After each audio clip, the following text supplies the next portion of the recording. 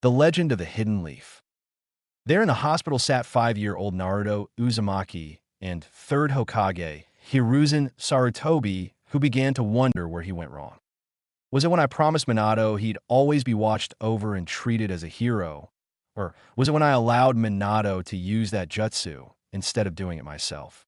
Hiruzen pondered sadly with his gaze on the boy that considered him a grandfather.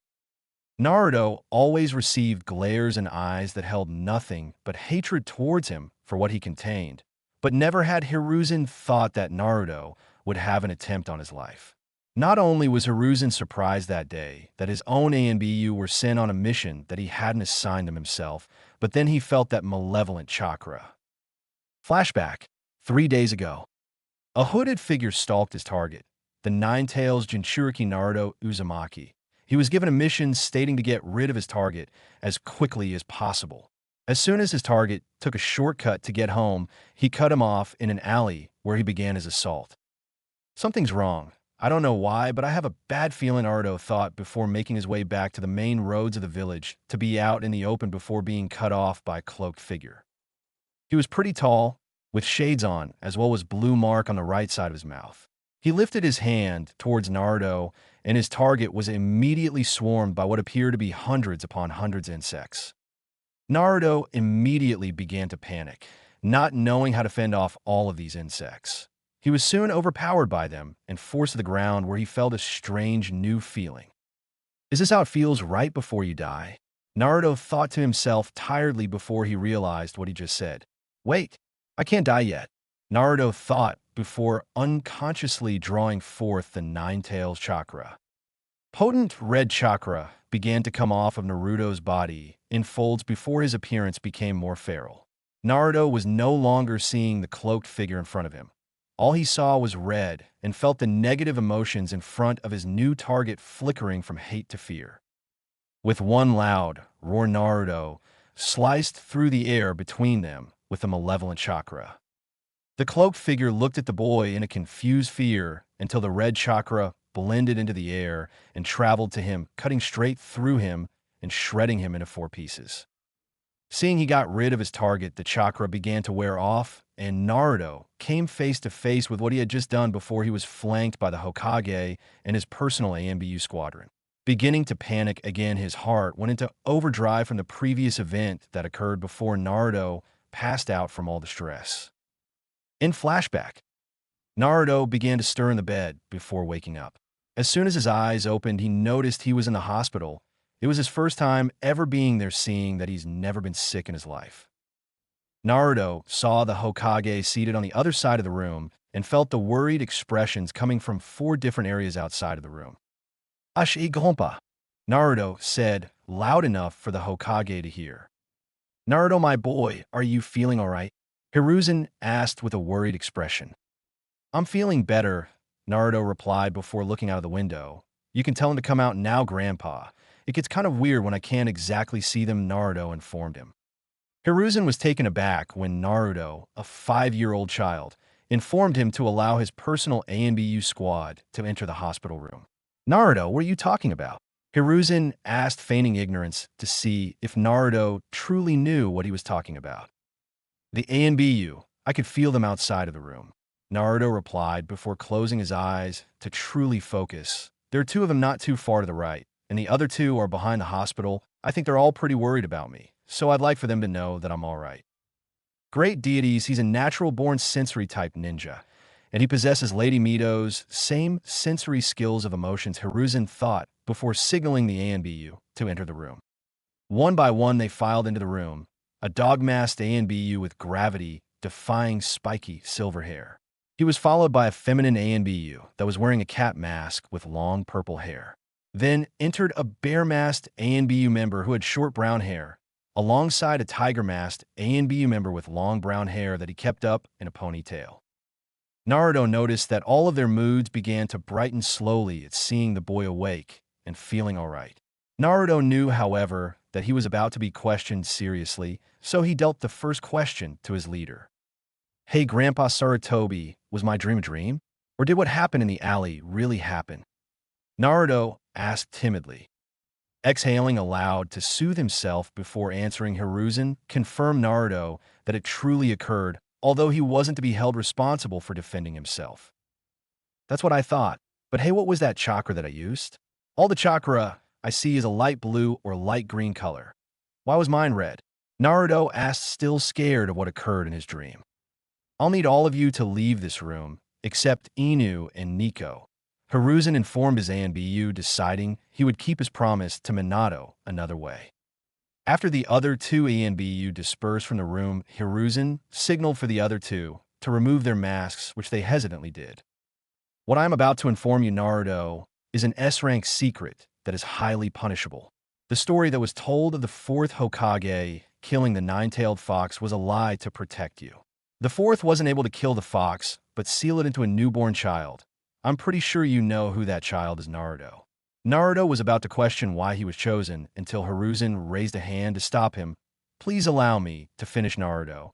You aren't the only one I'm disclosing S-rank secrets to, Hiruzen informed, which raised eyebrows on both Kakashi and Yugao's faces. The fourth chose to seal the nine-tailed beast into you because he couldn't find anyone better to use the sealing on than his own child. He finished. Sensation. But they told everyone that Lady Kushina died before she even gave birth. Kakashi thought before looking at Naruto's face and piecing the puzzle together. Kushina Sensei's son, but why would they lie and say he died in her womb? Yugao thought to herself.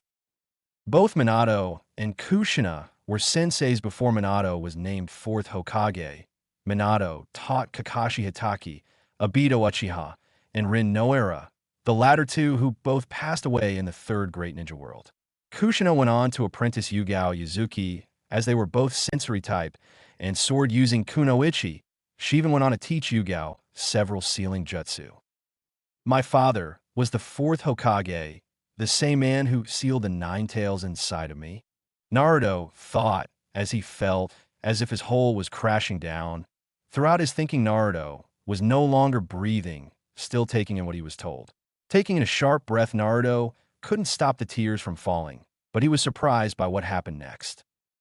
Yugao, or Nico in her ANBU service, approached Naruto and began to hug him and whisper words of comfort like, "It's okay now," and "You won't ever be alone again," to which he replied by only sobbing out loud. Kakashi looked at his commander with a look that practically demanded an explanation. I apologize to all three of you for lying to you about your loved ones. I merely believe that if I handled things this way, it could all play out in the end. I intended on informing Naruto on his parentage when he made Chunin, or I believed he was mature enough. I understand if you all never forgive me. Hiruzen announced, only to be hugged by Naruto. Thank you for telling me, Grandpa. It was the one thing I truly wanted to know. I know it must have been hard to make a decision at all. Naruto said. Hiruzen was at a loss for words and merely hugged the boy before shedding a few tears of his own. Naruto, do you still wish to become a ninja? Hiruzen asked, hoping everything he had told him didn't sway the boy. Yeah, I do want to become a ninja, and then I'm going to become the sixth Hokage, you know. Naruto exclaimed, which raised the Yugao's eyebrows at hearing her sensei's verbal tick.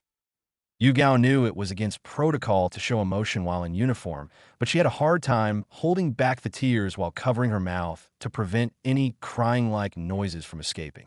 Although a pat on the shoulder from Kakashi and a sentimental look from her leader let her know it was okay for her to lower the walls this time. Why would you want to be sixth Hokage and not the fifth, Naruto? Hiruzen asked. Well, no offense, but you're getting pretty old, Grandpa, Sarutobi. By the time you give up your seat, I'd like to think I'd probably still be young, maybe a Chunin at most. Naruto replied, which drew chuckles from everyone within the room. Fair enough, my boy. You'll be joining the academy in a year, however, we will begin your training as soon as you're ready. How does that sound? Hiruzen asked. I'm ready right now, you know. Who's going to be my sensei? Naruto asked. Hiruzen then took on a pondering look, wondering who he could assign as his surrogate grandson's teacher. I think I have two people in mind, which is if they don't mind giving up a bit of their free time. Hiruzen said with his eyes on his two ANBU operatives in the room. You want us to teach Sensei's son? Kakashi asked. Well, I can't quite think of anyone else in the village that would be as good enough for the boy as you two. But if you do take on this responsibility, it would have to be in your free time off of ANBU and in privacy. Hiruzen informed them. Without a doubt, whenever I have free time, I'll spend it training or relaxing with Naruto. Yugao replied, quickly once again hugging Naruto. Kakashi took another look at Naruto again and began to mentally berate himself once more for not noticing how this child was his sensei's son. I'd honestly love to teach Naruto here during my free time.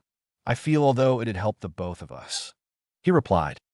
Very well then, in 1 year's time Naruto will be enrolled into the academy. Kakashi Hitaki and Yugao Izuki, with as much free time as you two, can I like for young Naruto here to be ran up to speed on the basics. Hiruzen said. Right, Lord Hokage. They both replied, now standing at ease. 1 year later, here we find Naruto walking through one of the many forests within the Hidden Leaf Village. He would be joining the academy in 2 days and wanted some time to himself to relax both his body and mind. Walking around aimlessly, he stumbled upon what appeared to be a destroyed house. Why would somebody build a house way out here? It's nowhere close to the village. Naruto thought before being interrupted. Perhaps whoever built the house held something of high value that they didn't want falling into the hands of someone untrustworthy. Perhaps you should go take a look, boy, the voice in his head spoke. Immediately after Naruto passed out after the assassination attempt, he unconsciously confronted the nine-tailed fox that he houses within his body.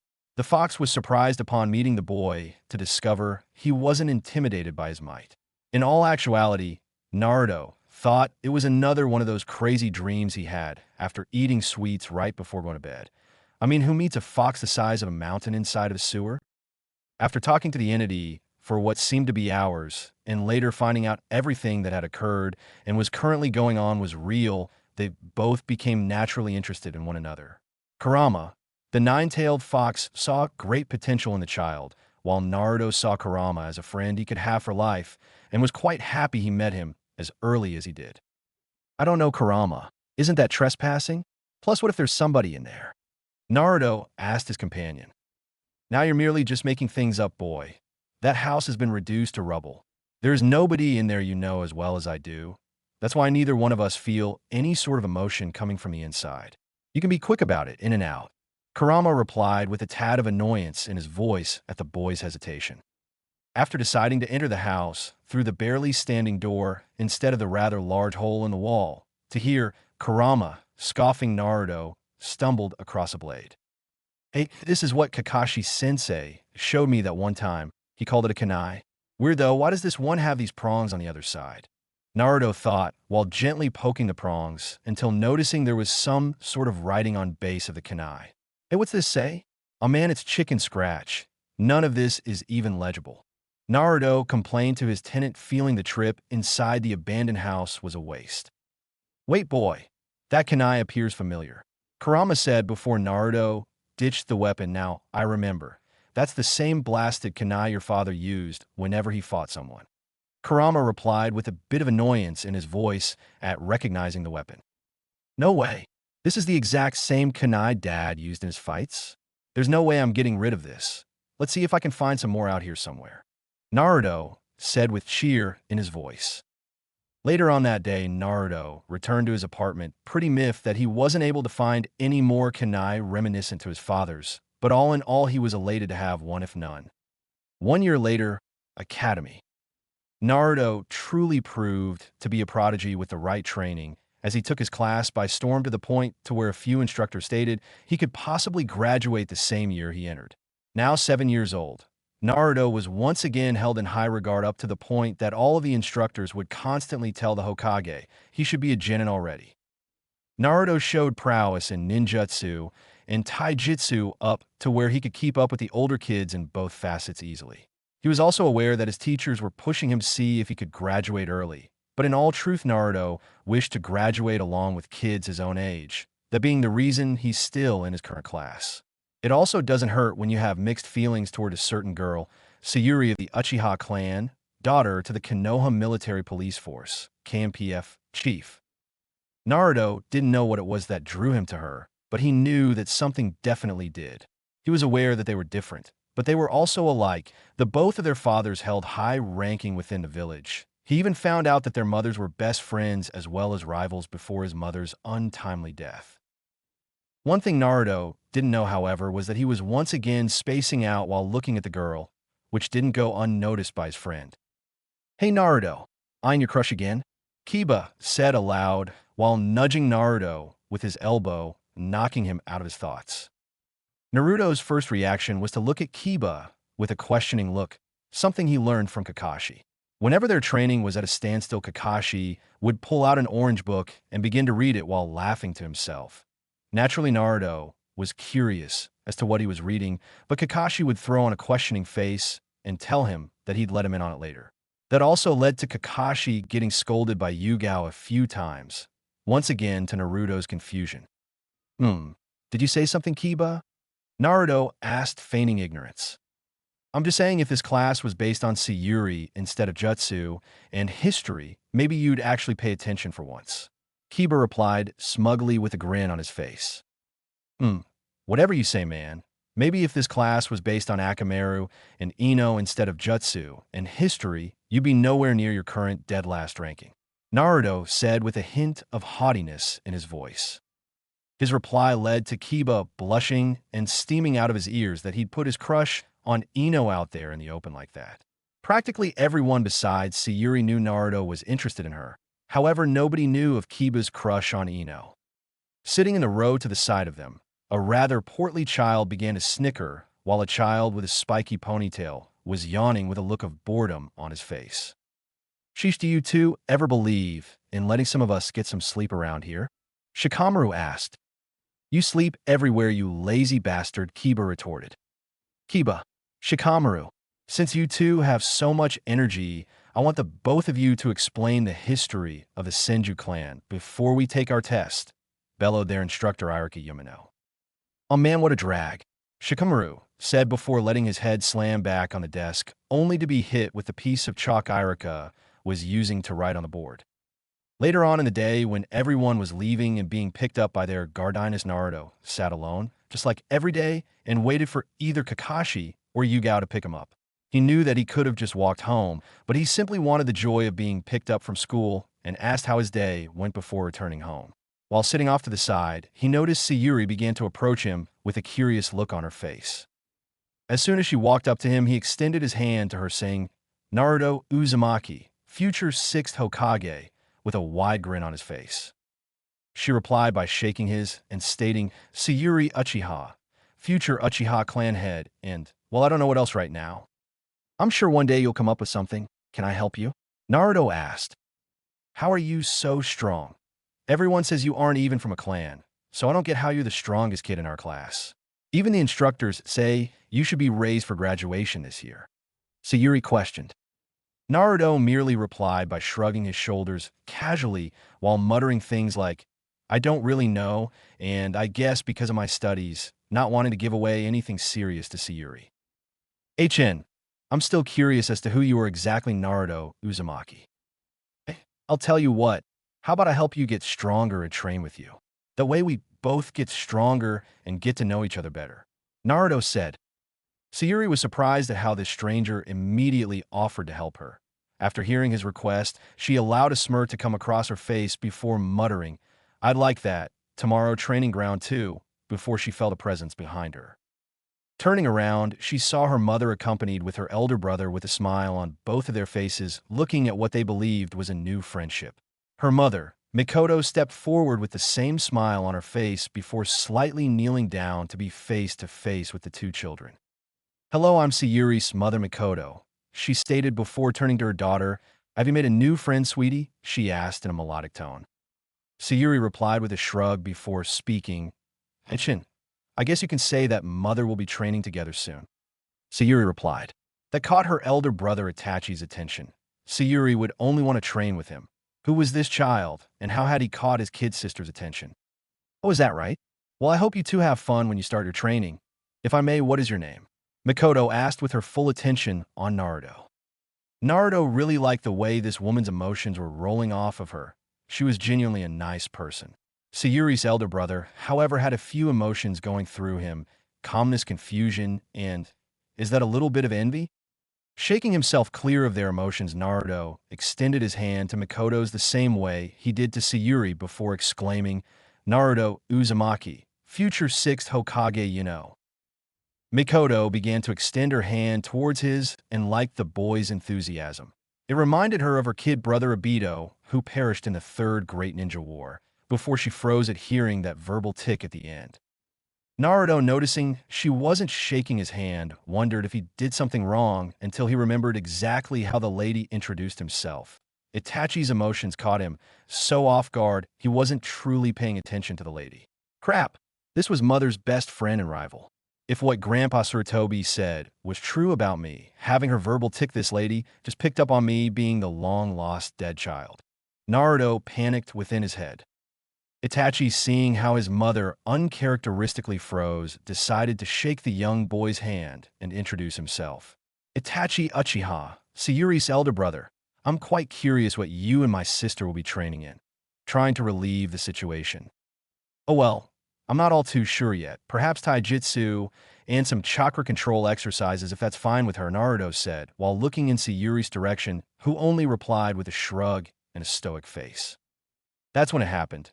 Naruto was barraged with a plethora of emotions from Mikoto, who was still frozen looking at him. "No, it can't be. No, they told us everyone perished. The baby wasn't even born before the Ninetales attacked. But it all adds up. He's around the same age as Sayuri, meaning he had to have been born around the time the Ninetales attacked. He even looks just like Minato. I have to speak with Hiruzen." Mikoto thought, unaware at how her emotions were coming off so strong towards Naruto. "Well, it was nice meeting you, Naruto. I hope you and Sayuri have fun and take it easy on each other. Itachi, can you take Sayuri home? I need to run an errand while I'm already in the area," Mikoto said before walking off before her eldest could respond to her. "I'll see you tomorrow, Sayuri. It was nice meeting you, Itachi. I have to go do something," Naruto said before jumping away. Weird, what's wrong with Mother? I've never seen her act like that. Not even in privacy, Sayuri thought while mentally looking for an answer from Itachi, who didn't have either. "I gotta get there before she does and warn Grandpa Sarutobi," Naruto thought. Upon arriving to the Hokage's window, Naruto stepped in loud enough to be heard by the Hokage to let him know it was him. "Naruto, my boy, what brings you here today? Yugao will be pretty upset if she finds out you walked home with Odash." "Not the time, Grandpa Saru. I think I accidentally spilled the beans to Sayuri's mom about my identity," Naruto interrupted. Hiruzen's face turned serious before motioning for him to elaborate. "Sayuri approached me after classes today, and her mother and brother introduced themselves to me. When I introduced myself, I kind of let my verbal tick slip. I blame Itachi. He was throwing so many emotions at me, I was hardly paying attention to their mother. It all caught me off guard, I swear." Naruto began to plead. "This is quite serious, Naruto. Your mother and Mikoto were inseparable in their younger years before they got married. Is this your way of warning me that she'll be coming here?" Hiruzen asked. "Yeah, right before they were going to take Sayuri home, she said she had in her dash." "Naruto Uzumaki, do you know how worried you had me when I didn't pick up your chakra signature anywhere near the school?" bellowed a protective Yugao. After being given permission to train and be with Naruto in privacy, Kakashi and Yugao began to get pretty protective of Naruto, almost as if he were their kid brother. At times they would argue amongst themselves as to who was the better older sibling and such. Upon entering the Hokage's office the same way Naruto did, Yugao began to crush him in a hug. Hell, she was off duty, she could naturally show emotion. The door began to open to the Hokage's office, and in came the Hokage's secretary, followed by one Mikoto Uchiha. Upon entering the Hokage's office, the first thing Mikoto noticed was a long purple-haired woman hugging the same boy she met outside the academy. She then put together the pieces to the puzzle, which was Kushina's apprentice, who went ANBU hugging Kushina's son. Mikoto's mind went into overload, and there was only one thing that she heard above all else. Her legs carried her over to her godson before she dropped down on her knees with tears in her eyes and hung onto him like a lifeline. Yugao, who was taken aback, then figured that Mikoto learned who Naruto really was. Hiruzen motioned for the secretary to leave, as well as the ANBU to put up the special barrier so no outsider could listen in. Mikoto was now bawling and incoherently making promises to Naruto that he couldn't quite understand. Naruto wrapped his arms around Mikoto and began to soothe her by rubbing circles on her back. It was the same thing Yugao did whenever he got too emotional thinking about his parents. About 10 minutes later, with Naruto and Mikoto now both sitting on a sofa, due to Mikoto fearing of letting Naruto go, Hiruzen figured it was time to explain to Mikoto. Mikoto, what you have just learned is a S-rank secret that is highly punishable. I expect for you to inform absolutely no one what you have just learned. Am I clear? Now, I must apologize for you lying to you about the true night of that story, but I felt it would be better for Naruto to learn later in life of his parentage. Hiruzen explained. Naruto immediately felt the sorrow in Mikoto turn into rage. Quickly acting, he began to soothe her again and said, "Don't take it out on Grandpa Hokage Ms. Uchiha. He was only doing what he thought was best. Besides, I'm glad to have finally met you." Naruto finished with a gigawatt smile that melted Mikoto. Hiruzen inwardly thanked Naruto for saving him from Mikoto's wrath, remembering when both she and Kushina would barge into his office as teenagers demanding answers from him. Mikoto smiled back at Naruto before wrapping him into another hug. Turning her attention to the Hokage, she asked one question. "What about Hayashi? He's practically been killing himself over the past few events, I'm sure you know." Hiruzen sighed upon hearing that name. Hayashi Hyuga was an extraordinary man both on and off the field before tragedy struck his life. One by one, he lost important person after important person. First, Minato, the same man that introduced him to his wife Hitomi. The night of the Nine Tails event shocked everyone to the core, and then hearing that Minato died made him feel hollow how he couldn't help his friend. Then he lost Hitomi, his wife and formerly Minato's teammate. She passed away giving birth to his youngest daughter Hanabi, which really struck a chord. Finally, he lost his younger brother Hisashi after the Hyuga affair with the Hidden Cloud Village. Hiruzen remembered when Hayashi was ready to give his life away to the Hidden Cloud. Perhaps it was best for Hayashi to know that Minato truly isn't gone all essence. He was coping the deaths of the others well, but Hiruzen could see the slight pain on his face whenever he thought of his fallen loved ones. "I pray nothing happens to any of those children," Hiruzen thought before calling the ANBU. "ANBU, send for Hayashi Hyuga immediately," Hiruzen said loud enough for everyone to hear him. "Hayashi Hyuga, isn't he the clan head? What does he have to do with all of this?" Naruto thought. 5 minutes later, Hayashi Hyuga arrived to the Hokage's office with a stoic visage. He took a look around the silent room before his eyes landed on Mikoto and a blonde-haired child who were both seated on the sofa. He noticed that Mikoto was holding onto the boy and had tear stains underneath her still puffy eyes. Hayashi's eyes were the size of saucers when he saw the boy's eyes. "It can't be. How could he have gone this entire time without me even noticing? Minato, Lord Hokage, what is the meaning of this? Is that child who I believe he is?" Hayashi practically demanded an answer. "Yes, Hayashi, young Naruto, here is Minato's legacy." Hayashi stood there rooted to the ground as he kept his eyes on the boy in Mikoto's clutches. He was going to walk out of the room until Mikoto explained what their leader told her, as well as Naruto's backstory, and why the Hokage is now letting it be known only for the family's closest friends, as well as the punishment for letting the secret slip. Hiruzen later went on to explain to both Mikoto and Hayashi that he cannot let either one of them adopt Naruto, just like he couldn't let Kakashi or Yugao, but if they truly wanted to spend time with Naruto, they would have to do so in privacy. After dismissing the unplanned meeting, Hiruzen began to think of how he was getting too old for everything. 3 years later. It was nearing the end of the academy season, and looking back at everything that had happened after meeting Mikoto and Hayashi, Naruto had to admit it's been a pretty wild ride. He was practically forced to attend all of Sayuri and Hinata's birthdays, as well as Hanabi's and even one of Itachi's. Who the hell keeps a straight face the entire time they blow out the candles to their cake? Itachi, freaking Uchiha, that's who. Naruto also could have sworn that Sayuri was beginning to have feelings for him after the failed coup d'etat.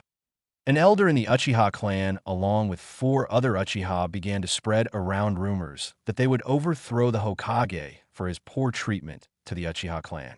Upon hearing this, Naruto confronted Sayuri's family, minus Sayuri, and informed them of their corrupted clansman plot.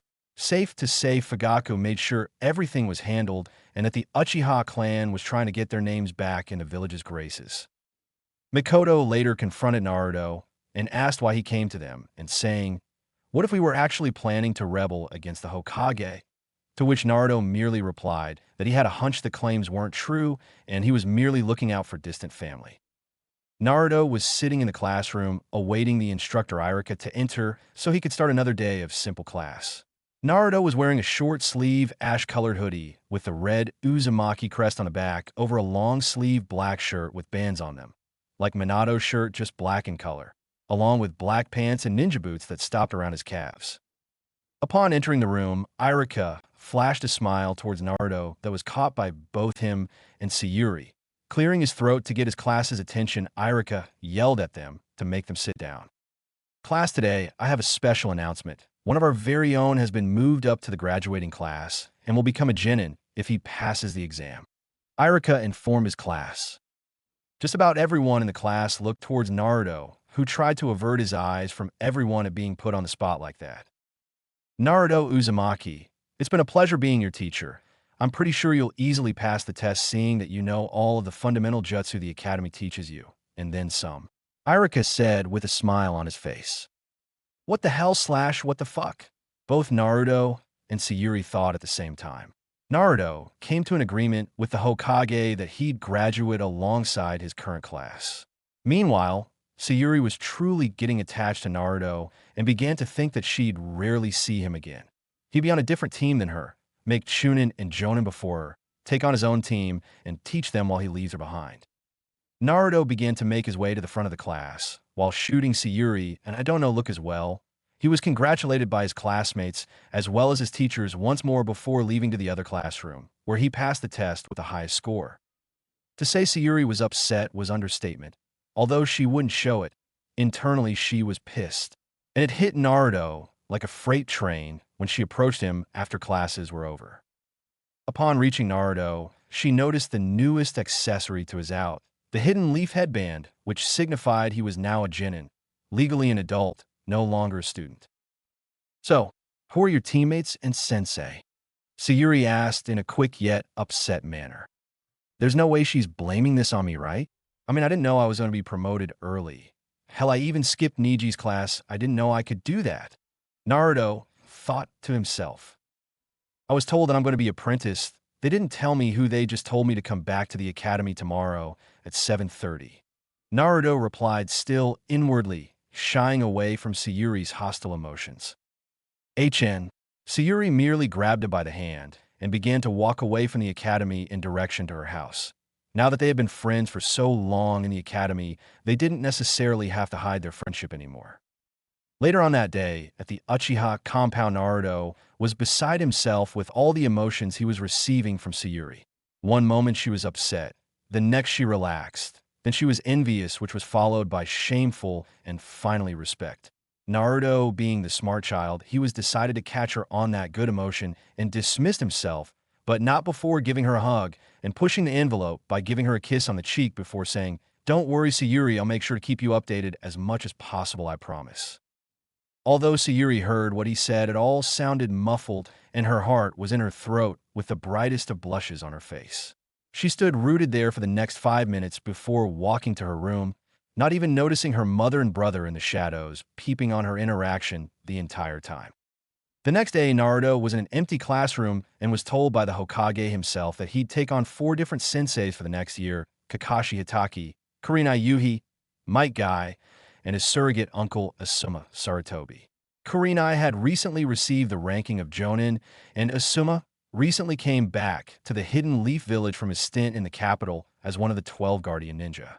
Kakashi was recently relieved of his AMBU duties, and Guy practically volunteered to tag along with his comrades and to show something he called the springtime of his youth before taking on a team of his own.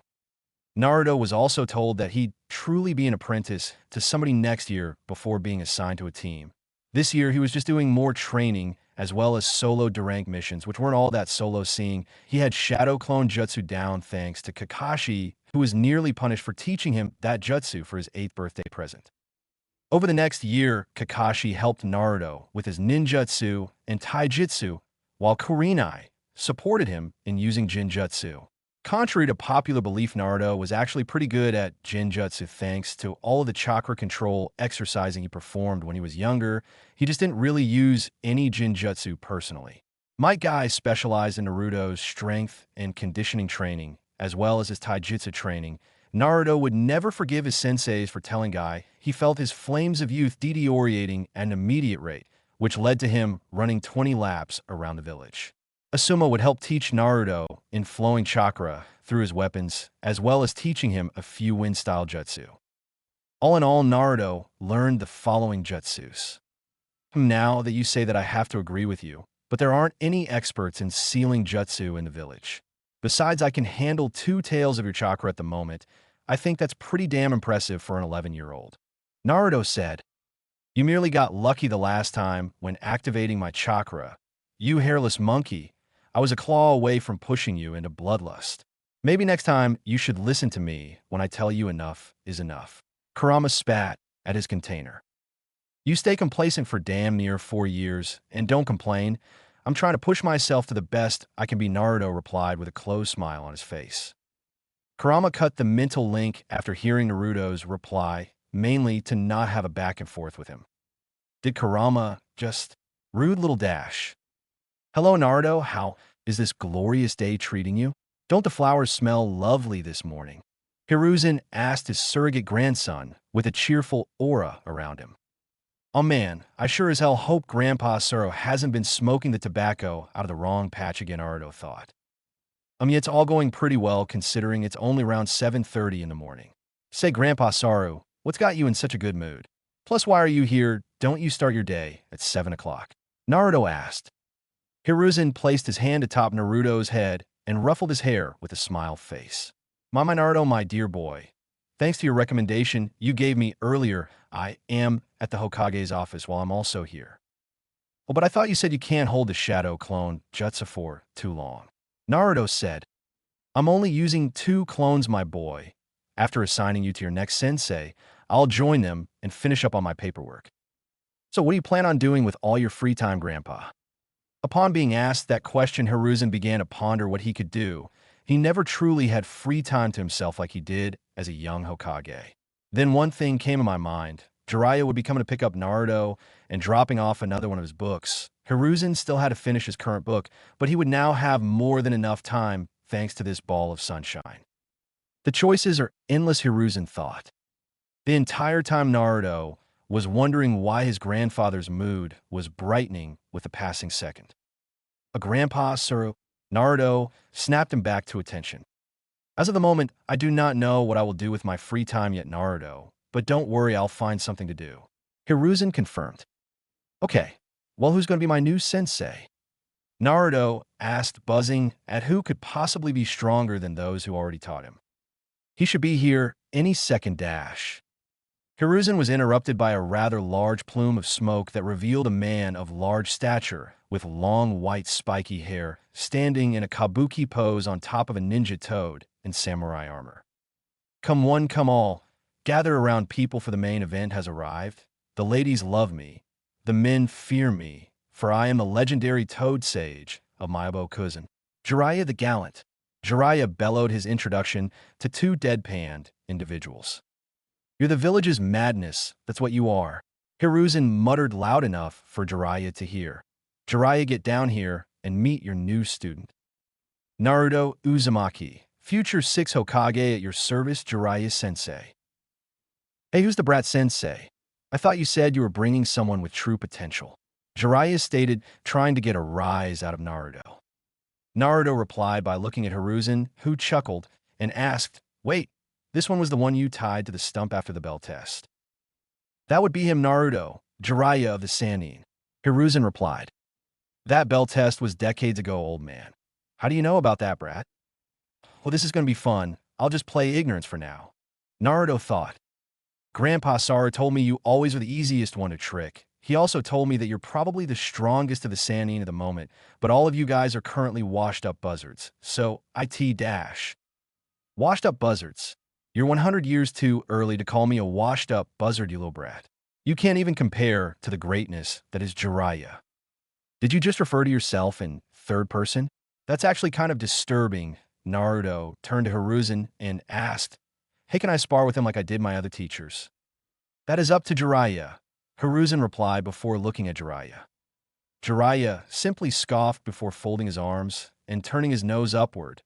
"Yeah, right. What do I gain in wiping the floor with some snot-nosed brat like you?" "All right, you did it to yourself," Naruto said before turning back to Hiruzen. "Sheesh, Grandpa. Sir, you didn't tell me this guy was a scaredy cat too. I understand that not all ninja age like you, but I mean, are you sure he's the strongest of the Sannin? I mean, if he is, then I hate to say it, but you might as well declare me a Sannin right here and now," Naruto said smugly, while inwardly smirking at seeing the look on Jiraiya's face. "You know what, Sarutobi-sensei, I don't mind showing a brat or two their place when it's necessary," Jiraiya said. Adding insult to injury, he took off the scroll he was carrying and leaned forward with his hands behind his back in a taunting motion. "Well, come on. Hit me, the first shot is free." That was practically music to Naruto's ears. Not only had Jiraiya played right into his palm, but he was also not going to guard himself from a wide-open punch. Hiruzen truly wanted to intervene, but figured Jiraiya would learn his lesson in no longer underestimating Naruto after getting his clock cleaned. Naruto began to rotate his arm in a winding-up motion before adding a tad of chakra to his fist before punching Jiraiya around 50 meters away, where he proceeded to skip like a stone over water. 1 second Jiraiya was looking at his favorite student's brat winding up to punch him. The next, he was seeing his own heaven, toads, Tsunade, grandchildren, the works. Reeling himself back up, he knew something was wrong, but didn't get the chance to voice it since right when both his feet were firmly on the ground, he was being attacked again by said brat.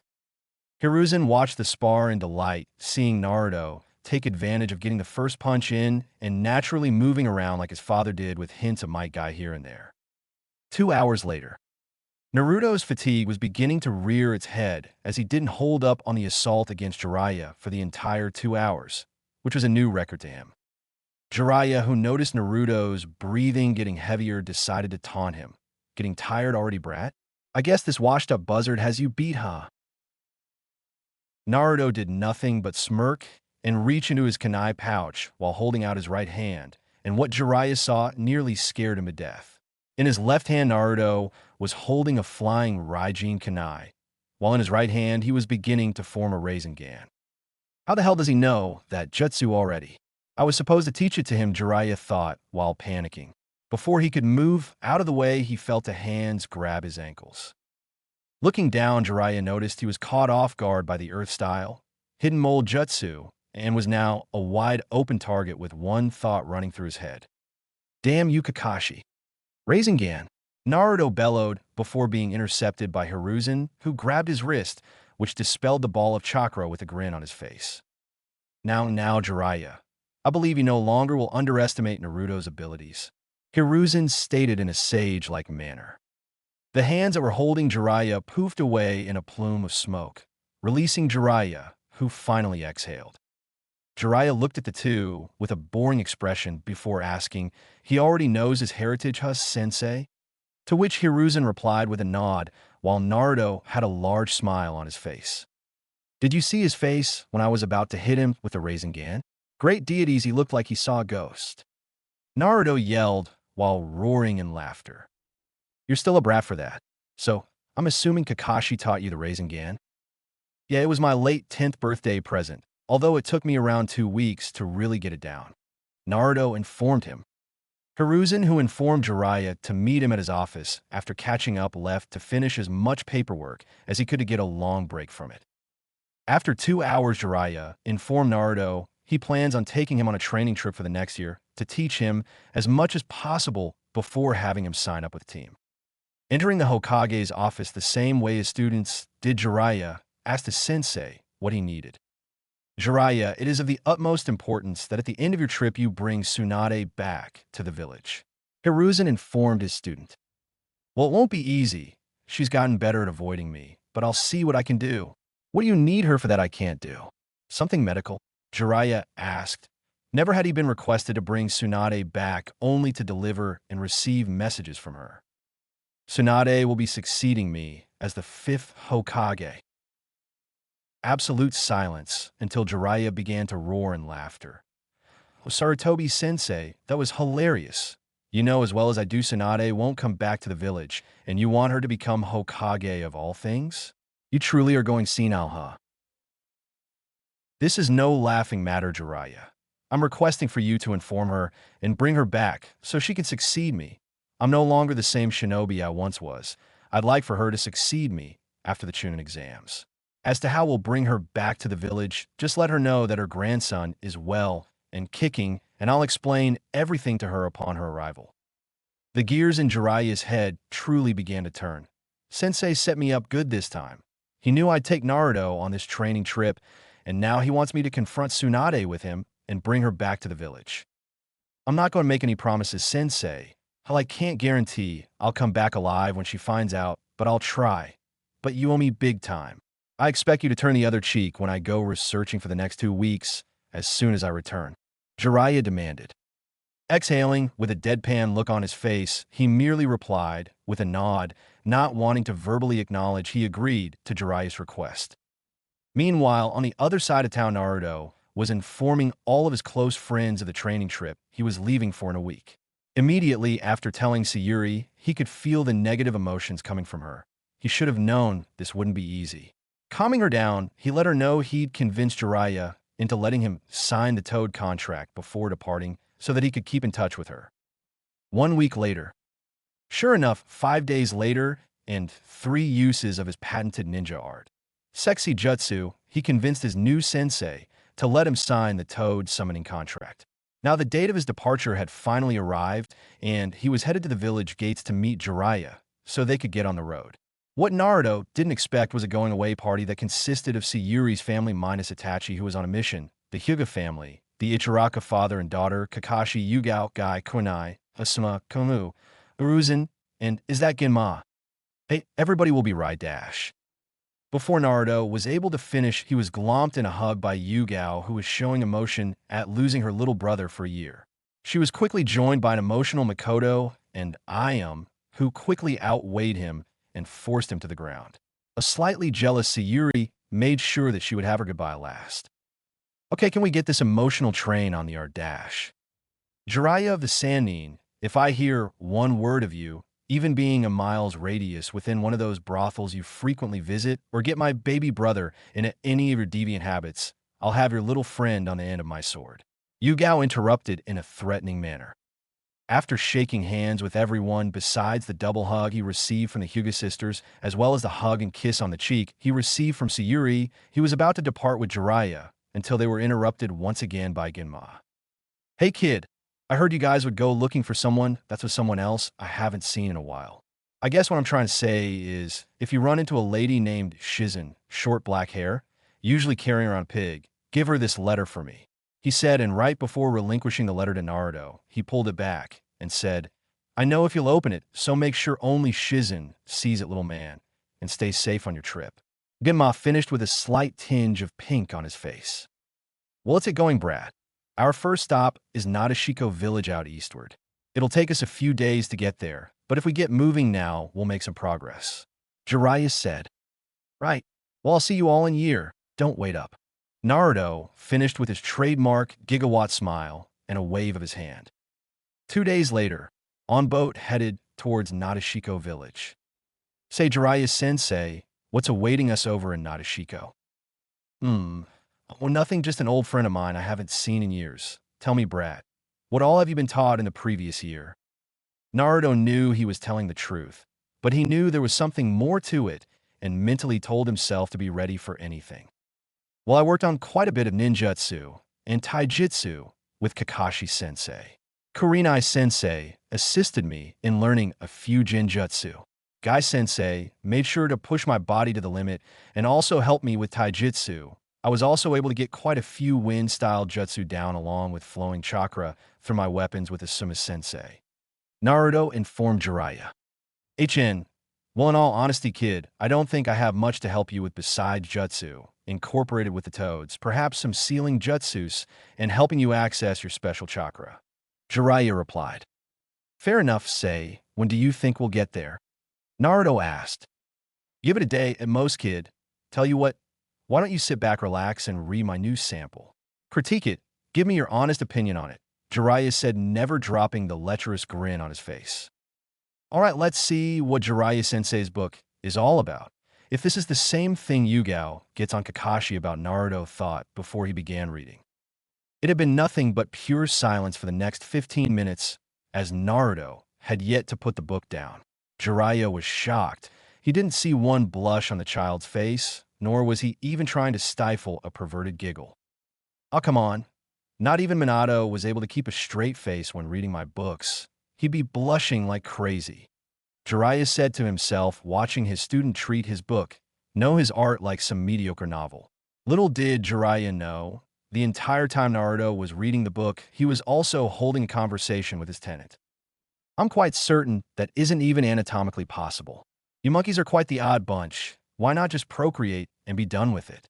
What's with all this honey pot this and flower petal that? Kurama thought, quite confused with the work he was reading through Naruto's eyes. I don't know, you got me, Kurama, but hey, what do you think of this line?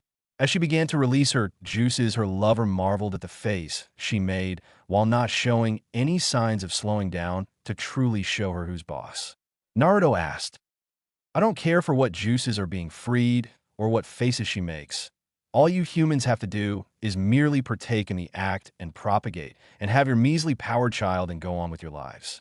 Kurama said, growing tired of reading the book. You have a really bland way of looking at things. Say, can you have children? Or foxes? Naruto asked curiously. No, I am an entity of pure chakra. I have no desire in procreating anyways, for I shall live on forever, Kurama informed him. Hearing he couldn't have children, nor was he interested, really drew his attention.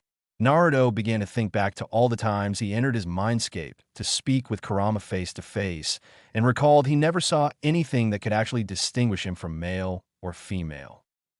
Say, Kurama, are you a boy or a girl? Naruto asked. You hairless monkey, I just notified you that I am a being of pure chakra. Why would I have a gender if I'm made out of chakra? Kurama was really growing tired of this conversation and was getting ready to cut the mental link before Naruto spoke once more. Well, I apologize, Kurama, but your name sounds pretty masculine, and you've even referred to yourself as being a wise old man, Naruto said. Fine, but you should tell the lion-maned monkey that his literature is rather odd and over the top when it comes to procreation, Kurama said before going back to sleep and cutting the mental link. Well, Naruto, you've been quiet for a while now. What do you think? Jiraiya asked. Well, it's pretty different. I wasn't aware that this was the type of book you wrote. I think with a little tweaking it could be better, Naruto replied. Jiraiya hadn't known that Naruto already had the talk. As soon as he informed Sayuri's family he would be going on a training trip alongside Jiraiya, Mikoto felt it was her duty to contact Yugao and sit Naruto down for half an hour to educate him on the ins and outs of sexual-related matters. Safe to say, Naruto was really caught off guard about the topic they spoke on, but took it well, showing his maturity. He even asked questions that made the two women red in the face when answering them, and told them that there was nothing they had to worry about since he wouldn't practice the act for years. Oh really? Tell you what, during your free time, how about you write your own model? It doesn't even have to be the same material that I write. Whatever makes you feel comfortable, and if I deem it worthy enough, I may consider having it published, Jiraiya offered. Okay, you have a deal. But if I do write a good story, you'll help me with my sealing jutsu whenever I ask you to, even if you are researching, Naruto retorted. The sensei and student duo shook on their agreement before calling it night and turning in. 3 days later. How the hell did I even get myself into this situation? Naruto asked himself while dodging another fist thrown from the silent kunoichi. It turns out Jiraiya's old friend was somebody who he fought long ago and agreed to have his student, Naruto, fight her student, Shizuka, and if Naruto were to beat Shizuka, he'd have to marry her. Jiraiya still had yet to tell him that, so Naruto was on the defensive the entire time, wondering why this girl was attacking him.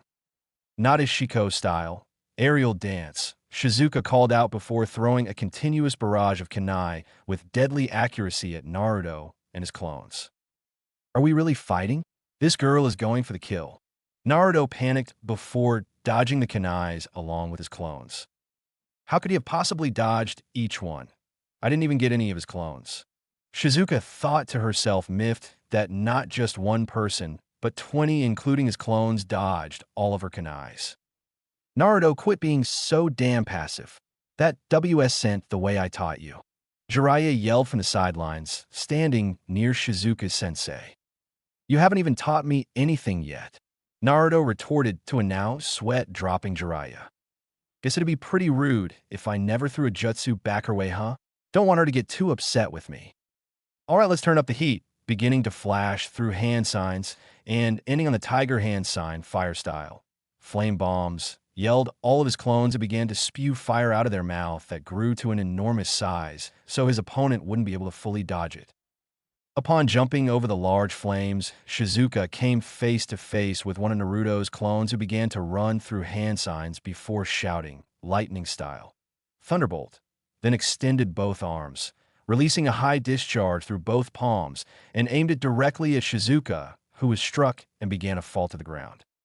Underneath the now dissolving flames, one of Naruto's shadow clones grabbed the original by the collar of his hoodie and waistband of his pants and threw him in Shizuka's direction. After reaching Shizuka, the Naruto kicked her in the gut twice before grabbing both of her arms from behind and performed the primary lotus and pile, drove her into a water area head first while rotating at a ferocious speed. Sheesh, I see why Guy Sensei said that technique is forbidden. Not only am I tired, but I'm dizzy as hell. I still don't have that technique down. Naruto thought while dispelling all of his shadow clones, except one before seeing Shizuka's body coming back up the water. Well, I should finish this off now, all or nothing. Before she even had the chance to get up, Shizuka noticed that there were two Naruto was once again directly in front of her again. Bracing for the impact, she placed her arms in front of her chest in an X.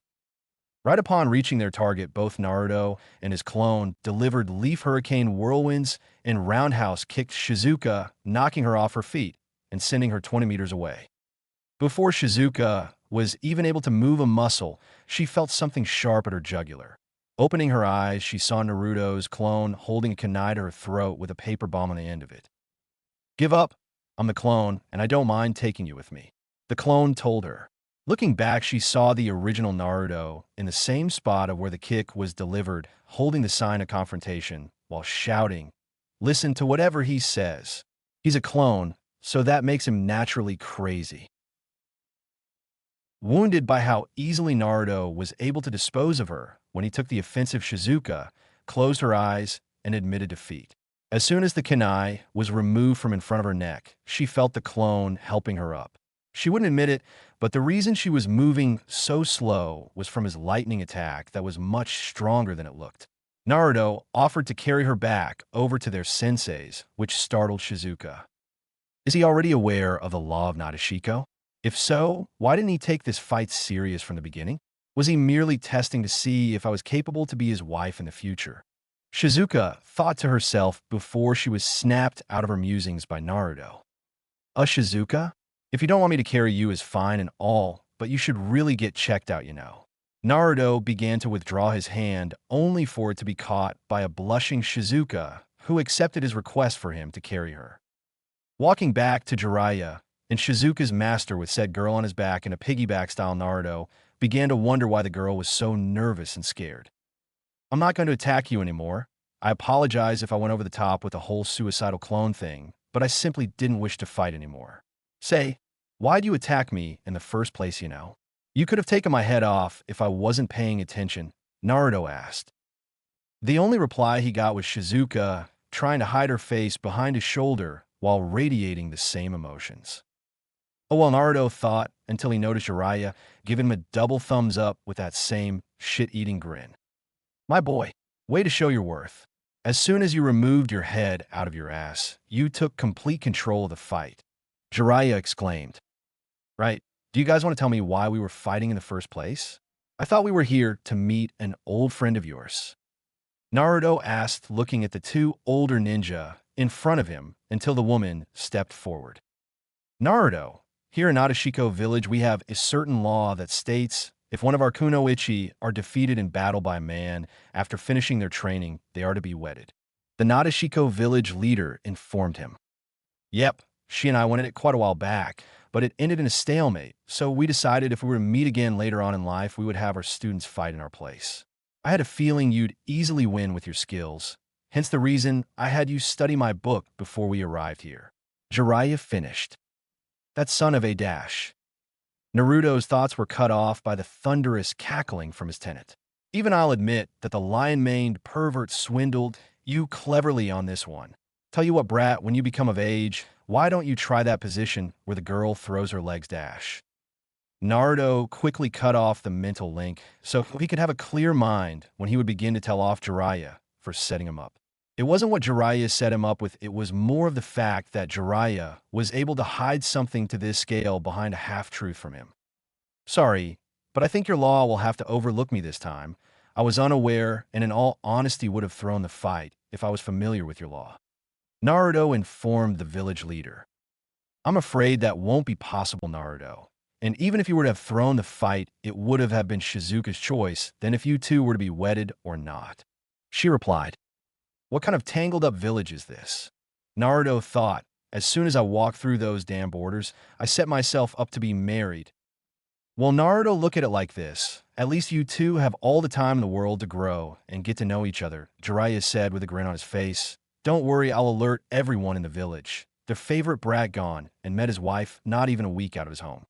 He finished trying to get a rise out of Naruto. Let's see how you handle this one, brat, Jiraiya thought. But two can play that game, you old buzzard, Naruto thought. Well, it's a shame I wasn't aware of the law. Guess I'll have to tell everyone you really got me this time, Jiraiya-sensei. I guess I'll start off my letters with Yugao and Ms. Mikoto. Naruto trailed off with the understood threat. Jiraiya immediately recalled how Yugao threatened him. How the tip of her sword was touching his tip. Plus that woman's a sensory-type ninja, and along with that Uchiha mother-daughter combo, he'd never have a chance when caught.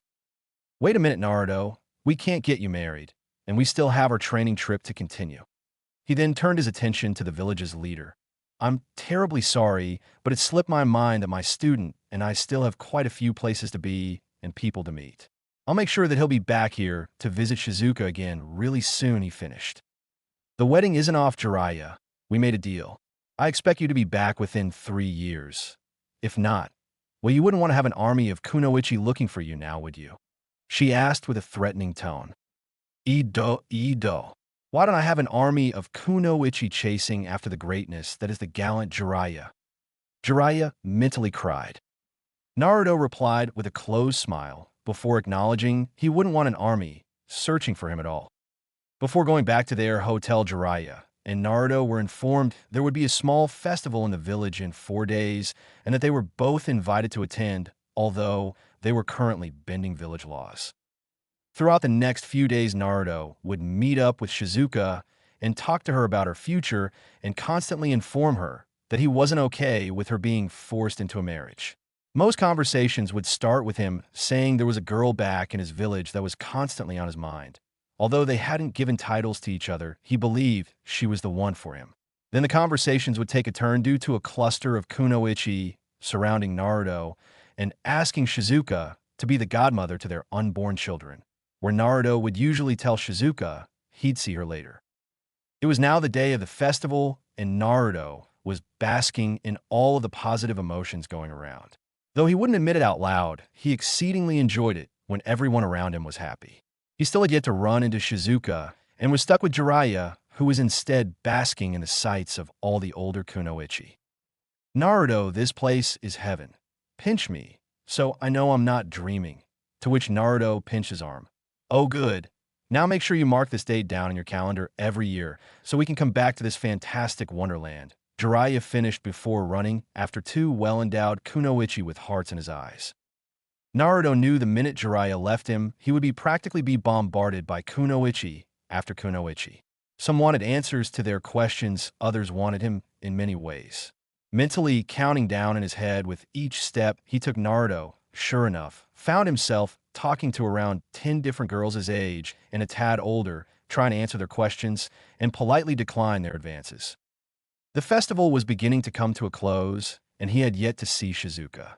Naruto then made it his personal business to find her using his signature shadow clone jutsu. He created a dozen clones who scattered in searching for Shizuka. 15 minutes later, he found her by herself and noticed that her mood was down. When he confronted her on why she didn't attend the festival, she told him that she would have been frowned upon because of how easily he defeated her, and she was already saddened by him declining her village's law. Naruto was able to cheer her up later on and promised that he'd visit her again as a friend she could confide in. Before leaving, Shizuka expressed gratitude to him for going out of his way to make sure she was all right with a hug and kiss on the cheek. The next afternoon, Naruto and Jiraiya were exiting Nadashiko gates until Jiraiya stopped and asked Naruto where he wanted to go next on the map, with the exception of the Hidden Rock Village, stating they still aren't too fond of blonde-haired guys with blue eyes. Taking the map from his master, he began to study it. How about the Hidden Mist Village? Seeing we aren't too far from there right now, Jiraiya quickly took the map out of his hands and commenced in shooting down the idea. No, pick somewhere else, brat. Naruto was mentally twitching at his master's response. You can't tell me to pick somewhere and then just tell me to point into another direction, you know? Just pick somewhere else, brat. Why can't we go to the Hidden Mist Village? Water-style jutsu is my second best, and that's the best place to better my skills. Look, kid, I don't even know what's going on in the Hidden Mist Village, and I'm the spy master of the Hidden Leaf. Naruto stood there with a deadpan expression on his face while muttering, that doesn't sound too good for our village if you're our go-to guy. Well, let's go find out what's going on. You pride yourself on your espionage skills and said you wanted to teach me as much as you can on this trip. Assist me in my espionage and intelligence gathering skills. I'd say that at best they're run-of-the-mill. Jiraiya began to wonder if this really was a good idea. On one hand, he could truly teach the child something he specializes in himself. On the other hand, he has no idea what he could be walking into. Coming up with a decision, he gave Naruto strict guidelines. All right, we're going to the Hidden Mist Village, but listen to me and listen to me clear. The minute I don't like what's going on in there and I give you the order to retreat with me, you do it. No ifs, ands, or buts. Am I clear? Boo. That sounded like a butt. I said, am I clear? Yes, Jiraiya-sensei, loud and clear. All right, we'll head out to the Hidden Mist and should get there by nightfall. So we'll stop right before we get to their borders and set up camp outside. Well, let's get going. The Hidden Mist awaits us, sensei, Naruto said before he took off in a dead sprint in the direction of the Hidden Mist Village. That's my line, you brat, and wait up, my head's still kind of spinning from last night, Jiraiya said before running after his student. True to his word, they arrived at the border and scouted out the gate and surrounding area right outside the village. After noticing no immediate threats, they both called it a night and prepped themselves for the infiltration tomorrow. The next morning, Jiraiya went over the plan on how to infiltrate the village, which would also be a bit of training for Naruto in a toad jutsu. Inside the Hidden Mist Village, it almost seemed like a ghost town. Popping out of the water were two toads, one green and one brown. Using the hidden toad jutsu, both Naruto and Jiraiya exited out of the toads before scouting the area again. Naruto was able to talk Jiraiya into letting him into generating a large amount of shadow clones to look around the village. What Jiraiya didn't know was that Naruto swapped places with one of his shadow clones as soon as they popped into existence. Walking around the village aimlessly, Naruto began to pick up on faint negative emotions. Bloodlust, anger, envy, he thought before picking up more emotions when heading in that direction: fear, anxiety, pride. Naruto began to run as quietly as he could in the direction of the emotions he was feeling until he picked up the clone's memories that he left with Jiraiya. Damn, he found out sooner than I thought he would, Naruto thought. Meanwhile, on the other side of the village, Jiraiya was running around like a madman with the intention of going postal on each Naruto clone he came across until running into the original. That little brat, he pulled a fast one on me. Naruto, you'd better pray to whatever deity you believe in, cause when I'm through with you, you'll wish you're dead. Naruto was finally closing in on the emotions until he saw two ninja circled by what appeared to be 6 ANBU. All of the negative emotions are coming from ANBU. Naruto also noticed that one of the two ninja that were surrounded by the ANBU was unconscious. Man, Jiraiya-sensei is really going to kill me when he sees me Naruto thought receiving memories from 6 more clones that had been destroyed by Jiraiya. One of the 6 ANBU jumped into the air to begin the assault, unaware of Naruto planning to intercept his attack. Jumping off of the roof, he was hidden on Naruto, took aim at the airborne ANBU, and hit him with the Leaf Hurricane before grabbing the ANBU by his ankles and wrapping his legs around his waist, finishing him off with the Falcon Drop, killing the ANBU. Nobody was even aware of the child who popped out of nowhere and was stunned even more to see the leading ANBU killed in less than a matter of seconds. Taking advantage of the ANBU being distracted, the conscious surrounded Shinobi, a tall, slender woman who appeared to be in her late 20s with long auburn hair in a herringbone pattern, shot a large amount of lava from her mouth, which quickly solidified into multiple boulders of molten rock, taking out 2 more ANBU. Naruto began to grow through hand seals before slamming his palms on the ground and shouting, "Earth style, mud wall," which shielded him from the streams of water the ANBU aimed at him. Jiraiya had a hunch he was getting close to Naruto as he's dispersed almost the rest of his clones and was hearing what he thought was the sounds of a battle. "I swear if you start a fight, Brad, I'm going to dash." Jiraiya was knocked out of his musings by a loud explosion, which was in the same direction he was running towards. "Hold on, Naruto. I'm on my way, knucklehead." Arriving to the location, he was headed to Jiraiya, walked in on Naruto, surrounded by a multitude of hidden mist ninja. Assuming the worst, Jiraiya cursed himself for allowing his student go off on his own. Taking a peek back out towards Naruto, Jiraiya noticed that Naruto and the other ninja were simply talking, almost as if the fight was over. What the hell is going on? Is that brat smiling? Jiraiya asked himself. Jiraiya decided to press his luck and casually walk out towards the mist ninjas, and before he was able to get up close to them, they all got into defensive positions and were ready for another battle before his happy-go-lucky brat yelled, "Hey Jiraiya-sensei, what took you so long?" On the outside, Jiraiya was smiling at his student, saving him from being assaulted by multiple ninja, but inwardly, he was picturing himself choking Naruto for his recklessness. One of the shinobi right beside Naruto, who had an eye patch over his right eye and 2 talismans for earrings, spoke up. "Is this child your student?" he asked Jiraiya in a businesslike manner. Yes," Jiraiya said with not much confidence in his answer. Jiraiya was surprised when the man dropped down on one knee and was followed by every other ninja, including the one he mentally deemed a babe with the dark blue dress right next to Naruto. "Your teachings have saved us, Master Jiraiya. For if it weren't for your student here, we, as the rebellion, would have lost Lady May along with Chikichi. My name is Ao, also known as Ao of the Byakugan. After we're done taking back the hidden mist, we are in your debt," the ninja, now named Ao, explained. Naruto stood up awkwardly between all the saluting ninja, with a sweat drop running down his head before explaining to them that Jiraiya still had yet to teach him anything serious. They all stood up after that and casually showed gratitude with a head nod instead of bowing. That little Jiraiya thought really enjoying the moment of having around 50 ninja that he was foreign to on their knees bowing to him. Madarumi, or as Jiraiya dubbed her, the babe, ran him and Naruto up to speed about the civil war against those with Kekkei Genkais and asked them for their assistance, which Naruto quickly agreed to while Jiraiya was pondering. "Come on, Jiraiya-sensei," they said it themselves, "with you here, it'd be a much more workable goal to take back the hidden mist." Naruto said, flashing his trademark smile. "Fine, we'll help them out only if, when you all take back your village, you sign a treaty with the Hidden Leaf Village. Don't tell the Hokage why, just do it." "You have my word, Master Jiraiya." May trailed off.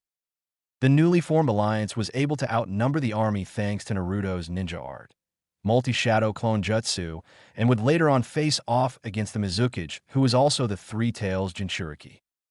Naruto and Jiraiya were beginning to get drained while fighting the Mizukage until Mei Terumi joined them alongside Shikichi, Ao, and Chojuro, one of the new 7 Swordsmen of the Mist.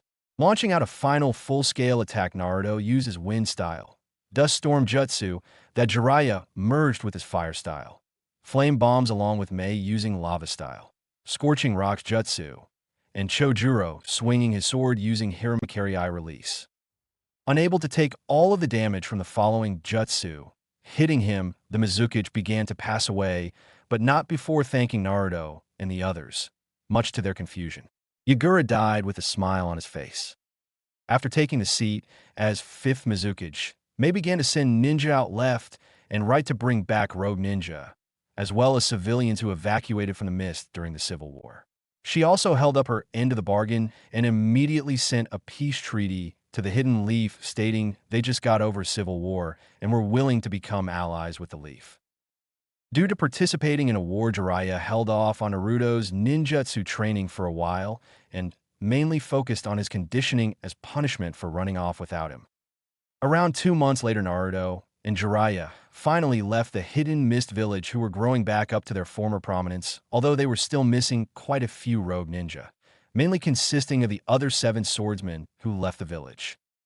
Over the next 9 months, Jiraiya and Naruto traveled around the entire elemental nations minus the Hidden Rock Village, and were back in Fire Country looking for Jiraiya's old teammate and Naruto's grandmother Tsunade Senju of the Sannin. Their final month, they were having huge problems trying to locate her. It was as if she knew where Jiraiya was before Jiraiya knew where she was. They were wondering how she kept getting the drop on them until Naruto remembered what Gunma said right before they left the village. "Hey kid, I heard you guys would go looking for someone that's with someone else I haven't seen in a while. I guess what I'm trying to say is if you run into a lady named Shizun, short black hair, usually carrying around a pig, give her this letter for me." Crap, it's the pig. It must have Jiraiya's smell remembered and alerting Grandma or that Shizun lady before we can get to them. Naruto presented his hypothesis to Jiraiya, who agreed with him and was going to propose an idea until Naruto left him where he was standing, returning 3 minutes later with handfuls of dried fruit and truffles and began to stuff them in Jiraiya's pockets, stating they'd attract the pig to them instead of being on a wild goose chase. Now Naruto and Jiraiya were making their last push looking for Tsunade, since they would have to leave town in 2 days to go back to the Leaf. Meanwhile, with Tsunade, Taunton was once again making commotion. That damn pervert gets more and more assiduous the older he gets. "Okay, Taunton, lead the way," Tsunade commanded Taunton, unaware that she was reacting heavily to the truffles it was smelling over Jiraiya's scent. Hearing the command from her owner, Taunton began to race in Jiraiya's direction. Around 3 minutes later, we find Naruto hiding in a tree while looking over Jiraiya, who was beginning to get antsy until he called him down. "Get down here, kid. I don't think your plan is going to work, although I admit it was a good one for coming up with it so soon," Jiraiya told Naruto, who came down and was about to acknowledge his plan failing until he started to smell a pig. "They're coming, Jiraiya-sensei," Naruto announced, only to feel Jiraiya stuff the dried fruits and truffles into his hoodie and jump in the tree. That Naruto came down from recalling how aggressive Taunton could be when it came to food. Naruto was caught off guard by his sensei's actions until he saw a pig round a corner with what looked to be a look of yearning on its face. Tackled to the ground by the hyper hog, Naruto wasn't able to see Tsunade and Shizun trailing behind it. Laughing from the pig's snout, tickling him, looking for the food, Naruto took it out of his hoodie and fed the pig, who was already taking a liking to the blonde. Before Tsunade could ask the child what was going on, she heard the same voice she had been avoiding for years. "Tsunade, it's been far too long. Don't worry, not all women can stay away from the machismo of Jiraiya the Gallant," he bellowed with his signature grin. "It's a trap, Shizun. The pig, the brat, and the pervert, it was all a setup," Tsunade yelled until she got a good look at said brat that was now carrying her pig with one hand and feeding her with the other. "Those eyes, I haven't seen those eyes in around 30 years. Not since I gave birth to..." Tsunade quickly snapped herself away from her ruminations. She didn't think of such things unless she had alcohol in her system. "Tsunade Sarutobi-sensei needs you back in the village. It's of the utmost importance that we get back as soon as possible. Well, that is after you apologize for sending me on a wild goose chase," Jiraiya informed her. "And why exactly would I go back to that forlorn village, you pervert? They've done nothing but take things away from me while I've given my all to them," Tsunade said. Jiraiya figured he should have saw this coming.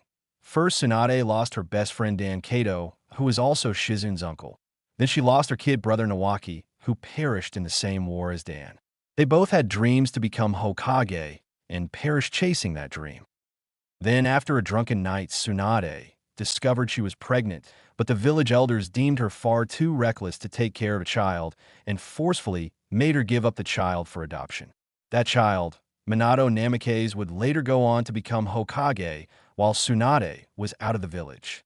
Believing the curse that plagued those around her was gone, she decided to surprise Minato and go back to the village after hearing from Jiraiya he would be having a child of his own soon until that dreaded day happened. Tsunade was informed that her son and his entire family, including his unborn child, perished during the Nine-Tails attack. That was the final straw that broke the camel's back. Tsunade fell into a deep depression that involved a bunch of gambling and alcohol until Shizen was able to put a lock on most of her money. And now here was Jiraiya, the man who loved Tsunade his entire life, was going to tell her that her grandson in fact had not died, but was right in front of her. Great deities watch over me. Minato, I think I might actually be joining you and Kushina this time, Jiraiya said before gulping down his saliva and taking Tsunade down the road to where she wouldn't cause much property damage before explaining everything to her. Oh yeah, that reminds me. Are you Shizen? Naruto asked with taunton now resting on his head. Yes, and you are? Shizen began. Naruto Uzumaki, future 6th Hokage at your service, before quickly slapping his hand over his mouth. Damn it. I've really got to get that looked at, Naruto thought before pulling out the letter Genma gave him to give to Shizen. This is from Genma Shiranui. He told me to make sure that only your eyes saw it. Immediately after, Naruto said that he felt two emotions, anticipation coming from Shizen and pure, unadulterated rage coming from his grandmother, who was currently beating Jiraiya like a drum. 5 minutes later, we find Naruto comforting a crying Tsunade, who still couldn't believe her eyes. She wouldn't lose this one, she refused. Although she agreed to return home to the Hidden Leaf, she still wasn't going to take the hat from her sensei, and was still trying to talk Naruto from his dreams of becoming Hokage, but he simply would reply with, "I won't die, Grandma. Trust me, I have too many important people in life and a village to look over soon," with his famous smile. One more time, I'll give it one more chance. Please don't let me be wrong this time. Grandpa, Dan, Nawaki, Minato, watch over this one, please. Naruto, come over here for a minute. Naruto walked up to Tsunade, who untied his headband and took out a kunai and began marking something on the inside. Close your eyes. I don't want you to see what I wrote just yet, Tsunade told him. Complying with her request, Naruto closed his eyes only to feel a pair of lips on his forehead before she tied the headband back up around his forehead and gave him the first Hokage's necklace that began to light up once around his neck. It has to be right this time. It has to be, Tsunade chanted to herself before making. The group of 4 and 1 pig made their way back to the Hidden Leaf the next morning with a slightly hobbling Jiraiya. Chapter 3. Approaching the gates were Jiraiya, Tsunade, Shizen, and Naruto, who was carrying Taunton the same way Kiba carried Akamaru. Jiraiya was still trying and still failing at tuning out Tsunade, bombarding Naruto with questions of how he's grown up and who all he's made friends with. It really softened Jiraiya's heart to see Tsunade interacting with Naruto after everything she had been through, but now he was wondering when his teammate became such a chatterbox. Remembering the wager he made with his student, Jiraiya spoke up. Hey Naruto, did you ever finish that book? I'd like to get it before we get to Sensei. Oh yeah. Naruto began to fish through his pack before pulling out a small red book. Here you go, Jiraiya-sensei. Naruto handed the book. Tsunade and Shizen were wondering what they were talking about until Naruto pulled out a small red book, which looked just like the books. Jiraiya, Tsunade said with a dark aura around her, clenching her fist. By any chance you didn't force my grandson to read any of your smut, have you? She asked, barely restraining her anger with a sweet yet deadly smile. What? Princess, of course I wouldn't. Tell her, brat, this is a book you wrote yourself, Jiraiya said, externally calm, but internally prepping himself to hightail it to the Hokage's office where he'd hide behind his sensei. I wrote that book myself, Grandma. Jiraiya-sensei didn't force me to read his book, but he did want me to. I didn't know he wrote books like that, Naruto replied. Now what Naruto said was the truth. He didn't know what kind of category Jiraiya's literature fell under until he read it, due to Yugao always chewing out Kakashi for reading the books around Naruto. But Naruto did purposely reveal to his grandmother that he read some of Jiraiya's work just to see the man sweat a little for tricking him back in Nadashiko. Was that right? Say, Jiraiya, may I speak to you in the alley over there before we go and visit Sensei? Tsunade asked with a sweet smile before dragging him off before he could even respond. Izumo and Kotetsu, who were dubbed the Eternal Chunin, were not only surprised to see Tsunade back, but surprised to see Jiraiya so terrified of her until they heard the ruckus that occurred in the alley after a scream of "not in the face." Naruto merely approached the gate guards and signed in for himself and his party. There wasn't a welcoming party due to the fact that Jiraiya didn't want to disclose any info on when they'd return, so he and Naruto could go straight to the Hokage's office. 1 minute later, Tsunade appeared with a disheveled-looking Jiraiya slung over her back. Arriving to the Hokage's tower, Naruto began to feel Tsunade's mix of emotions that consisted of nervousness, rage, and suspiciousness. Upon entering the Hokage's office, the party was greeted by a smiling Hiruzen who proceeded to welcome Tsunade and Shizen back to the village. Tsunade quickly responded in a nonchalant way and made sure that his offer to her becoming 5th Hokage was a no-go, to both Hiruzen and Naruto's displeasure. Hiruzen, who mentally filed it away, went on to tell Naruto to show up to the academy in 2 days as the graduation exams would be tomorrow and he'd be assigned to his team the day following. Hiruzen then looked at the slightly healing form of Jiraiya and motioned for his ANBU to erect the barriers throughout the office. "Jiraiya, I have a question for you," Hiruzen began. "What is it, Sensei?" "It has come to my knowledge that the Hidden Mist was in a civil war. Almost immediately after the civil war finished, our village was the first and only village to receive a peace offering from them. My question is, why didn't you tell me they were at war?" Jiraiya was mentally sweating bullets if Hiruzen found out he took a genin, even though it was Naruto, to a war and even participated in one. His ass would really be grass. "Well, you see, Sensei, I was unaware of the Hidden Mist being at war as well. They were some really cagey bastards for the past few months." "Perhaps so. It is also to my knowledge that you took Naruto here to Nadashiko Village as your first stop to your training trip, was it not?" Before Jiraiya could answer, Tsunade put in her 2 cents and questioned Jiraiya. "You took my grandson to the village of domineering Kunoichi? Not everyone is a masochist like you, Jiraiya." Tsunade roared. "Now, princess, I have my reasons. I was merely getting reacquainted with an old freak dash. I think I legally got married over there." Naruto interjected. You could now hear a rat piss on cotton at how silent the room was. "You what?" Tsunade asked. "Supposedly there's some law over there that if an outsider bests a trained kunoichi in battle, they have to wed with one another. I was unaware of that regulation and spoke to the village leader about it, and she told me she'd only turn her cheek for the next 3 years, or that they'd come looking for me," Naruto answered. Tsunade quickly turned her attention back to Jiraiya. "This was your idea, huh, you filthy pervert? First you have him read your books, then he's fighting some Amazon's student only to force him to marry her after defeating her. I think it's time I test how much sound these barriers block out." Tsunade finished, but before she could deliver her second round of pain to Jiraiya, she was interrupted by Hiruzen. Now, Tsunade, I'll need Jiraiya conscious for the moment. I'm still not done questioning him. Today really isn't my day. First the book, then Nadashiko, now the war. What else could happen?" Jiraiya asked himself. "Now, Jiraiya, why do I believe you and Naruto were in the Hidden Mist Village during their warring period?" Hiruzen asked with a straight face.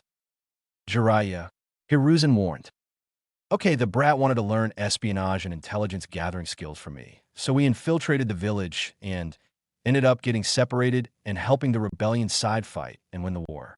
With each word spoken, Jiraiya's speech got faster and quieter. Hiruzen merely adopted a slumping posture in his seat before exhaling and replying, "I thought so," much to everyone's surprise. "You mean I'm not in trouble, Sensei?" Jiraiya asked, thinking the deities were finally looking out for him. "With me?" "No, you aren't," Hiruzen began before pointing towards Tsunade. "With Tsunade, however, I believe you're in more than just trouble, Jiraiya." Tsunade was trembling in rage.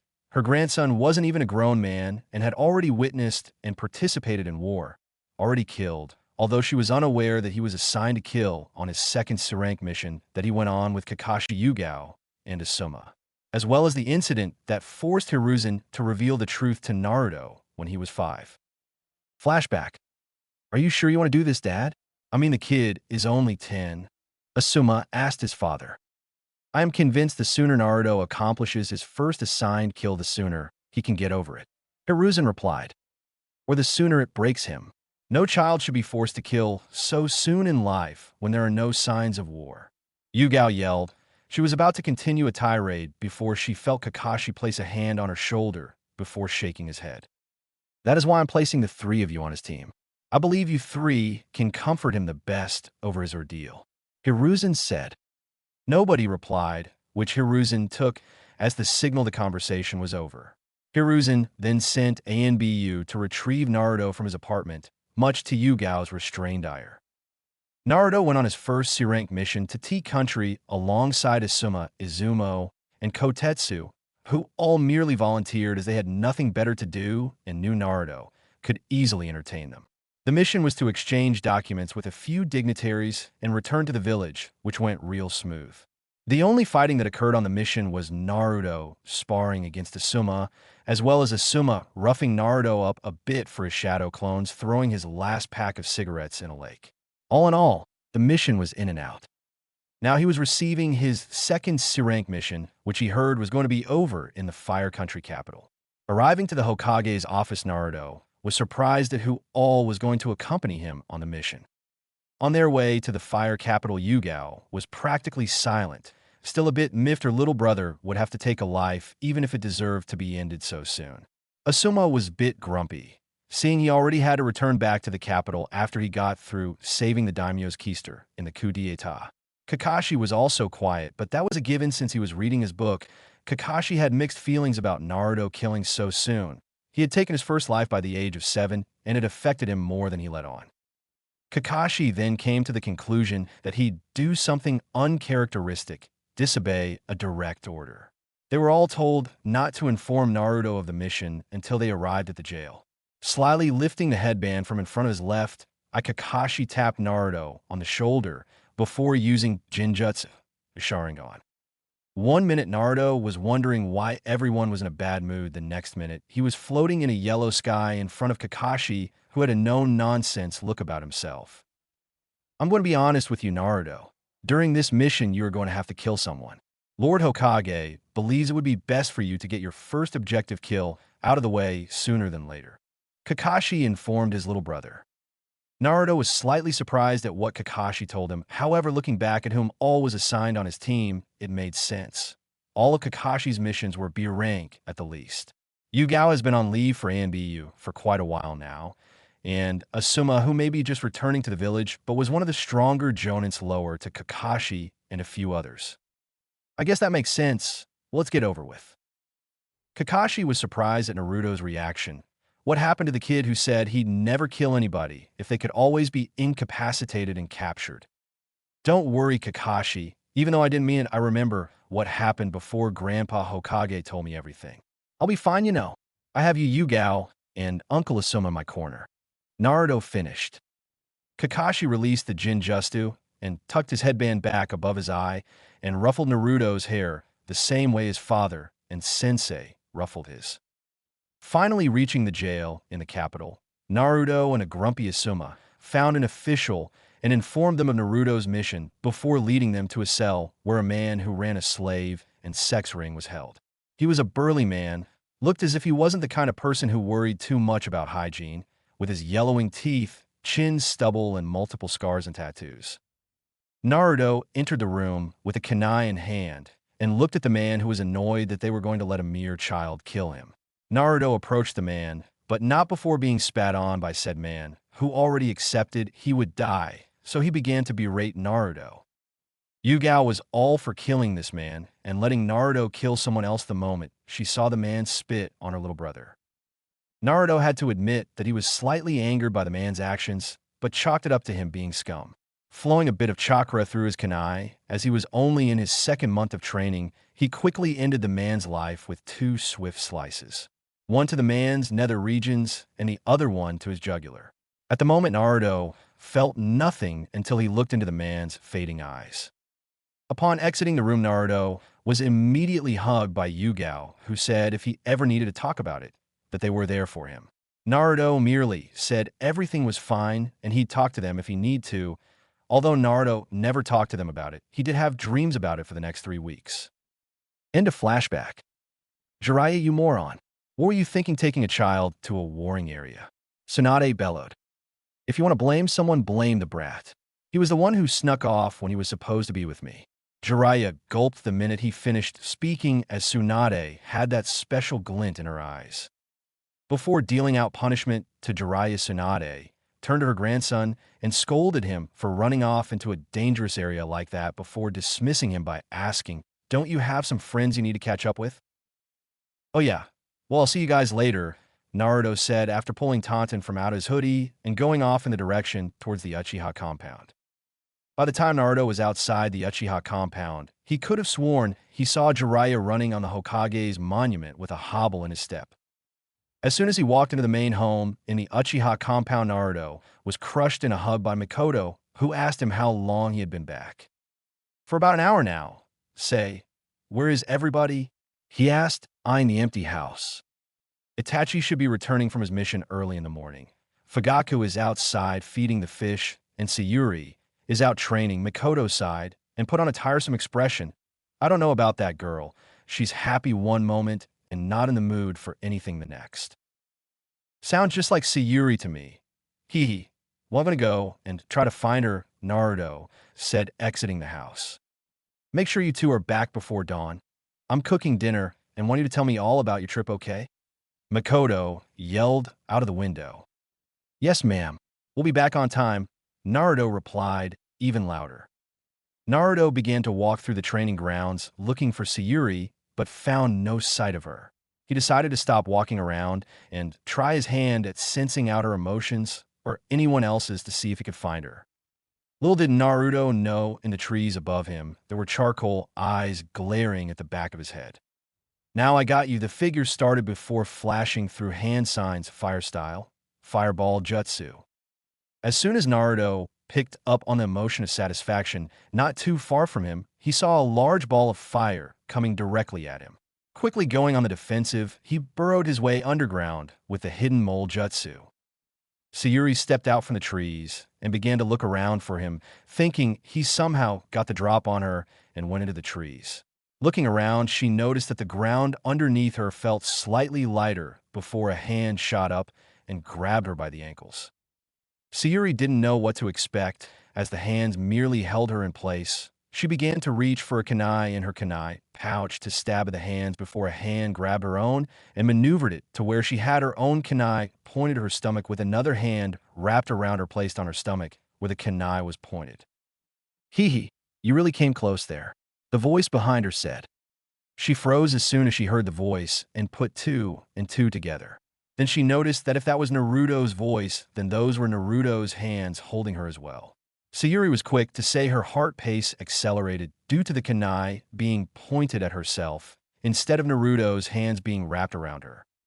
Turning a dangerous shade of red, Sayuri didn't even realize the hands that were holding her in place poofed away in a plume of smoke. Placing her kunai back in its pouch, slightly upset that even though she was able to catch him before he did her, she still wasn't able to capitalize. Turning around to face Naruto, she was caught off guard to see he had his hand extended to her in a greeting gesture with that stupid smile on his face. "Naruto Uzumaki, future 6th Hokage of the Hidden Leaf, you know," Naruto announced. "What sort of idiot is he? I know who he is and what he wants to be already," Sayuri thought.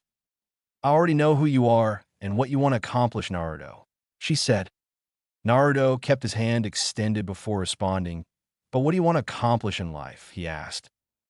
Then it came back to her, their first time meeting each other, when she saw him as a milestone to be passed and not a potential significant other.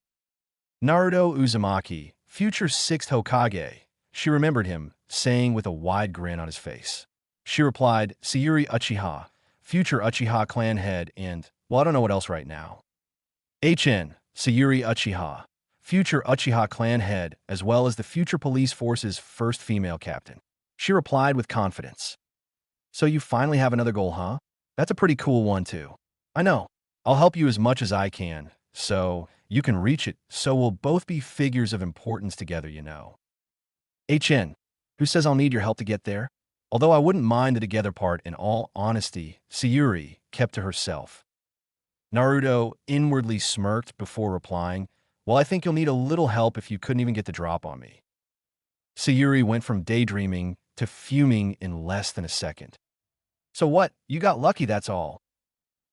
I should start gambling then, seeing that I've been getting lucky ever since I've been a genin. Two birds, one shot, Naruto thought. Now Sayuri was mad. Who did this kid think he was? So what, he's been a genin for about 2 years now. So what, she still had yet to beat him in a single contest. It's not like he's unbeatable, he's just so damn. Ugh, Sayuri said before turning to storm off, only to be grabbed by her wrist. Turning around, she threw a punch, and what do you know, it connected and pretty hard. Naruto dropped to the ground and lay there for about 5 seconds before poofing away in another cloud of smoke. What the hell is going on? Sayuri thought. I meant to ask you, what's your chakra affinity? You never wrote me back after I sent you the chakra paper I came across, Naruto asked, as if he wasn't just laid out on the ground a few seconds ago. What are you doing up there? You were just down here next to me. Those were shadow clones, and I've got to admit that it's my favorite jutsu. Now what's your chakra affinity? I want to know if I can help you. It's lightning, and I don't want any help with it. I'm going to stick to using fire. I don't know why you sent that thing anyways, and anybody could have seen it was faulty. The day Sayuri did the test, she did it in front of her family to show them. Upon finding out her chakra affinity was lightning, she studied her family for different expressions. Itachi was surprised. It was well known that Itachi was the best water-style user in the Uchiha clan, and now his little sister is naturally a lightning-style user. Her mother was impressed and said that perhaps she could pay Kakashi to assist her in her training, going as far to state Kakashi was the best lightning-style user, as well as having the Sharingan. Then she looked at her father. His appearance showed no emotion, almost as if he wasn't impressed or cared in the slightest. He merely kept his eyes on the paper before nodding towards her and exiting the house. After that, Sayuri went to her room to where she ripped up the chakra paper and forgot to inscribe a letter back to Naruto. Jumping down and landing near Sayuri, Naruto began to rub his chin in a pondering gesture before retorting, "Lightning, huh? That's not all too Uchiha-like." Sayuri came to the conclusion that Naruto had become an asshole over his trip and was ready to clock him or his shadow clone again before he carried on talking. Well, then again, you were pretty special. What did you just say? Sayuri asked with not much volume in her voice. I said you're pretty special. Oh, and congratulations on awakening your Sharingan, Naruto said, looking into her eyes. The whole time Naruto was teasing her, she unconsciously activated her Sharingan, which she was saving for a surprise for their first spar to catch him off guard. She currently had 2 Tomo in her left eye and 1 Tomo in her right. Thank you. I trained really hard for it, Sayuri said, still quiet. Don't mention it. Come on, your mom said she wanted me to bring you back home before dawn so we could have dinner and I could tell you guys all about my trip. Naruto said before grabbing onto her hand, slightly pulling her forward until she began to walk on her own. The rest of the night was nothing but Naruto telling jokes, talking about his travels with Jiraiya, and complimenting Mikoto's cooking before leaving to go visit the Hyugas. Now we find Naruto and Sayuri sitting beside each other in the academy like they were 2 years ago before Naruto's surprise promotion. Whoa, were the tables and chairs always this small? Naruto asked, squirming around, trying to get comfortable. No, you just got bigger, Sayuri shot at him. I guess so. Jiraiya-sensei made sure I ate plenty of vegetables during the trip. Naruto hadn't grown much taller, but he was currently the tallest person in his age group. Later on, the rest of the graduating class, plus a random pale kid with short black hair, along with a long-sleeve shirt that exposed his stomach, entered the room, followed by Irika Yumino. Well, class, it's with great pleasure that I inform you all that you're taking the next step on the Shinobi Road, which won't be an easy one. But with your loved ones and plenty of training, it will all be possible. Now, I will begin naming the squad for this year, starting with Squad 10 and moving down with Squad 6 to 1 being reserved for the civilians. Irika began. Squad 10 will be Choji Akimichi, Shikamaru Nara, and Ino Yamanaka under the tutelage of Asuma Saratobi. There is a shout of displeasure from Ino at being paired with a glutton and a lazy genius. Said lazy genius quietly voiced the mutuality in the situation, asking why he was paired with such a loudmouth. Squad 9 is still in rotation, so we'll move on to Squad 8. Squad 8 will be Shino Aburame, Hinata Hyuga, and Kiba Inuzuka under the tutelage of Kurenai Yuhi. Hinata was looking forward to teaming up with Naruto, but wasn't displeased with her comrades. Shino sat there with his stoic visage while Kiba hollered about being the only fighter on his team. Squad 7 will be Sai Shimura, Sayuri Uchiha, and Naruto Uzumaki under the tutelage of Kakashi Hitaki. No way, why are Sayuri and Naruto on the same team? Kiba yelled.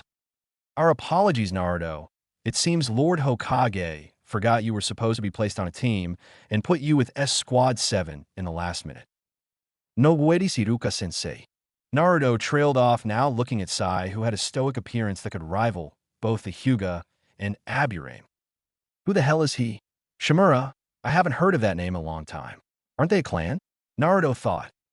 Your teachers will be here to pick you all up in a while. Now on to Squad 6. At that, Naruto began to tune Irika out as he studied Sai. He joined the academy at the last second and passed the graduation exam as well as another test. He doesn't speak to anyone, though. All he does is smile and draw, Sayuri told Naruto, noticing him study their new teammate. Meanwhile, in the Hokage's office, Hiruzen was wondering what Danzo was planning. He adopted a child from the orphanage with the hopes of placing him en route, only to find he wasn't cut out for it, and placed him in the academy, where he had no problem passing any test. Hiruzen unfortunately couldn't do anything about it without drawing too much attention to the situation, so he made sure to assign Naruto to the team as well to watch over the boy. 2 hours later, back in the classroom, Sayuri was really done waiting on this guy who was supposed to be their sensei. Uncle Obito's teammate be damned. If he keeps this up, I'll ask for another sensei, Sayuri thought before her stomach growled out loud. She hadn't had much to eat this morning as she was supposed to be celebrating with her family and hopefully Naruto after her team placement. Hearing her stomach growl caused to laugh and Sayuri to blush in embarrassment. Right before she could go off on him, a shadow clone came through the window with bentos filled with onigiri. Just a little something to hold our guts, seeing somebody couldn't wait, Naruto said with a grin, flashing a wink towards Sayuri. Whatever, idiot, and thank you, Sayuri said. Almost an hour later, Kakashi arrived and had his team meet on the roof of the academy, where they gave out introductions. Well, I guess I'll start. My name is Kakashi Hitaki. My likes and dislikes are none of your business. My hobbies, I have a few of them. And my dreams? Well, I have yet to come up with one. Real smooth Kakashi, Naruto thought. All right, how about we start with you, Kakashi said, pointing at Sayuri. My name is Sayuri Uchiha. My likes are, well, most of my loved ones. My dislikes won't be disclosed with this team. My hobbies are training and practicing yoga along with meditation. My goals are to become both the head of my clan as well as the police force's first female captain. Sayuri finished. Pretty admiring, Kakashi said before pointing to Naruto. Naruto Uzumaki, future 6th Hokage, you know. My likes are food, my loved ones as well as the village. My dislikes them whenever I run out of food, I guess. Oh, and when adults think they know everything just because they have more wrinkles than me. My hobbies include creating jutsu, as well as training and swimming. My goal is not a goal, but a deed I will fulfill, and that's to become 6th Hokage and protect the leaf. Naruto finished with a large smile. Pretty high standards, but possible, Kakashi acknowledged, not showing any favoritism. You can speak now, Kakashi said. My name is Sai Shimura. I have no likes or dislikes. My hobby is drawing. I have no goals, nor do I admire to have one. Sai finished with a fake smile. He isn't lying, just who is this guy? Naruto thought. Well, you truly are different, Sai. Tomorrow we will be meeting at Training Ground 7 at 6 o'clock in the morning, where I will issue you a survival test, and if you all are to pass, we will be Squad 7 of the Leaf. If you don't pass, well, I just may have you dropped from the program if I deem you all unworthy. By the way, you shouldn't eat any breakfast, which is unless you wish to heave it back up. Kakashi said with an eye smile, before poofing away. The next morning, we find Sayuri and Sai at Training Ground 7 awaiting their final teammate and student who were both running an hour late. Where the hell are they? They're doing nothing but wasting my time. And to think those two are supposed to be two of the strongest ninja in their age group. Ugh, Sayuri mentally screamed. 20 minutes later, Naruto showed up with another pair of bentos and handed one to Sai before handing the other one to Sayuri.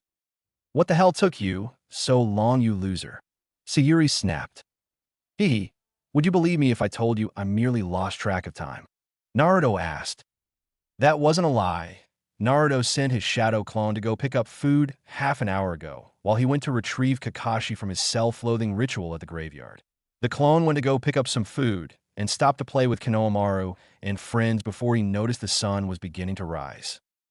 You lost track of time? Sayuri asked in a threatening tone. Kakashi said we were supposed to be here at 6 o'clock. I've been here for damn near 2 hours, and the minute you get here you come up with an excuse as lame as losing track dash. Sayuri stopped talking and activated her piercing Sharingan on her crush whom she wanted to strangle and couldn't really tell a difference in Naruto's chakra. Sai, who had been watching the exchange, was surprised at what he saw next. With 2 swift movements, Sayuri detached Naruto's head from his shoulders only for him to poof away. That little son of a bitch. He was a clone this entire time? That's it. I've made my decision, Naruto Uzumaki. I'm going to throttle you with one hand and pound you with the other. Future Hokage and husband be damned. You're going to be sorry when you cross paths with me. Sayuri was ready to go postal. Meanwhile, at the graveyard, Naruto received his clone's memories and his eyes widened. You know, Kakashi, I think they can wait a tad longer. I'm going to go talk to Dad. Naruto said before walking. What got into him? Oh, well, where was I, Rin? Kakashi then went on to talk to Rin for another half hour before telling Naruto it was time to go. Ah, don't you just love the smell of jutsu in the morning? Smells a lot like dash. Dog piss. Akamaru's been pissing practically everywhere. I've almost stepped into his little jutsu 3 times on the way here. Naruto interrupted Kakashi, who did smell the puppy's liquid, but wasn't he going to acknowledge it as it didn't bother him much. Sayuri, whose head immediately snapped up towards the trees, made eye contact with Naruto with her Sharingan. Naruto, a word if you may? No thank you, I choose life for the moment. Clearing his throat to bring back their undivided attention, Kakashi went over their test and set the timer for 3 hours before commencing the test and watching everyone scatter. In the trees, Naruto found Sayuri, but sent a shadow clone because hell hath no fury like a woman scorned. Sayuri immediately shot down his idea to work together since he didn't take it serious enough to be on time, but not before killing his clone with a quick stab. Well, I should have seen that coming. Did she have to kill him, though? Naruto thought, now, where is Sai? Perhaps he'd be more willing to join me. After searching for Sai for 10 minutes and not even picking up a trace of him or any emotions, Naruto decided to go and confront Kakashi, who had just used his Earth style Headhunter Jutsu on Sayuri. Naruto quickly used Wind style vacuum bullets to separate Kakashi from Sayuri, who he was standing directly in front of. Sayuri closed her eyes and hoped the jutsu wouldn't catch her, and was surprised to see her hair barely blowing with the sharp winds that passed her and the holes in the ground where Kakashi was standing. Now Naruto was standing in front of her looking at her with the I told you so look, to which she just returned with a scowl before turning her head away. Are you really going to be that obstinate? Naruto asked to get nothing but another head turn in reply. Well, you're lucky. I'd be lying if I said I didn't like your adamant behavior at times. Really makes you admirable, you know. Naruto said, but before he pulled her out of the ground, an idea popped in his head. Exactly how many chances will I get to do this? He thought. Approaching Sayuri closely, Naruto bent down to get at the same level as her, as if he was going to pick her up, but leaned forward as if he were going to kiss her before he took a whiff of her hair. Sayuri the entire time was in panic mode. She couldn't move, and whenever he got into her personal space, she couldn't find the words to speak. Sayuri closed her eyes and leaned forward herself until she noticed that his head went to her side and he took a whiff of her hair. What the hell is he doing? Is he really smelling my hair at a time like this? Sayuri thought. I don't care what Sayuri says about her not being a girly girl. Whatever shampoo she uses is perfect. Naruto thought before picking her up, feeling her emotions were inclining to the negative side. Well, you're welcome. Got a plan to catch Kakashi? Naruto asked. Yeah, follow my lead, weirdo. Sayuri replied before jumping off. Would it kill you to just accept the compliment and keep it moving? Naruto internally questioned. Naruto and Sayuri were now both combating Kakashi in taijutsu and were holding their own against the Jonin, although he wasn't using his Sharingan. Kakashi had his focus on the two genin until he noticed he stepped into a puddle of ink. Ink? What the? Kakashi immediately remembered what Sai said during introductions. My name is Sai Shimura. I have no likes or dislikes. My hobby is drawing. I have no goals, nor do I admire to have one. Ink, can he use it in his ninjutsu? Kakashi thought before receiving a right from Naruto. Goodness, looks like I'll have to step it up a tad. Kakashi said before revealing his Sharingan. You aren't the only one stepping it up, then sensei. Gate of opening. Release. Naruto yelled. What? Damn it, guy. Kakashi thought before avoiding one of Naruto's swift attacks. Meanwhile, although Sayuri could keep up with the fight from her eyes, she knew that her body couldn't. She was snapped out of her thoughts when Naruto yelled at her. Sayuri, go for the bells. I'll cover you, but you need to hurry. This thing won't last forever, and Kakashi-sensei is holding up well. Sayuri once again dashed out for Kakashi, who pulled out a kunai, only to be intercepted by Naruto. Sayuri kept reaching for the bell, only for Kakashi to avoid her at the last second, until she feigned going for the bell and threw a roundhouse kick at him, which he caught. Bending her body in an inhumane-like motion, Sayuri reached both of the bells and grabbed onto one until Kakashi kicked her away. Scratching her head after landing on the ground, Sayuri was ready to go off on Naruto for not covering her, only to find him panting on one knee. Whatever jutsu that was he used wore out. Damn it, we don't have much time left. Where the hell is Sai? Sayuri thought until she heard the bell go off. Well, I guess time truly does go by when you're having fun, huh? Kakashi said, rolling his headband back down to cover his eye. That's odd. I thought I fell into one of Sai's traps. Where is he? Kakashi thought before two blurs ran past him and snatched the bells tied to his belt. Well, I give you guys credit for getting the bells, but you were supposed to do it before the bell rang. Kakashi stated. But we did, Sensei, Naruto said, standing upright as if he caught a second wind. Sai, who was holding up the timer, lifted his hand in the sign of confrontation before adding chakra to it, showing he placed a Jinjutsu on the timer, and there was actually 10 minutes left. What trick by a bunch of kids? Goodness, Kakashi, it's time to put the books down and really get back to training, Kakashi thought. Wait, you two came up with a plan without me? Sayuri asked, almost sounding hurt. When Uzumaki attempted to ask for your aid, you shot his request down without hesitation. I decided to take matters into my own hands. Sai said before turning towards Naruto. He simply followed me and caught on to my plan.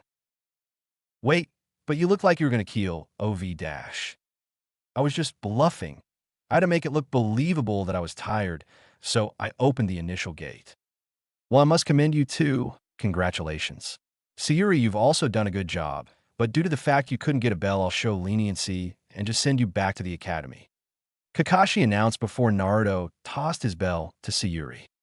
Sayuri was surprised when Naruto practically forfeited his right to be on the team. Didn't I tell you I'll cover you? I'll always have your back, Sayuri.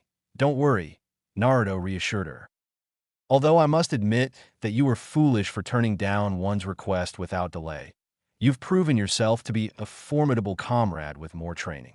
Perhaps you could be of assistance to this team, Sai said in a very robotic-like fashion. Kakashi, I smiled at his students and announced that they were now truly Squad 7 and explained the meaning of the test before telling them they'd be starting D-rank missions tomorrow. Sayuri began to walk home until Naruto cut her off, saying that they were going to celebrate becoming a team. Naruto asked Sai if he wished to join, but he refused, stating he had matters to take care of. Later on, over the next 2 months, Squad 7 handled D-rank missions by the load. On one certain D-rank mission of painting fences, Kakashi began to ask Naruto why he never got tired of doing them. They don't bother me all too much, in all honesty.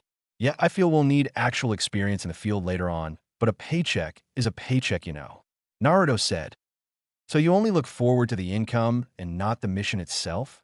Sai asked. Not really. Well, when it comes to D ranks, I guess. I mean, I've made over 12 million Ryo in D ranks. Naruto said, as if that amount wasn't large.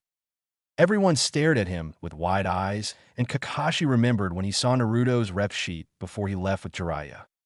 That's right, 456 D-rank missions and 12 C-rank missions in just his first year.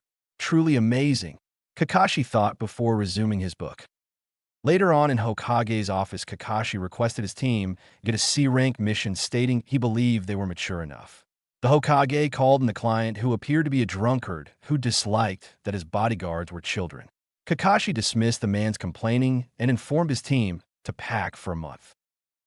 Squad 7, or Team Kakashi, met at the gates an hour later and left on their way to Wave Country to escort their client, as well as watch over him building the bridge. After an hour of travel, Kakashi was ambushed by 2 rogue ninja who shredded him with a chain of shuriken. His team, not even fazed at what happened, quickly advanced on the 2 rogue ninja and incapacitated them within 2 minutes.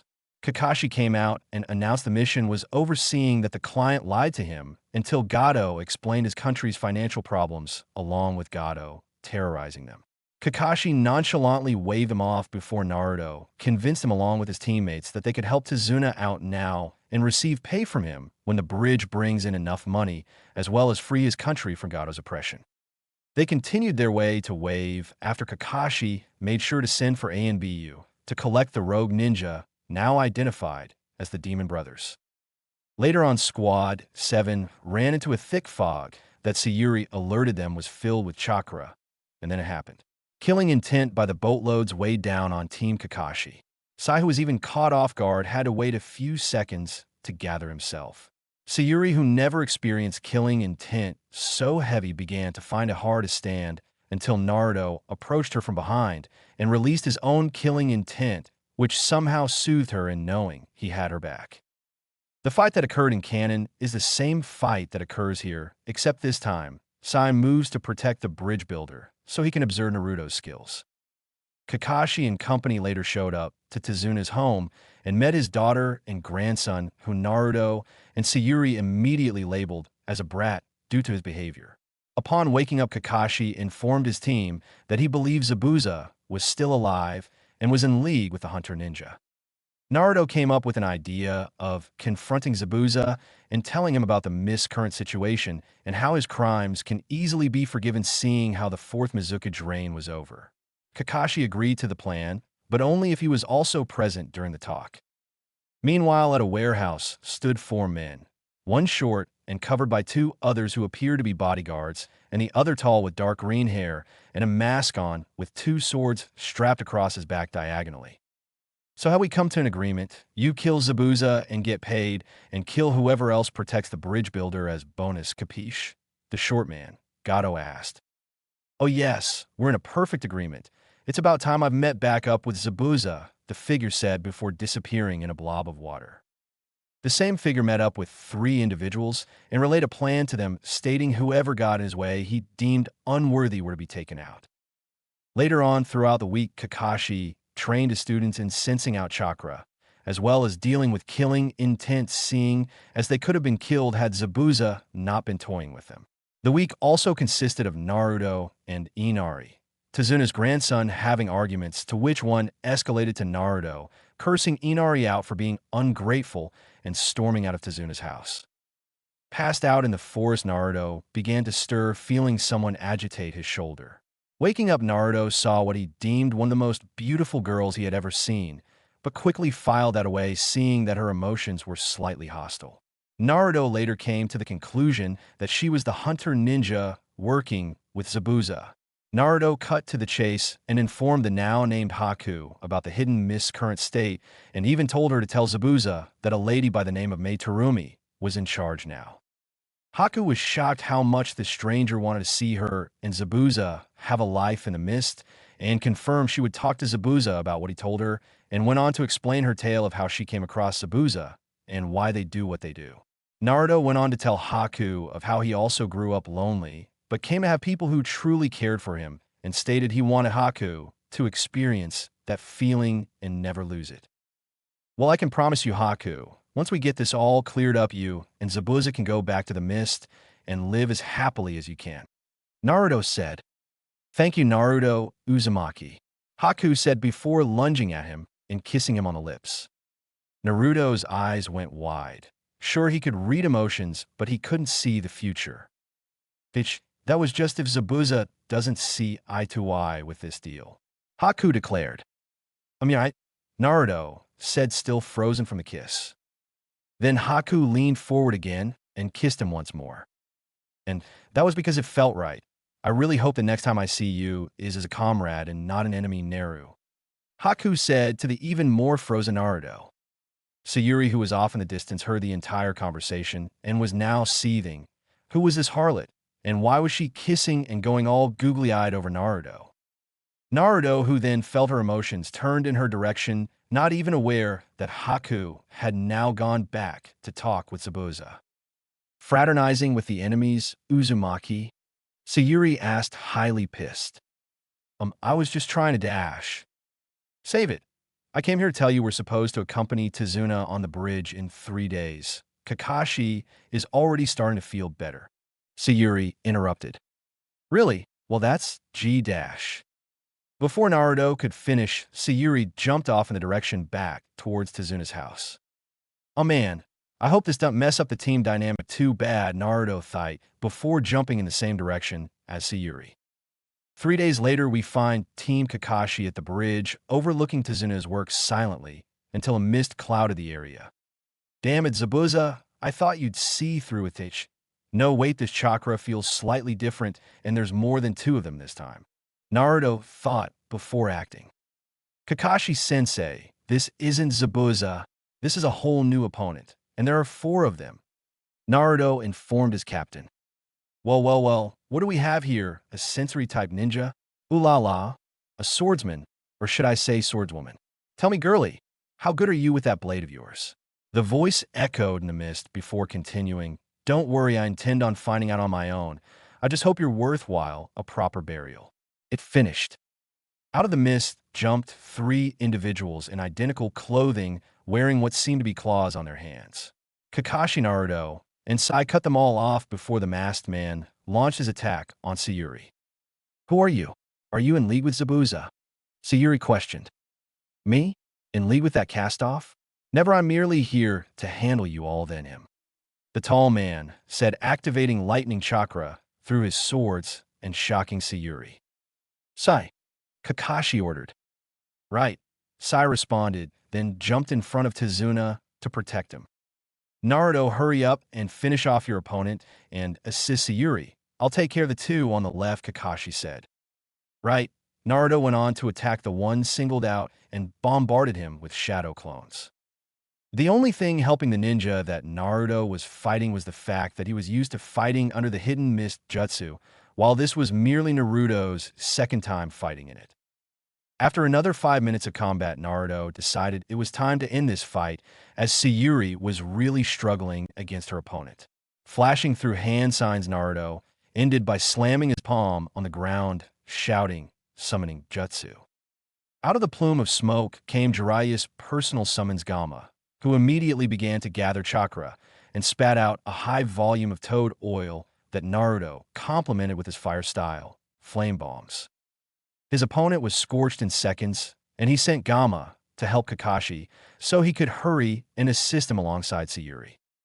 Haku, who was walking through town, gathering more food and medicines for Zabuza, noticed the marketplace wasn't active as the townspeople began to flee home due to the battle on the bridge. Knowing it wasn't Zabuza out there fighting, she went to go scope it out and hoped Naruto wasn't involved. The sight Naruto walked in on was a slightly twitching Sayuri with her Sharingan activated now, with 2 tomo in each eye and her clothes slightly singed. The man who was no longer masked was identified as Raiga Kurisuke and was going in for the kill before Sayuri felt a pull in her gut and noticed that although she was still on one knee, she was in a different spot.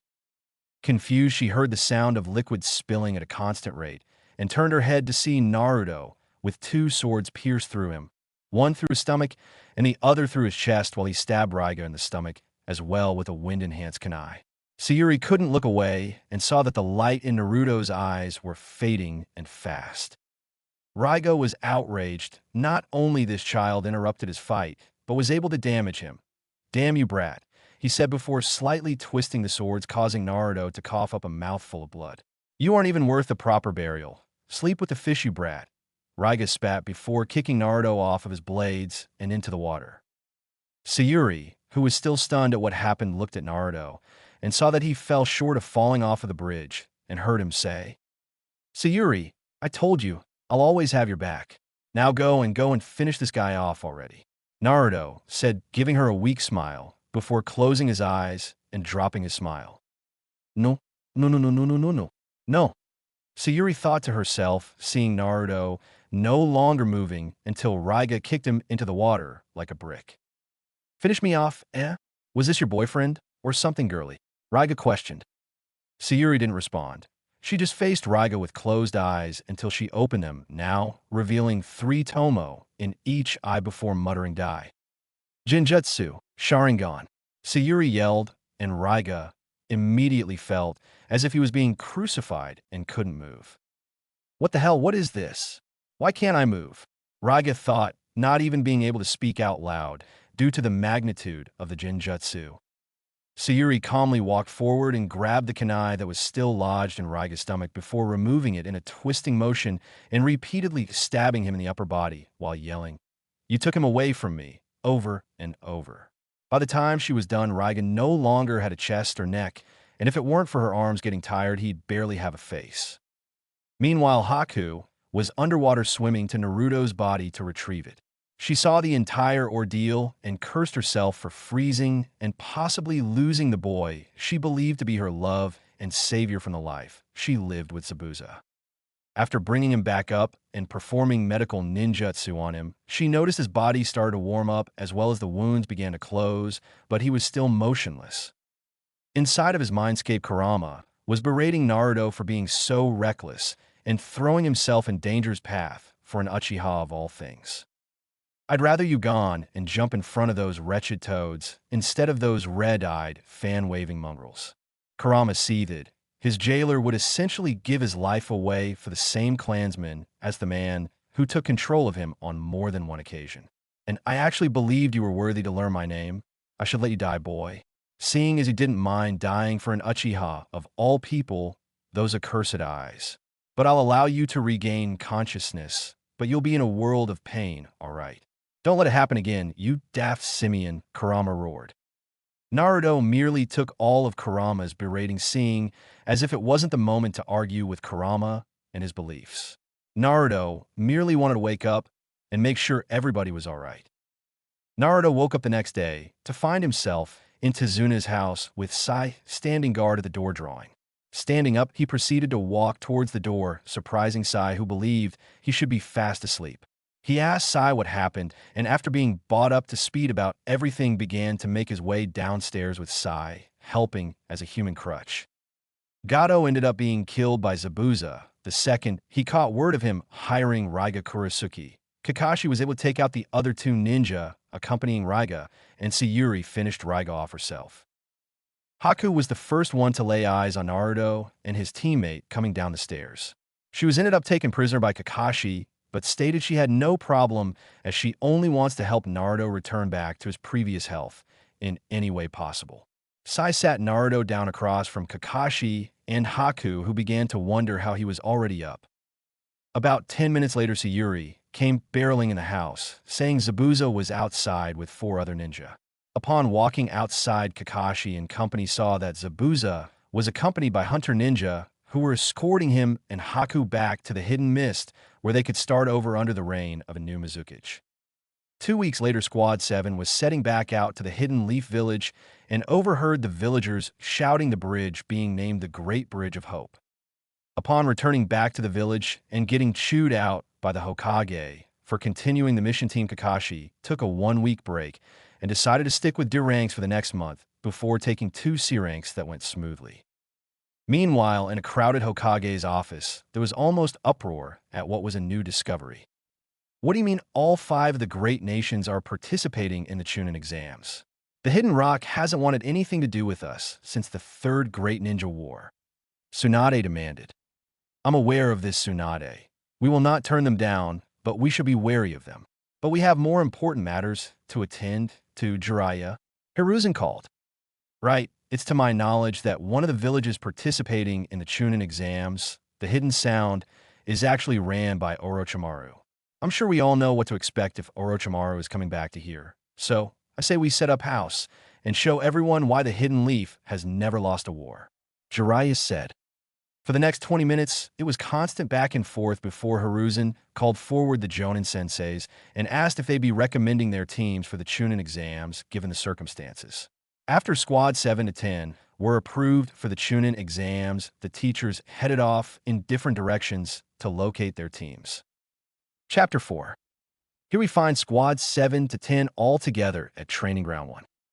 Well, we should get down to business, Asuma began. All of you have been nominated for the Chunin exams. We only have a month to prep you all, and I can guarantee when we're through with you guys, you'll be cursing us and ready for the exam. He finished with a smirk. First things first, however, we need you all to sign these forms, and we'll turn them in at the end of the day, Kurenai said. After handing out the forms and a few maternal threats to Shikamaru, who asked about quitting the Jonin, collected the papers.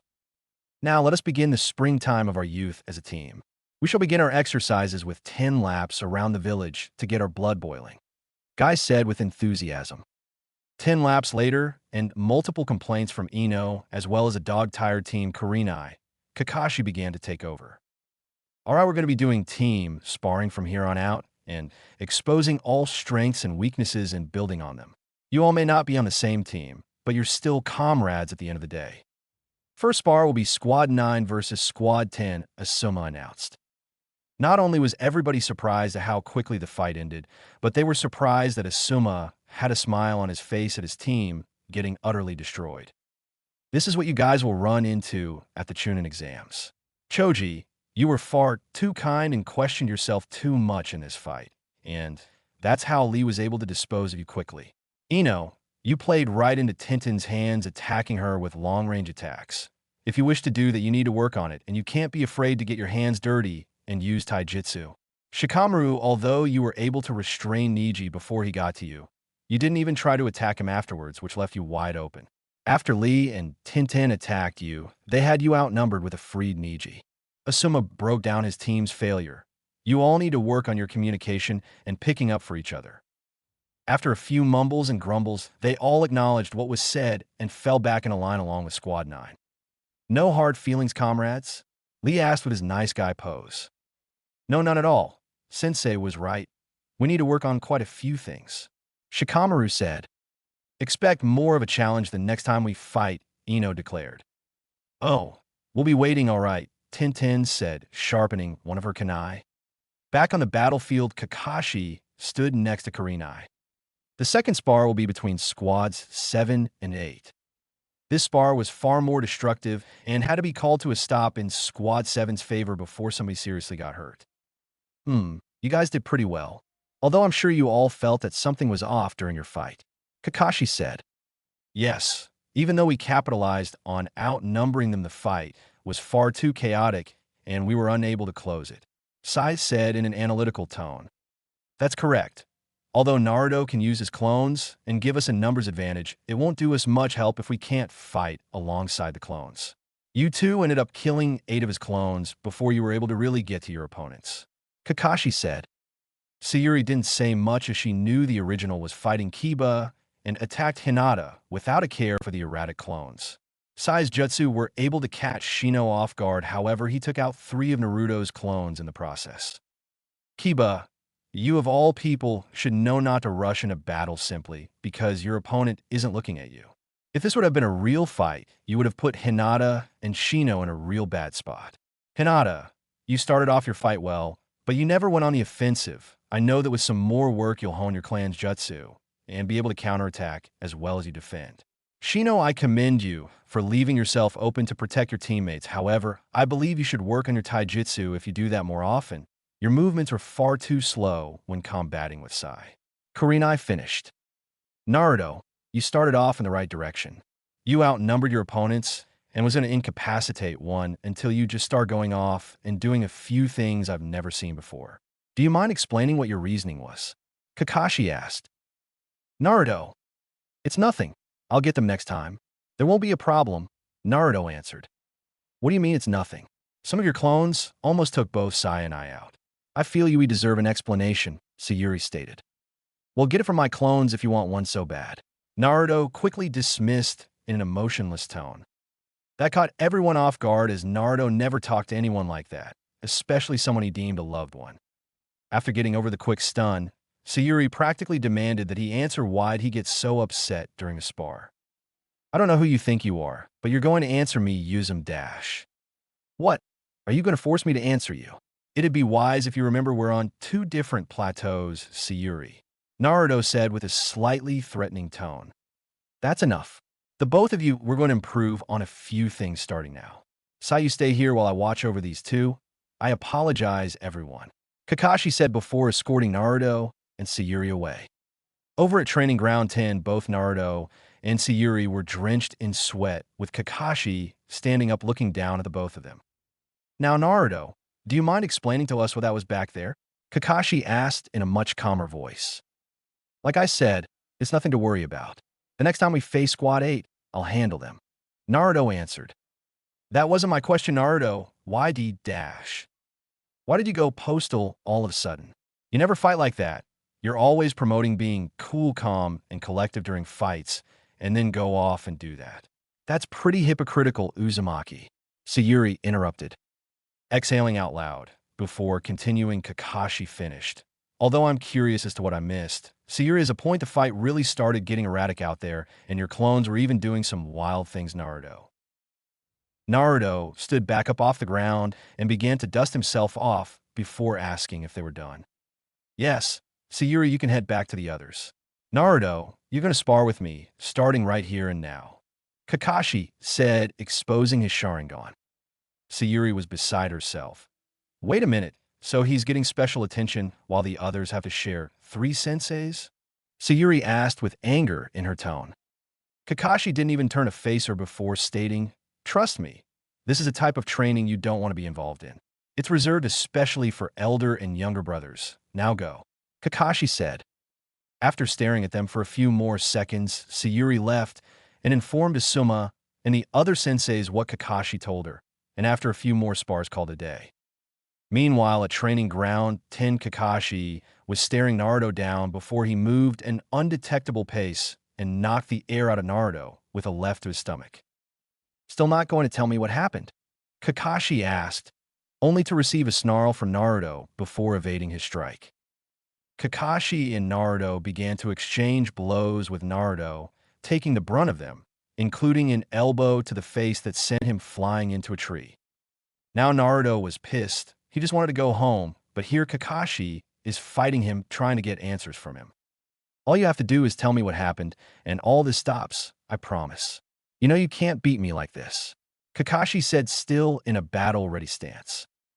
Naruto began to draw on Kurama's chakra to end the fight until Kakashi delivered another swift kick to his side, sending him through multiple trees. Naruto stood up from the clearing with one tail from the Nine Tails cloak around him with a face that promised Kakashi pain. You've gotten so angry to think that you'd use this on me. You truly must have forgotten who I am, Naruto, Kakashi said before his Sharingan started to rotate and transform into the Mangekyo. Go to sleep. We'll talk about this as soon as you wake up, he said before using a genjutsu on him. Naruto woke up later to find himself in Kakashi's house, tied up with Kakashi Summon's bull watching him. As soon as he made eye contact with the dog, it barked at him, alerting Kakashi he was awake. Good to see you're finally up. It seemed as if you were having a nightmare, you know. Want to talk about it? Kakashi asked. Let me go home, Kakashi, Naruto said, noticing Kakashi took precautions and placed a seal on him that lowered his chakra level. Afraid I can't do that. If I let you go home without explaining things to me, I'll have to rescind your team's right to participate in the Chunin exams. You wouldn't want that, would you? Kakashi asked in a teasing nature before getting serious. Naruto, I'm worried about you. You've never behaved like this. I want to be there to help you, but you have to inform me on what's going on, Kakashi declared. Bugs, Naruto whispered. Speak up, Naruto. He used bugs. Well, of course he used bugs, Naruto. He's an Aburame. It's associated with their clan, Jutsu. It's been 7 years, Kakashi. Why can't I get over it? He asked with trembling hands. Get over it. Kakashi, though, before remembering, how could I have forgotten? He was attacked by an Aburame all of those years ago. It explains why he started fighting so bizarre. He was having flashbacks. Kakashi spoke up. So that's what happened, huh? I guess I can't fault you for that. You aren't the only one to suffer from a post-traumatic stress disorder, Kakashi said before cutting him loose from the bindings. Naruto still wasn't standing up, but now had his full attention on Kakashi. You know, I think the only reason a certain teammate of yours goes off on you like that is because she cares for you more than you think, Kakashi said teasingly. I told Sayuri I'll always have her BAC dash. I know that much, Naruto. Perhaps it isn't my place, but maybe you should let her in on your backstory. I know you'd hate to lose a friend like that because of some heat of the moment argument. You're right, Naruto said now, standing up. I'll let her know everything, and after the Chunin exams I may have more than her back, Naruto finished with a wink. Kakashi began to chuckle before speaking. I see you've read some of Jiraiya's literature. Well, don't let Fugaku or Itachi hear you say that out loud. Kakashi and Naruto shared a laugh before Naruto made a declaration. I'm going to get over this. Besides, could you imagine all the flack I'd catch if I was a Hokage with a phobia to insects? Naruto asked. Early next morning, Sayuri was exiting her house with Itachi, who always walked her out the door. Upon walking outside, Itachi noticed Naruto sitting in a tree as if waiting for Sayuri. Well, have a good day. Sayuri, remember to be home before dusk, Itachi said. I know, Itachi. You only do that when people are around, I swear. Sayuri whispered at the end. What do you want, Uzumaki? Sayuri spat. Naruto walked up to her and bowed his head and began to apologize for his actions. What are you apologizing to me for? Your plateau's above me, remember. Sayuri kept it up. I guess I deserve that one. My skill levels do not matter if my behaviors toward my loved ones aren't up to par, Naruto said. You're telling me. Sayuri trailed off before sending a quick left to Naruto's gut. Oomph. What was that for? Naruto asked out of breath. I thought you sent a clone to apologize. Just making sure you were really you, Sayuri said, which was a half-truth. Her emotions didn't even change. She's getting good at this, Naruto thought. I guess I deserve that. Oh, you're damn right you did. You're lucky. I don't haul off on you again for kissing that girl and wave, Sayuri thought, immediately regretting what she said. Naruto began to chuckle before catching Sayuri off guard with his next words. Sayuri, I'll always have your back, you know. I need to explain to you why I behaved the way I did the other day. I'd rather you not interrupt me, so I can get it all off my chest in one go, if that's fine with you. Sayuri merely stared at Naruto, which he took as the message to start. Right before he began the first word, he took a right to his gut from Sayuri. What was that one for? Naruto asked, hunched over. You skipped dinner and a beatdown yesterday. I just remembered. Sayuri answered. You crazy bit. Calm thoughts, Naruto, calm thoughts. Naruto said to himself. After regaining himself, Naruto began to tell Sayuri everything about what happened to him, including the attempt on his life, as well as his upbringing and his ability to sense emotions. Needless to say, Sayuri was apologizing to him for berating him, hitting him, and the other ideas that were going through her head when she first saw him. Telling her it was all right, they made their way out to the training grounds until he grabbed her and teleported to a nearby concealed area. Where you do, Dash? Naruto interrupted Sayuri with a kiss on the lips. I couldn't help myself any longer. And in all honesty, I can't wait to do that more often after the Chunin exams, Naruto said with a wide grin. Naruto placed his hand back on Sayuri's shoulder to teleport back near the training grounds until Sayuri jumped on him and began to kiss him much deeper than he initiated. Naruto had no idea how she managed to open his mouth with her own, but he wasn't going to stop to question her. As soon as Sayuri came down from Cloud 9, she noticed the position they were in with Naruto standing and her with her legs wrapped around his waist. She blushed and slowly got down. The rest of the month went by without a hitch, Naruto and Sayuri's chemistry was undeniably the best out of the entire group. Naruto was also restless since after he was done with team training, he began learning medical ninjutsu from Tsunade. Tsunade's true intention was to make sure Naruto was up to par to use the creation rebirth technique. Although he was only able to get the basic mystical palm technique down due to how time-consuming his initial training was. Naruto also invited all of his comrades to surprise Tsunade on her birthday. Tsunade was arriving home late at night, with one thought on her mind. With Shizen being out with Genma, I can finally break out the secret Mayabo Kuzen that Naruto was able to sneak for my birthday. That boy, Tsunade thought before opening the door to nearly receive a heart attack at the 15-plus people in her house at the dead of night. Surprise Lady Tsunade / happy birthday grandma / princess. The party yelled. Tsunade was caught off guard, but when she saw Naruto's smiling face between her teacher and old teammate, she cried tears of joy and crushed all three of them into a hug. Later on in the party, Tsunade began to open up the gift she received from the Rookie 12 and her old team, as well as one from Gunma and Shizun, until Naruto stood on top of her table, clinging his glass with a spoon. If I may have your attention, please, I would like to thank all of you for attending Grandma Tsunade's birthday party, even though she refuses to tell any of us how old she is. 52. Jiraiya yelled before getting creamed by said 52-year-old. Thanks, Jiraiya-sensei. Well, I'd like to give you gift Grandma. Naruto finished. Naruto, you already got me a gift, although I currently can't get to it, she finished in a whisper. Naruto pulled out a rather large envelope and handed it to a confused Tsunade, who opened up the envelope and nearly passed out. Hiruzen, who had been over Tsunade's shoulder, however, almost had his eyes bulge out of his head. Jiraiya, who just removed himself from the wall, began to speak, walking back towards Tsunade and the others. What's all the hubbub about, princess? He asked before his eyes landed on the gift. Naruto, I couldn't take this. I could never take this from you. Take it back and use it for yours. I'm afraid I can't do that. I've been saving it for you the moment I found out you were my grandmother. Plus, how would it look if the 5th Hokage had outstanding debts to pay while in office? Naruto finished.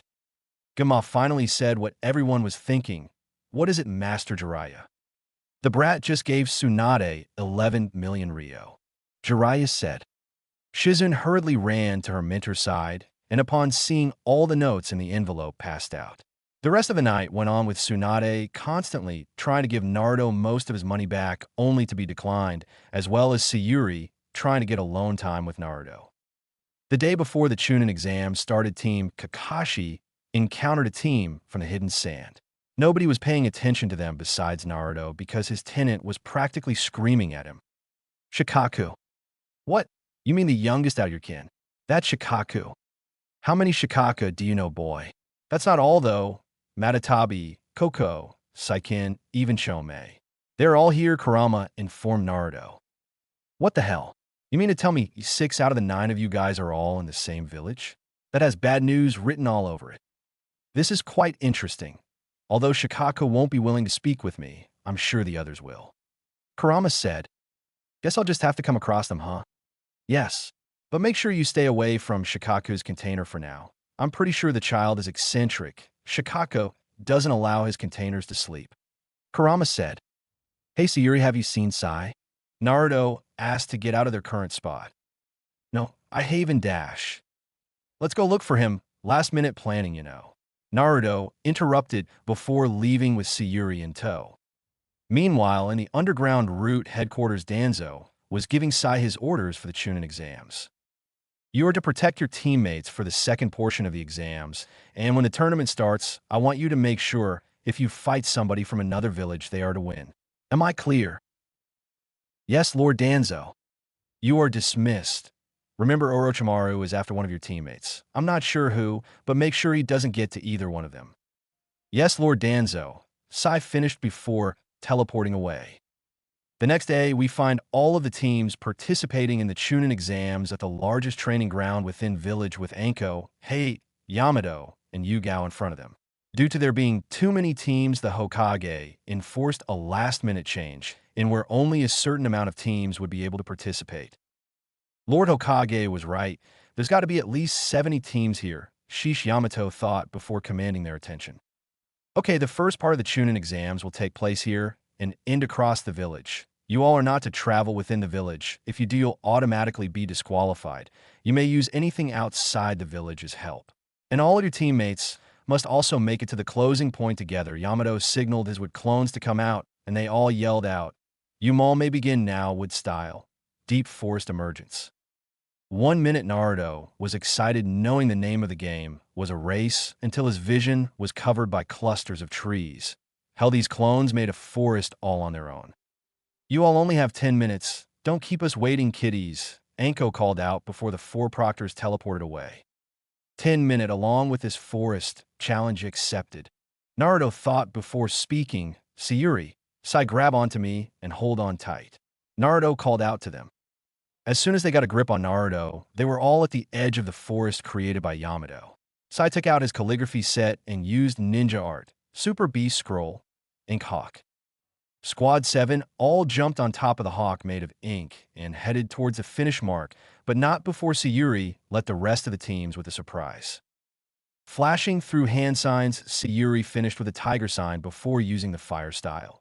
Fireball jutsu on the exit of the forest, so the other teams would have to use detours that'd take even longer. Team Kakashi was the first team to reach the finish point at time of 7:14. Later on, other teams began across the finish line, and it was still pretty crowded, but the proctors achieved their goals of lessening the number of teams to 50 or below. Taking a final count, Yamato confirmed there was now 44 teams and gave Yugao the floor. All right, listen up, the Chunin exams are now underway.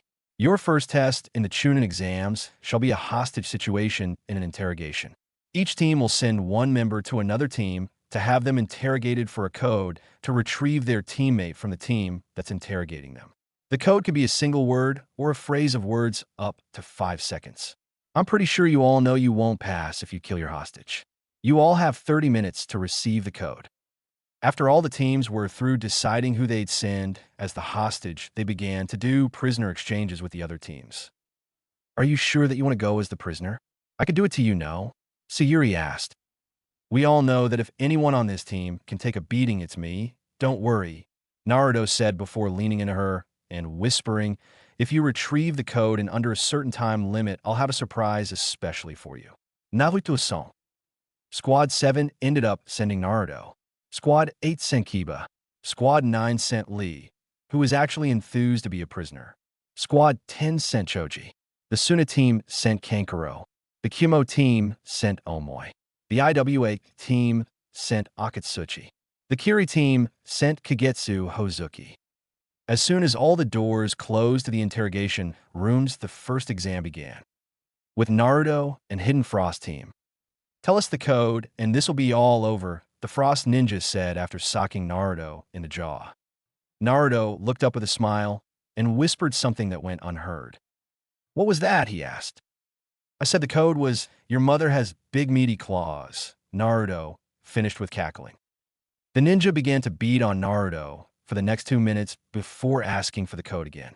After receiving the same answer, the ninja took out a kunai laced with poison and began, "This kunai is laced with some of the nastiest poison from the Hidden Cloud Village. Now, I'll give you one more chance. What's the code?" he repeated. "Nastiest poison in the cloud, huh? No disrespect, but you do know the Hidden Leaf is the most dominant village, right?" Naruto asked, only to get the kunai lodged into his shoulder. "HN, damn, I actually felt that. Wait, what?" the Naruto thought with the poison really setting in on him. "Kurama, what's going on?" "Kurama? No, Kurama, what's going on?" Naruto repeated only to get no answer. Kurama was all in all still in a foul mood from the wave mission that Naruto would potentially sacrifice his life along with Kurama's to save someone who was from a clan that once enslaved him. Yeah, the wave mission was a while ago, but Kurama is an everlasting being, so he had quite a bit of time to stew in it. The room began to spin, and everything Naruto looked at had multiple afterimages. Basically, he was in some real trouble if he didn't get it together in the next couple of minutes or so. With Sayuri, Sai, and Hidden Frost Ninja. "How do you think we should handle this, Sai?" Sayuri questioned. Sai looked on with an impassive face before grabbing his tanto and using the hilt to break the ninja's arm that was tied to his side. Sayuri slightly winced at the snap of the bone, not expecting that to be Sai's first move. Well then, I see we're going directly with that route, Sayuri thought before activating her Sharingan. So I think I can handle this one quickly.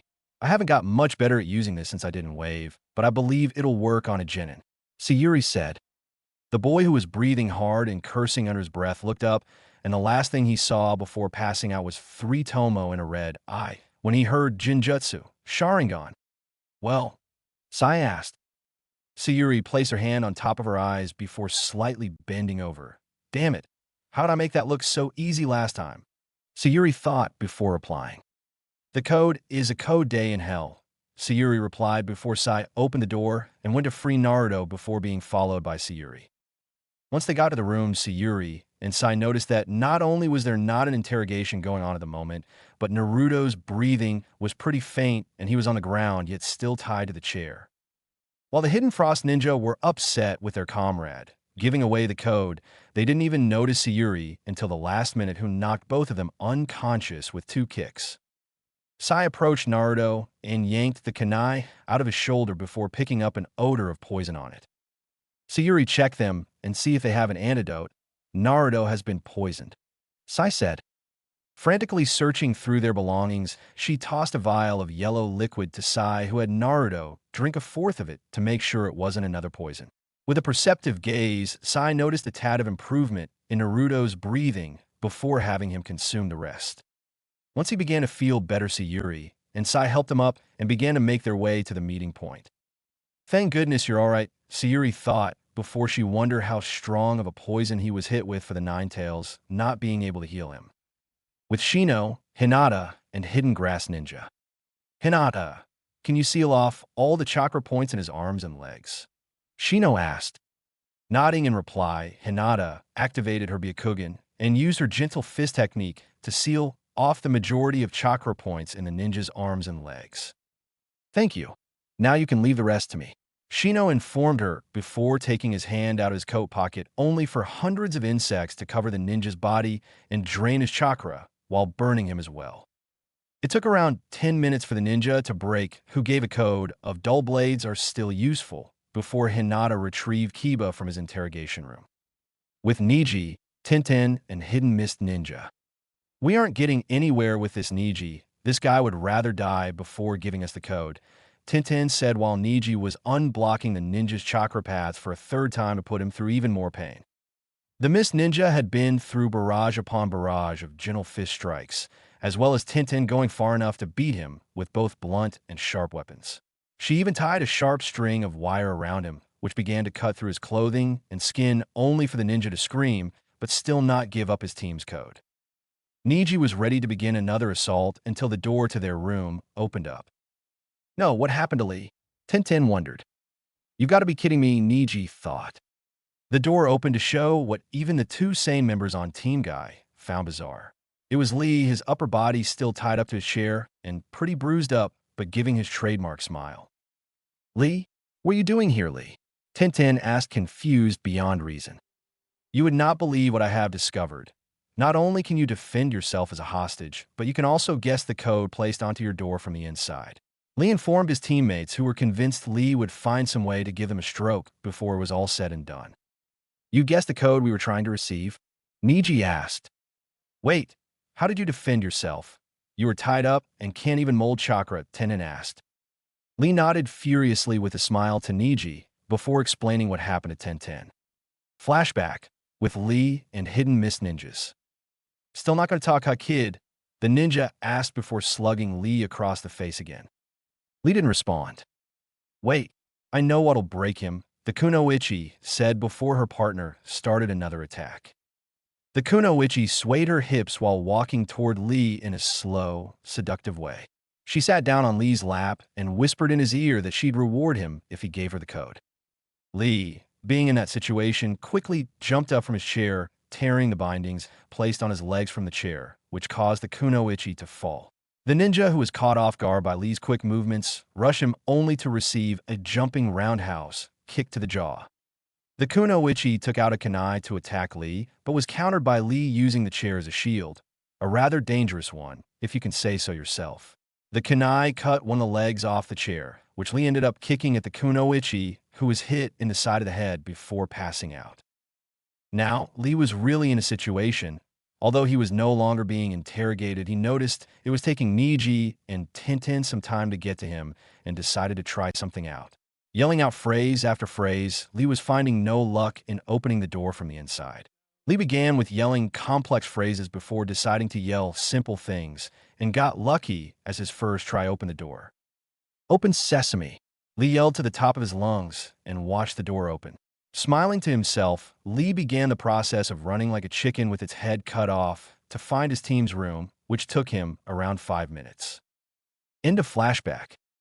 Niji-sai was twitching dangerously, almost as if he were the second Hokage. "You mean to tell me that Lee basically finished this entire test all by himself?" Niji thought. Exhaling out loud, Tintin walked up to Lee with a kunai and told Lee to hold still so she could free him. "That will not be necessary, flower of sunshine." Lee yelled to Tintin's displeasure before flexing his muscles and bringing his arms up, breaking the bindings from his upper body and dropping the chair that was tied to him. "Wait a minute. If you could do that the entire time, why give your interrogators a chance to even harm you?" Tintin asked. "I believed it was against the rules, however, I was not stopped from defending myself or using their code against them," Lee replied. "If Guy doesn't do it first, Lee's definitely going to give me a stroke." Pretty soon, Niji and Tintin thought before exiting their room to meet at the next meeting point. With Shikamaru, Ino, and Hidden Rock, IWA, Ninja. "Well, this ought to be pretty easy, Ino, if you would," Shikamaru said while lying down on the floor. "Get up, you lazy ass. At least take care of my body when I use the jutsu." Ino yelled at her teammate, who groaned before standing up and holding her shoulders while she put up her family's trademark hand sign and yelling ninja art. "Mind transfer jutsu." Ino was inside the rock ninja's head for around 3 minutes before going back into her own body. Feeling she was back, Shikamaru let her go and watched Ino walk up to the semi-unconscious ninja before slapping him as hard as she could. Wide-eyed Shikamaru asked her what happened. Ino huffed before explaining. "That jerk said the code was bitchy, lazy, and fatty," Ino said before stomping off to go find Choji. Shikamaru rubbed the back of his head before yawning and saying, "Well, let's go get Choji. I'm pretty sure he'll be getting hungry soon." Ino, whose voice boomed in the hallway, replied by saying, "Let's go, Nara." "Now you're just proving a point, Ino." Shikamaru kept to himself before walking after her. "This is all such a drag," he finished. With Gaara, Temari, and Hidden Keys Ninja. The Hidden Sand team not only got their interrogation done first, but set a record of right under 1 minute, with Gaara utterly breaking the ninja mentally and physically before Temari retrieved their brother Kankuro. With Samui, Karui, and Hidden Sound Ninja. Samui and Karui used their respective blades that were flowing lightning chakra through them before breaking the ninja, so Karui could retrieve Omoi before he could, as she said, run his big fat mouth.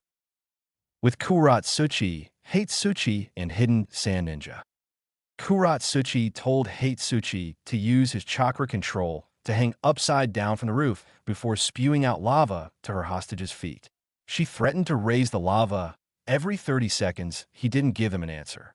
By the time he broke the lava, was it nearing his shins before the ninja was freed by Hatesuchi, while Kuratsuchi freed Akatsuchi. With Chojuro, Haku, and Hidden Stone, Ishi Ninja. Haku informed Chojuro she would take care of the interrogation via her Kekai, Genkai, and Poison Senbons. The entire interrogation lasted right under 10 minutes as Chojuro and Haku freed Kagetsu from the stone ninjas, who seemed to be more hurt than he was. Kagetsu ended up fighting the stone ninja, as Lee did, but didn't break free from his chair viewing it, as evening the odds. It had been 30 minutes since the start of the first exam, and out of the 46 teams that participated, 22 teams were left. Anko stepped forward and began to yell at the genin, getting their attention. "Now's your favorite part of the exam, brats. You get to go and play in my own personal playground." Anko yelled while Yamato sweat dropped behind her. Leave it to Anko, Yamato thought before she began to lead the teams to the 44th training ground, also known as the Forest of Death. Anko began to explain the rules and circumstances of the second exams to the genin before flinging a kunai in the direction of Omoi, who appeared to be worried about other things at the moment. After Anko retrieved her kunai from a hidden grass ninja who walked with an odd stride, she directed the teams to their respective gates. On their way to Gate 12, Team Kakashi passed by two teams. First a team from the Hidden Rain, then a team from the Hidden Grass. As soon as they came into eye contact with the team from the Hidden Rain, Naruto's walking path was impeded by the lone Kunoichi on the team, who also appeared to be their leader. Well, what we have here? Didn't know the leaf produced such cuties. You never see hair or eyes like that back home. The Rain Kunoichi named Hitsuke thought before speaking up.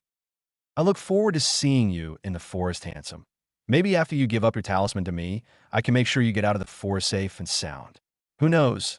Maybe I'll take you back to the rain sooner than later, Hitsuke said before walking off. Before the Chunin exams began, Naruto told Sayuri he didn't want her to give away that they were a couple, fearing Hidden Rock Ninja or others would use her to get to him. Although she didn't say anything to the Rain Kunoichi, Naruto could feel the envy and rage rolling off of her in waves. Putting a reassuring hand on her shoulder, Squad 7 began to make their way to their gate, before quickly encountering the same grass ninja who gave Anko her kunai. As soon as the ninja walked past them, Naruto felt a chill go down his spine, as well as goosebumps spread across his body. Turning around, he noticed the ninja was already gone. Shaking it off, they continued their trek once again. Finally, at Gate 12, Team Kakashi received the go-ahead from Anko over the speakers that the second phase of the exam had begun.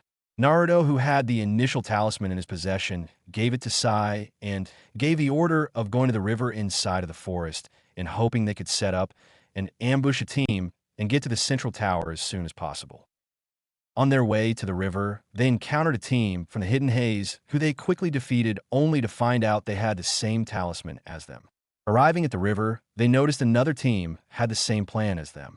Unfortunately, to Sayuri, it was Hitsuke's team. Upon laying her eyes on Naruto, Hitsuke let a smile creep on her face before speaking. This has got to be more than a coincidence. I hope you also have the Talisman of Heaven, she said as she saw their subtle reaction. She began to get giddy. You shouldn't have. Well, you should have, and you did, so let's finish this up so I can make sure you get out safely, Han. Hitsuke finished. As soon as Naruto and Sai got into a defensive stance, expecting a fight, Sayuri put her hand in front of them. She's mine. You two handle the others, Sayuri said with that feeling of jealousy that was even evident on her face. I'm not interested in you, girlie. I sure as hell don't swing that way. I want my sun-kissed darling there behind you, Hitsuke said, pulling out her chain and sickle. You talk about him quite a bit to not even know his name, Sayuri said. I guess I'll just find out after I get done with you, Hitsuke said before taking off towards Sayuri. Sayuri unsheathed her chikudo and began a battle of weapons with Hitsuke, while the other Rain Ninja fought against Naruto and Sai. Man, this is so trying. They're trying to keep the fight going on long enough and hoping that girl will beat Sayuri, Naruto thought before getting Sai's attention. Sai, let's go with combo 4. Naruto yelled. Right, Sai replied, pulling out a scroll and going through hand signs before a large amount of small birds made of ink covered both of the fights. Fire style, flame bombs, Naruto called out loud. Meanwhile, Sai silently used the hidden mold jutsu and traveled underground. One of the Rain Ninja was caught in the flames and had severe burns on his arm.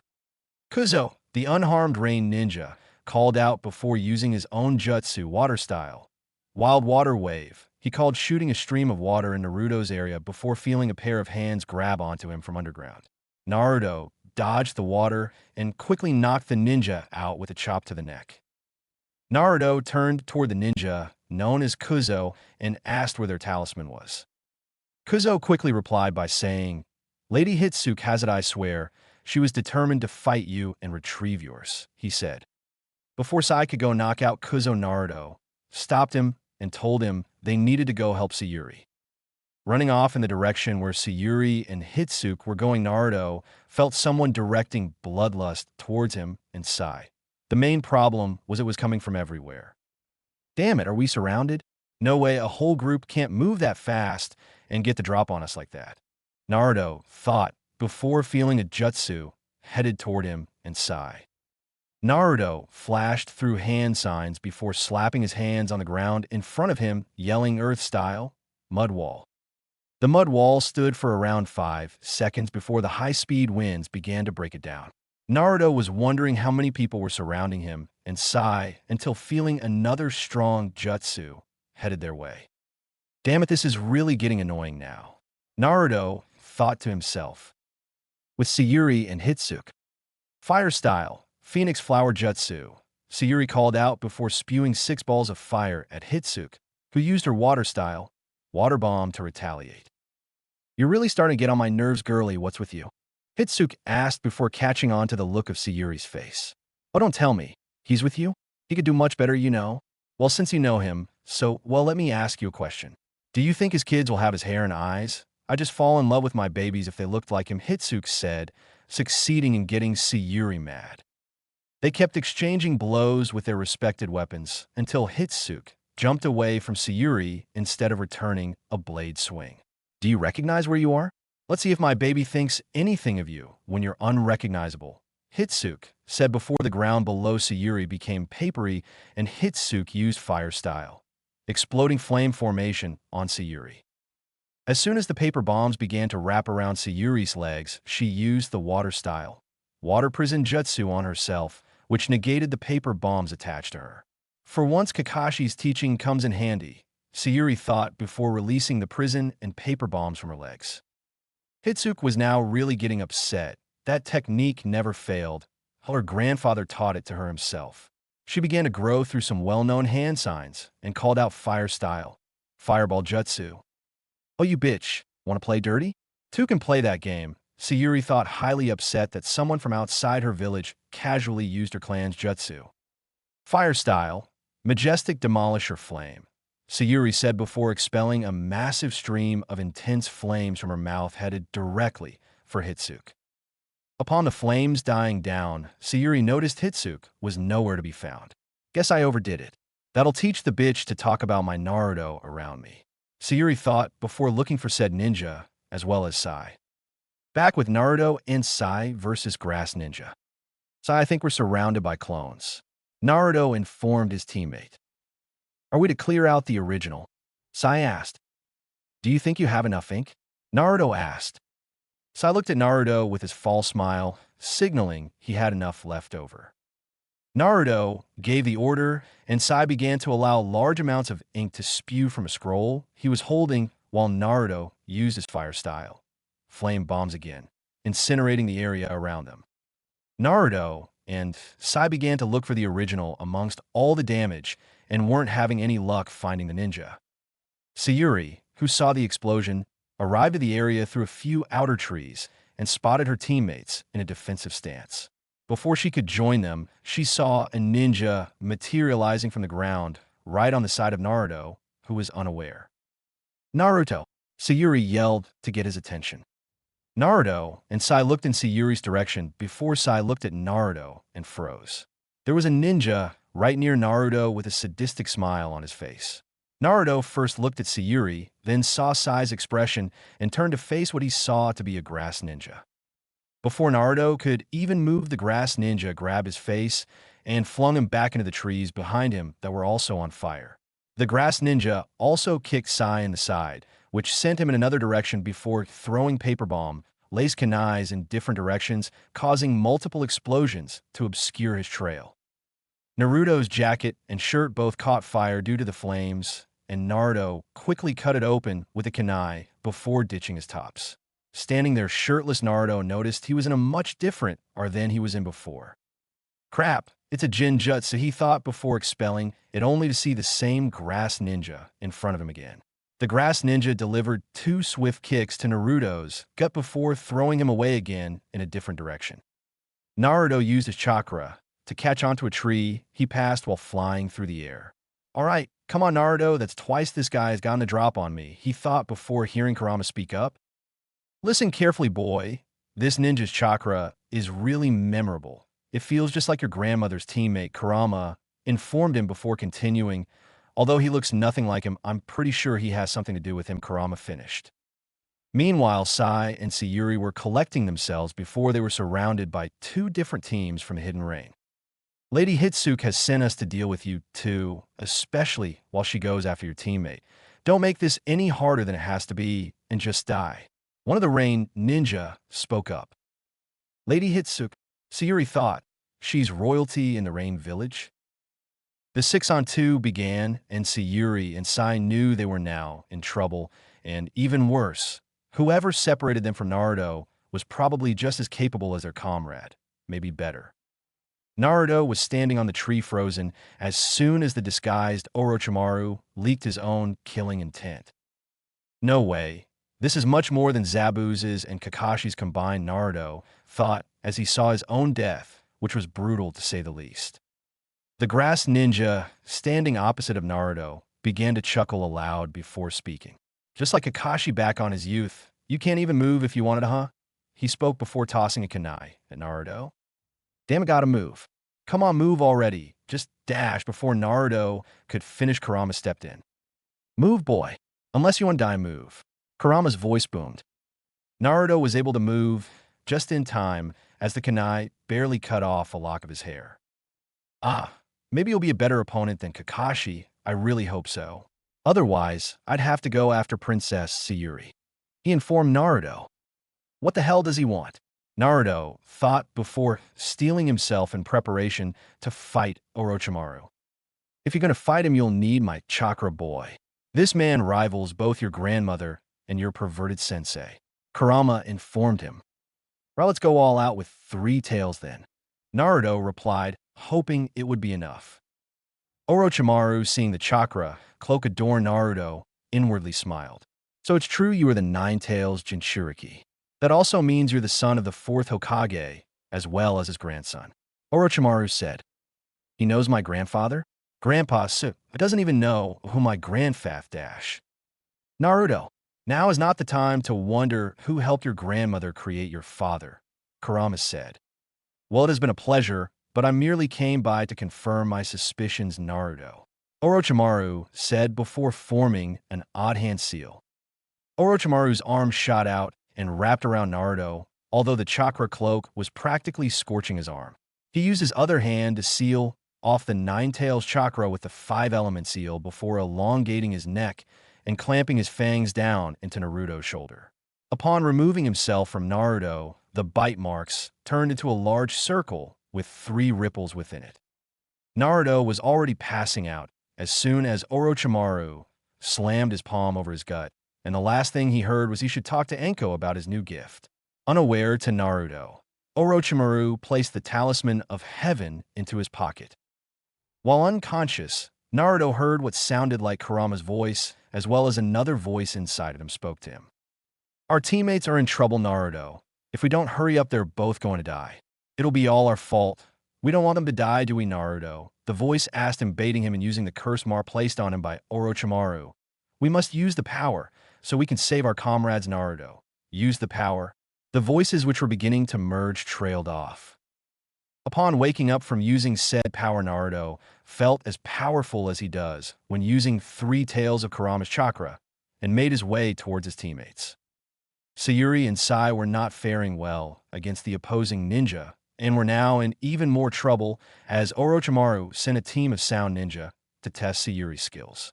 They were now outnumbered 9-2, and everything was looking down until a cry of Leaf Hurricane was heard, and Lee saved Sai and Sayuri. Lee, Sayuri said, not even seeing him until he saved them due to his speed. They're like roaches. Leave that one to me. A heavily bandaged Sound Ninja announced. The Sound and Rain Ninja were now working together, and it was even worse for their opponents. Lee and Dosu began to exchange blows. However, Lee began to notice that almost every time he dodged a strike that came close to his head, he'd begin to feel sick. Not moving as fast as he was in the beginning, Lee took a right to the gut before the ninja, threw both of his fists to each side of Lee's head, missing his head and going directly over Lee's ears. What the? How'd he miss such an easy shot? Sayuri thought until Lee fell over and began to vomit and have blood come out of his nose before he passed out. What the hell was that? He missed Lee by a mile, Sayuri thought, with her Sharingan inactivated due to her fatigue setting in. In the bushes scoping out the fight was Squad 9 and 10 who were about to intervene until Niji called the ambush off. "What? You just gonna let Lee get killed? Did you see how he went down? He didn't even get hit," Ino whispered. The whole time Niji had his Byakugan activated and informed everyone that something with a large chakra signature reminiscent of a Kage was headed for their direction. "Who is it, Niji?" Tenten asked. Upon noticing Niji's appalled look that didn't suit him, everyone began to worry. Niji is easily one of the top genin in the village, so whoever this guy was, they really had to watch for him. It's Naruto," Niji said with a tone that showed he was still worried. "Well, what's wrong with that? As soon as Naruto gets here, we can help him and take the dash." Before Choji could finish, Niji shot a nasty glare his way. "If you know what's best for you, you will not leave this spot, especially when Naruto gets here." "Sheesh, Niji, Naruto's strong, but this is all pretty trouble's dash." "Listen, although that Naruto, it really isn't him. I don't know how to explain it, but his chakra is different. It's flowing different and even seems sinister," Niji explained. The combined Rain and Sound Ninja were moving in to finish off Lee and Team Kakashi until they felt a huge rush of killing intent surrounding them. "What is that chakra? It's so dark. Almost like it revels in killing," Sayuri thought before seeing Naruto looking down at her. Naruto looked at Sai, who was barely conscious, but aware, then Lee, who was unconscious, and finally landed his gaze upon Sayuri's hurt, but still conscious form, and heard the voice again. "See, Naruto, we were almost late had it not been for this power. We need to protect our teammates and kill these scums. It's kill or be killed, Naruto." The voice finished.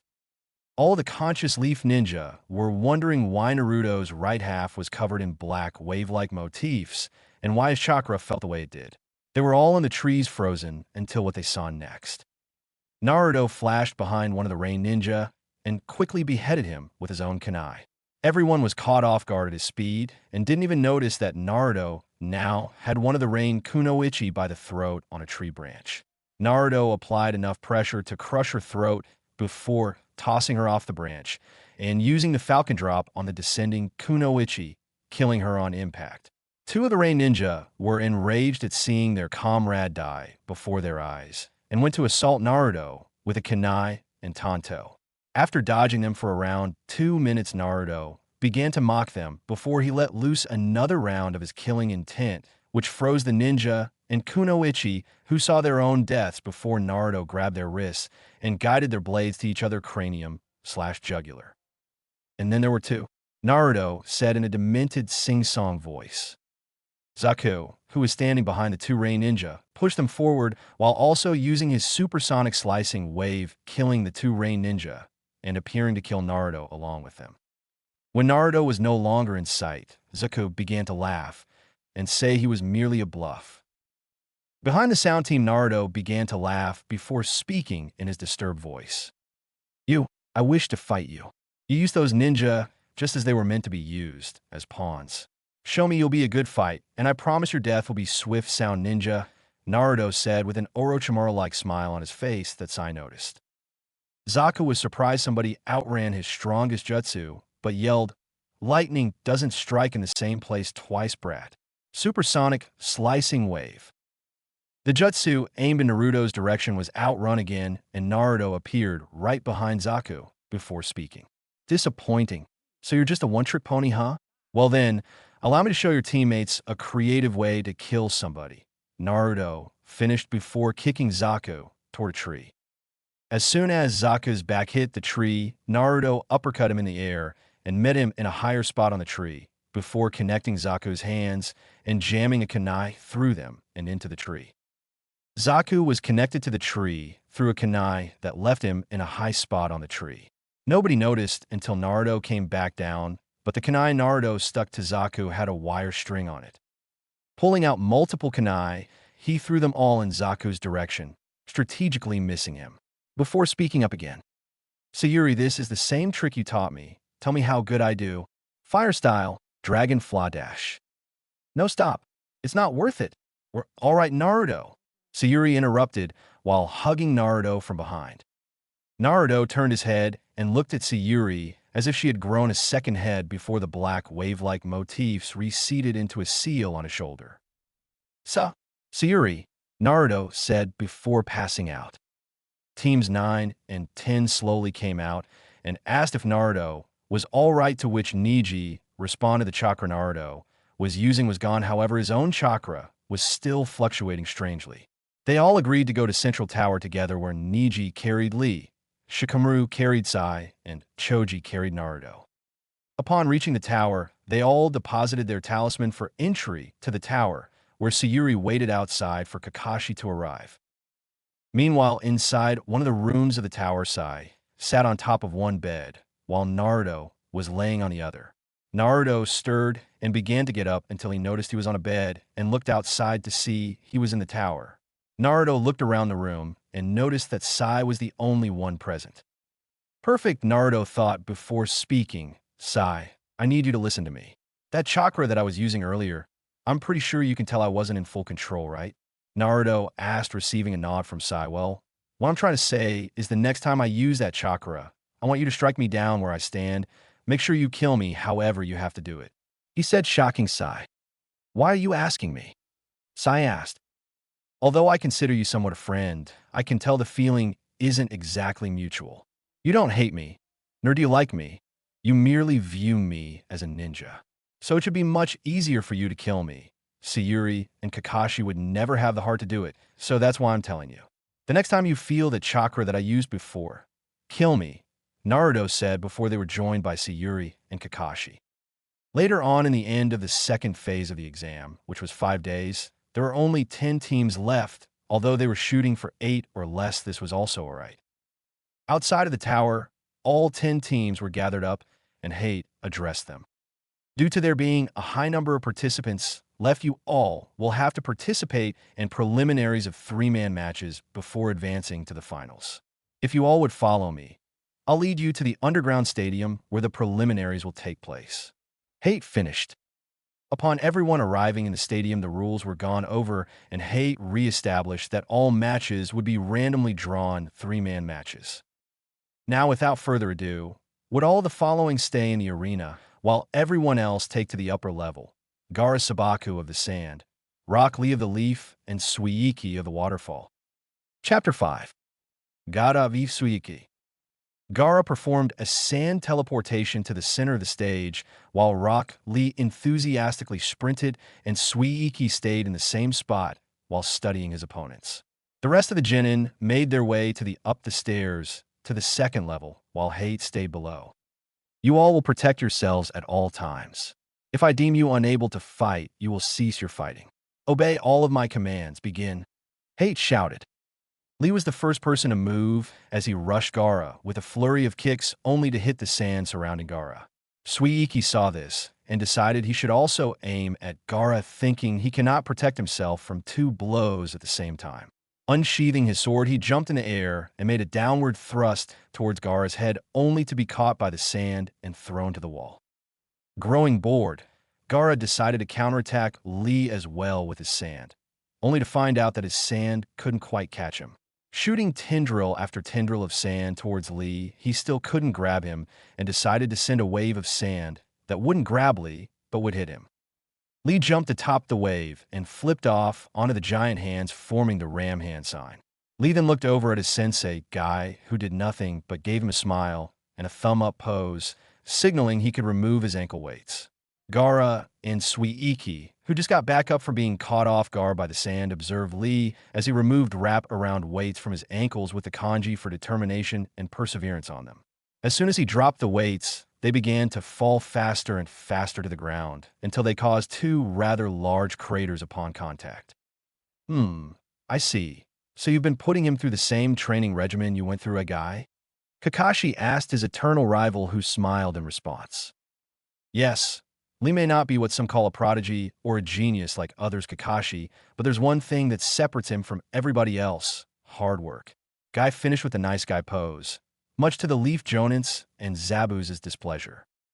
Zabuza then looked at Kurenai and Asuma before speaking. Don't tell me all of you leaflets act like these two. Not at all, Kurenai quickly responded.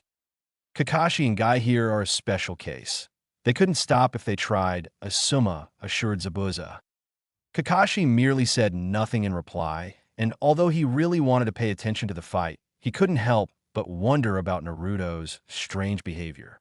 Naruto hadn't spoken a word to either him or Sayuri, but he was always beside Sai, and although he wasn't paying attention to the fight, one could tell he was severely concentrating on something.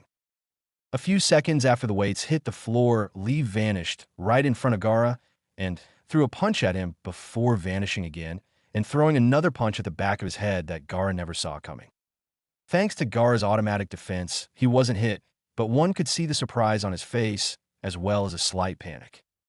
No way, no one ever gets to Gaara like this. What the hell is this kid? Kankuro thought. Gaara began to look around for Lee as his eyes couldn't keep up with him, and for the first time since he could remember, Gaara had been struck by one of Lee's downward kicks. As soon as he was hit, Gaara felt pain near the back of his head and immediately set out a wave of sand to all areas, which Lee dodged with even more ease while Suiiki remained playing possum, waiting for the perfect moment to strike. Lee disappeared once again and started to land more blows on Gaara, and even released the Gate of Pain before kicking Gaara skywards and wrapping him in bandages and using the Hidden Lotus. As soon as they hit the floor, Lee jumped away and looked at his work until Gaara's body began to decay as if it were made out of sand. The sand that replaced Gaara's body moved for Lee until he jumped away in the air towards Suiiki's direction. Perfect. No matter how fast you won't dodge this, Suiiki thought, before throwing multiple kunai at Lee. As Lee began to dodge a few of the kunai, he didn't notice Suiiki jumping off of the wall with his sword ready to put the finishing blow on Lee. Lee, Tintin yelled for Lee to look up and see Suiiki going to attack him the same way he tried to surprise Gaara. Lee looked up and found himself in a terrible spot. He knew he couldn't move in time. Hopefully thinking the blade would miss something vital, Lee put his arms in the way.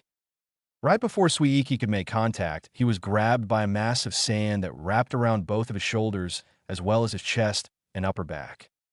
Lee had fallen to the ground and turned to see Gaara standing a distance away from them, missing the side of his head that was repairing itself as sand.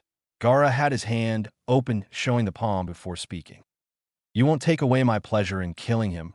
I'll remove you right now," he said before closing his hand and shouting sand burial.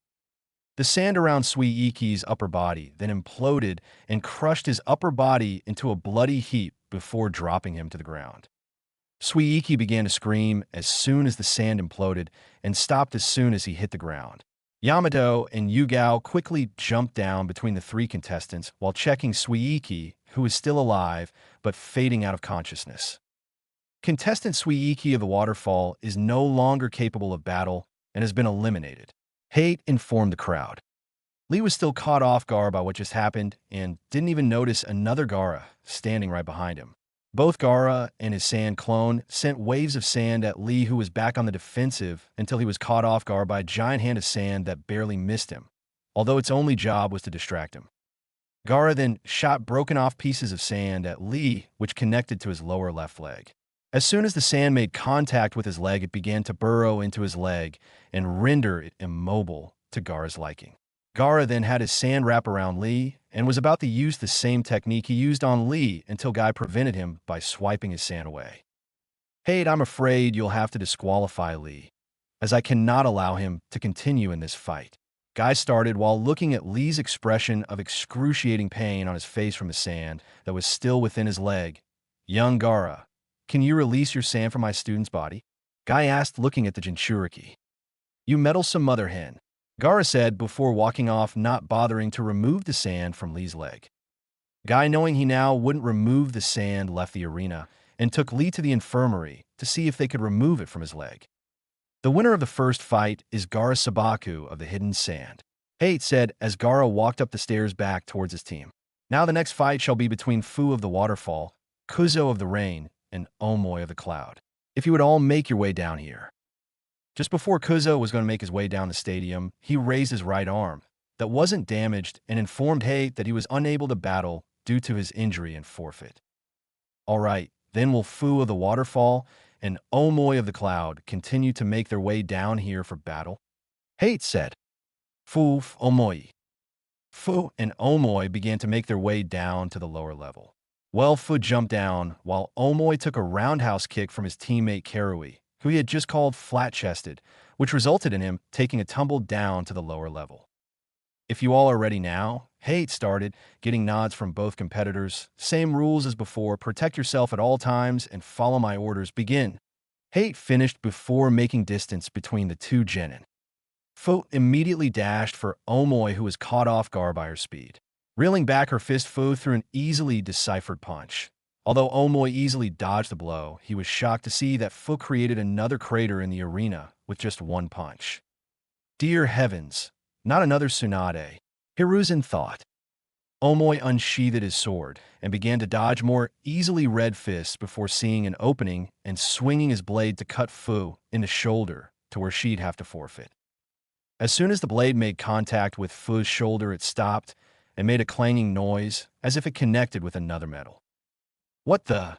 Alright, looks like I'm going to have to use that jutsu, Omoy thought. Omoy put his hands into a familiar seal before calling out the Shadow Clone Jutsu, where 4 clones popped into existence and surrounded Fu. Foreseeing there was no way for her to dodge, all 3 blades grew 6 wings and began to fly upwards. Omoy, who was going to use his patented hidden miss slice, was caught off guard once again when he saw the mint-haired Kunoichi sprout wings and begin to fly toward him. Steeling himself and hoping for the best while expecting the worst, Omoy brought his sword down in a downward thrust where he made contact with Fu. Fu's arm was slightly pierced by the blade until she removed it and grabbed onto Omoy by his jacket. Still flying upwards, she was now above the second level where everybody was standing and began to spin Omoy around in a whirling motion until everything was a blur and beamed Omoy to the ground, creating the 4th crater of the day. They sure are flashy little kids, Hiruzen thought, thinking back to his days as a sensei to Jiraiya. Now it's time to finish this chome. Fu mentally communicated with her tailed beast before gathering just enough chakra for her to still be somewhat subtle. Flying down almost as fast as she tossed the now downed Omoy, Fu came down with a whirlwind-like force flowing around her before yelling Hidden Waterfall Hurricane and connecting the finishing blow to Omoy. Hate came down and inspected Omoy before ruling him incapable of battle. The winner of the second match is Fu of the Waterfall. Hate began before turning his attention back to the monitor. Will Hatsuchi of Iraq, Temari Sabaku of the Sand, and Shikamaru Nara of the Leaf make their way to the lower level? He finished. The 3 competitors made their way to the arena, and Shikamaru already had 5 different situations going through his mind. He knew there was no way he'd be able to beat Temari in a closed-up space if she was as good with the wind style as he thought she was. He looked over to Hatsuchi and could tell he would most likely be his first opponent. What a drag. If I can wait out long enough and catch them off guard, I'll easily win. However, if one of them is eliminated easily, I'll really have to pull something then. Is it still too late to forfeit? Shikamaru thought before remembering his mother told Ino to fill her in on everything that occurs during the exams. Are the competitors ready? Hate asked, getting curt nods from all 3. Begin. Hatsuchi quickly formed the sign of confrontation before expelling multiple humanoid creatures made of composed of rock from his mouth. Temari merely responded by swinging her fan that was laced with wind chakra that sent multiple air currents towards the golems and ended up bouncing off the walls and slightly catching Shikamaru.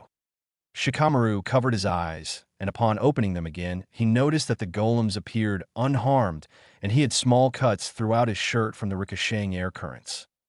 Man, wonder if I get rid one of these guys and give up Mom would lay off. Shikamaru thought before pulling out a kunai laced with a paper bomb and threw it in the direction of the golems. The explosion went off, yet only one of the 3 golems began to crumble. Hatsuchi stayed behind his golems and waited for a clearance to attack. Temari was upset that neither her jutsu nor the explosion had done any serious damage to the golems and prepared to launch another attack until a bright flash went off.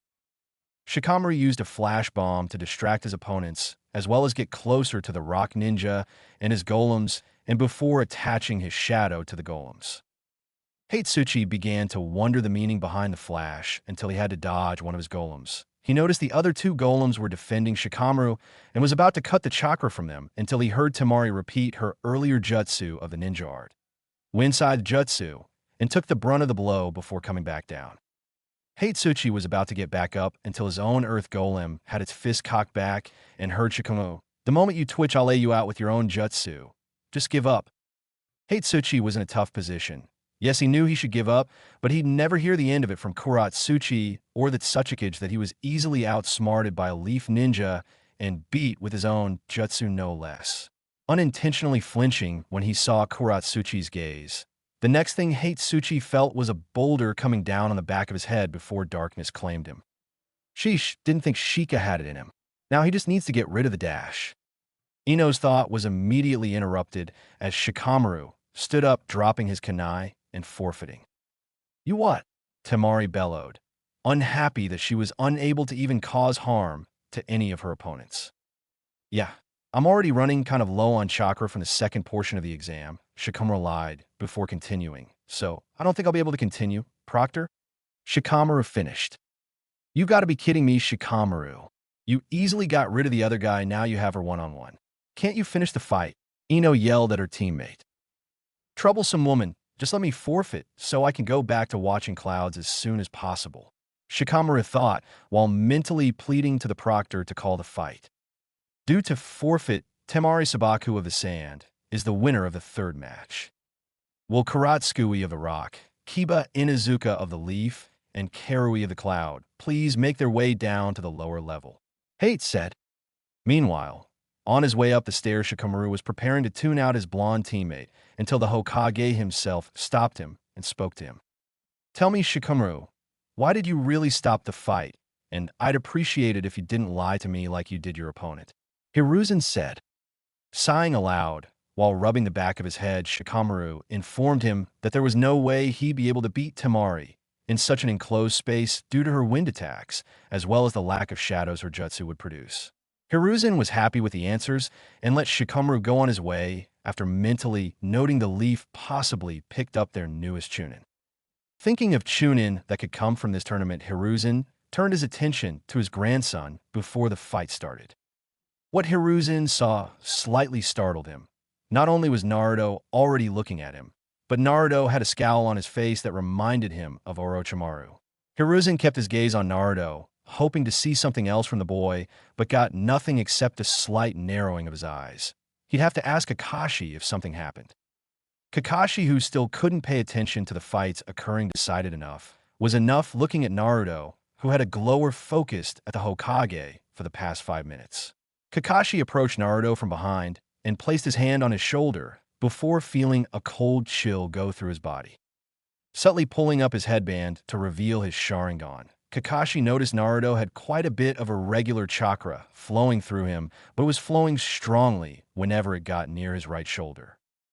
Naruto turned his scowl to Kakashi and began to turn loose from his grasp until Kakashi clutched down on his left shoulder even tighter.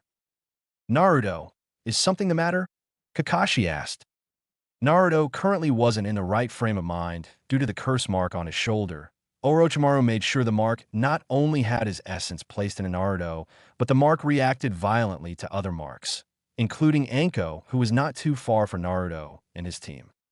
Sai and Sayuri both looked at Naruto and Kakashi and noticed the tension between the two sibling-like figures. Sayuri informed Kakashi of what occurred in the forest, but in the end wanted to chalk it up to being in a high-stress situation. But looking at him now, Kakashi began to wonder if Naruto truly was undergoing something. He seemed a tad too cold to be bluffing to just scare his opponents. Naruto didn't reply, but kept scowling and turned it to Anko, who noticed. Anko made a face at Kakashi, which basically said, "Put your Jinin on a leash before I do it for you." Kakashi was lost, first the Hokage, then himself, and now Anko. Just what was up with Naruto? Kakashi was going to distantly reply to Anko until he saw her approaching him. "Oh boy, just what I need. Now Anko's really going to start big dash." Naruto grabbed his right shoulder and began to release a small bit of chakra due to Anko's proximity to him. Kakashi was now caught off guard at his younger brother, who was now kneeling on the ground and hissing in pain while grabbing his shoulder. Sai was now on high alert, remembering his conversation with Naruto and wondering what would happen if he had to kill him in front of everyone. Anko was now right next to Kakashi and Naruto and began speaking. You know, Brad, just because you're on your period doesn't mean you have to make crazy faces at everyone. Anko said. Not now, Anko. Kakashi began. Do me a favor. When Naruto's match begins, ask Hate to delay it if we aren't back. Whoa. Just because the kid is in a little pain doesn't mean you can take him to go get checked out. He's a genin and competitor like everyone else out here. Anko said, grabbing Kakashi's arm, preventing him from leaving. Kakashi had his hand on Naruto's shoulder while Anko had her hand on his arm. As soon as Anko touched Kakashi, Naruto had an outburst that was near deafening. The match going on between Kiba, Karui, and Kuratsuchi even hesitated for a moment when they heard him yell. Sai immediately felt the chakra get stronger and unsheathed his tanto. Sayuri, who saw this, panicked and grabbed on his Sai before slamming him to the wall behind him. What the fuck is going on? Thought Anko and Kakashi at the same time. Was Sai really about to do what I think he was? Kakashi thought before Naruto took a swipe at Anko, who moved just in time. As soon as Anko let go of him, Kakashi teleported him and Naruto out of the room. Everybody who was on the second floor caught the exchange and began to wonder what was going on. Due to Sayuri and Sai never being confronted by Orochimaru, they were both unaware of the curse mark that was placed on Naruto. Underground, the arena. Naruto, do you realize you probably just got yourself disqualified? Tell me what happened in the forest since you were the one separated from the group, Kakashi asked. Naruto immediately began to calm down since the distance between he and Anko had been lengthened. He looked at Kakashi with a tired expression and began to explain everything he could remember. Kakashi, you have to keep Anko away from me. Good luck with that. She's not going to be happy about that cheap show dash. That's not what I'm talking about. I understand what he meant when he said to talk to Anko about the seal, he replied. Anko? Seal. Naruto, what happened in the forest? Naruto began to explain everything that happened in the forest, including his altercation with Orochimaru, and explained to Kakashi that he didn't remember killing any rain ninja or even saving anyone. Kakashi wasn't one to panic, but the first thing that began to go through his head was if Naruto's life was too good to be true, if this seal was that bad, then Naruto was in big trouble. Sai, all right, Naruto, I'm going to try and do a quick curse sealing. But that'll take too long. Even if you try to be quick about it, I'll miss my match by the time you're finished with this. Naruto said, Naruto, this is more than just a match. If I don't put this seal on you as soon as I can before you have to fight again, you might lose it. You can no longer use your own chakra with this mark on you. We need to do this right now, whether you like it or not. Kakashi said with a tone that meant no arguing. Kakashi quickly teleported back to the outside and noticed the match that they left was ending with Kuratsuchi being the winner. Kakashi approached Yugao and tried to be as discreet as possible. Yugao, I need your assistance at the moment. Captain, I don't think right no dash. Yamato began before Yugao interrupted in a hushed tone. What's wrong with Naruto? Yugao questioned, not taking her eyes off the battlefield. Naruto had a curse mark placed on him in the forest by Orochimaru. Kakashi replied. The three proctors looked at him with shock on their faces. Was Orochimaru good enough to sneak in the Chunin exams and not be noticed? Who's to say he wasn't disguised as someone who was currently in the room with them? I can't go right now. Kakashi, take Kurenai. She should be able to go, Yugao said. Kakashi quickly explained to Kurenai, who agreed. Kurenai came to like Naruto and figured if she could help Kakashi with the curse sealing, then he could try and fight in the tournament. Before they left, Kakashi and Kurenai heard Hate call out the next match, who featured Hinata, Sayuri, and the last waterfall ninja by the name of Shinrin. Kakashi and Kurenai both gave their students an apologetic look and left to start the curse sealing. Sayuri remembered that Kakashi asked Anko if she could get Hate to halt the match, and seeing how Anko was still upset with Naruto, she took it in her own hands to prolong her fight as long as she could. You better thank me and kick some serious ass when you get back here, Naruto, Sayuri thought. Back underneath the arena, Kurenai and Kakashi were starting to write out markings around the curse mark. Naruto, this is one of the quickest methods when it comes to suppressing things like this. However, it is painful, so I need you to bear with us, alright? Kurenai said. Let's do this. I can take pain, Kurenai-sensei. The quicker we do this, the quicker I can get through my match. Naruto stated, sitting still like a statue. Kakashi began to run through hand signs while Kurenai finished the last markings on his body. Naruto, when I place my hand down on the mark, I want you to focus your chakra as much as you can away from it. Like Kurenai said, this will be more than a sting, so you're going to have to endure it. Cursed ceiling, Kakashi called out. Naruto bit down onto his lower lip and punctured it as blood ran out of his mouth at the searing sensation. Inside of his head, Naruto could hear that the voice in his head was fading away until he couldn't quite hear it anymore. Naruto was happy that he could no longer hear the voice, but he'll be damned if he wasn't in pain. Kurama couldn't heal him due to the fact the only people who knew the five-pronged seal release were the Hokage and his students. Hiruzen couldn't leave at the moment, so Naruto would have to go through the first round before getting it removed due to Jiraiya and Tsunade not being in the area. Kurenai, seeing the sealing was successful, bid the brothers adieu and returned to the arena. Upon reaching the arena, she noticed that Sayuri and Hinata were the only two left in the match, and hoped Hinata would fare well against the Uchiha. Well, we shouldn't keep them waiting. You never know if your match is next. Remember, nothing besides taijutsu in your fight until Lord Third can get this other seal off of you, alright? Kakashi said with a slight smile. I know you aren't talking about me being late, Kakashi. Naruto said before standing up. Goodness, Naruto. If I didn't know any better, I would think you're saying I'm late on purpose all the time. Kakashi said to a deadpan Naruto before putting his hand on top of his head and teleporting back to the arena. Upon his arrival, everyone slightly cringed at seeing Naruto's return. Kakashi discreetly nodded towards the Hokage and returned his attention back to the match. Naruto, who saw the look on everybody's faces, decided to do something that would show everyone he was slightly better. Let's go see Yuri. You said you'd beat me in the next round, right? Naruto bellowed from the second level. Sayuri hated it that she was slightly put on the spot and re-engaged Hinata for another 3 minutes before ending the fight in her favor with her brother's fire style. Phoenix Flower, Shuriken Jutsu. The winner of the fifth match is Sayuri Uchiha.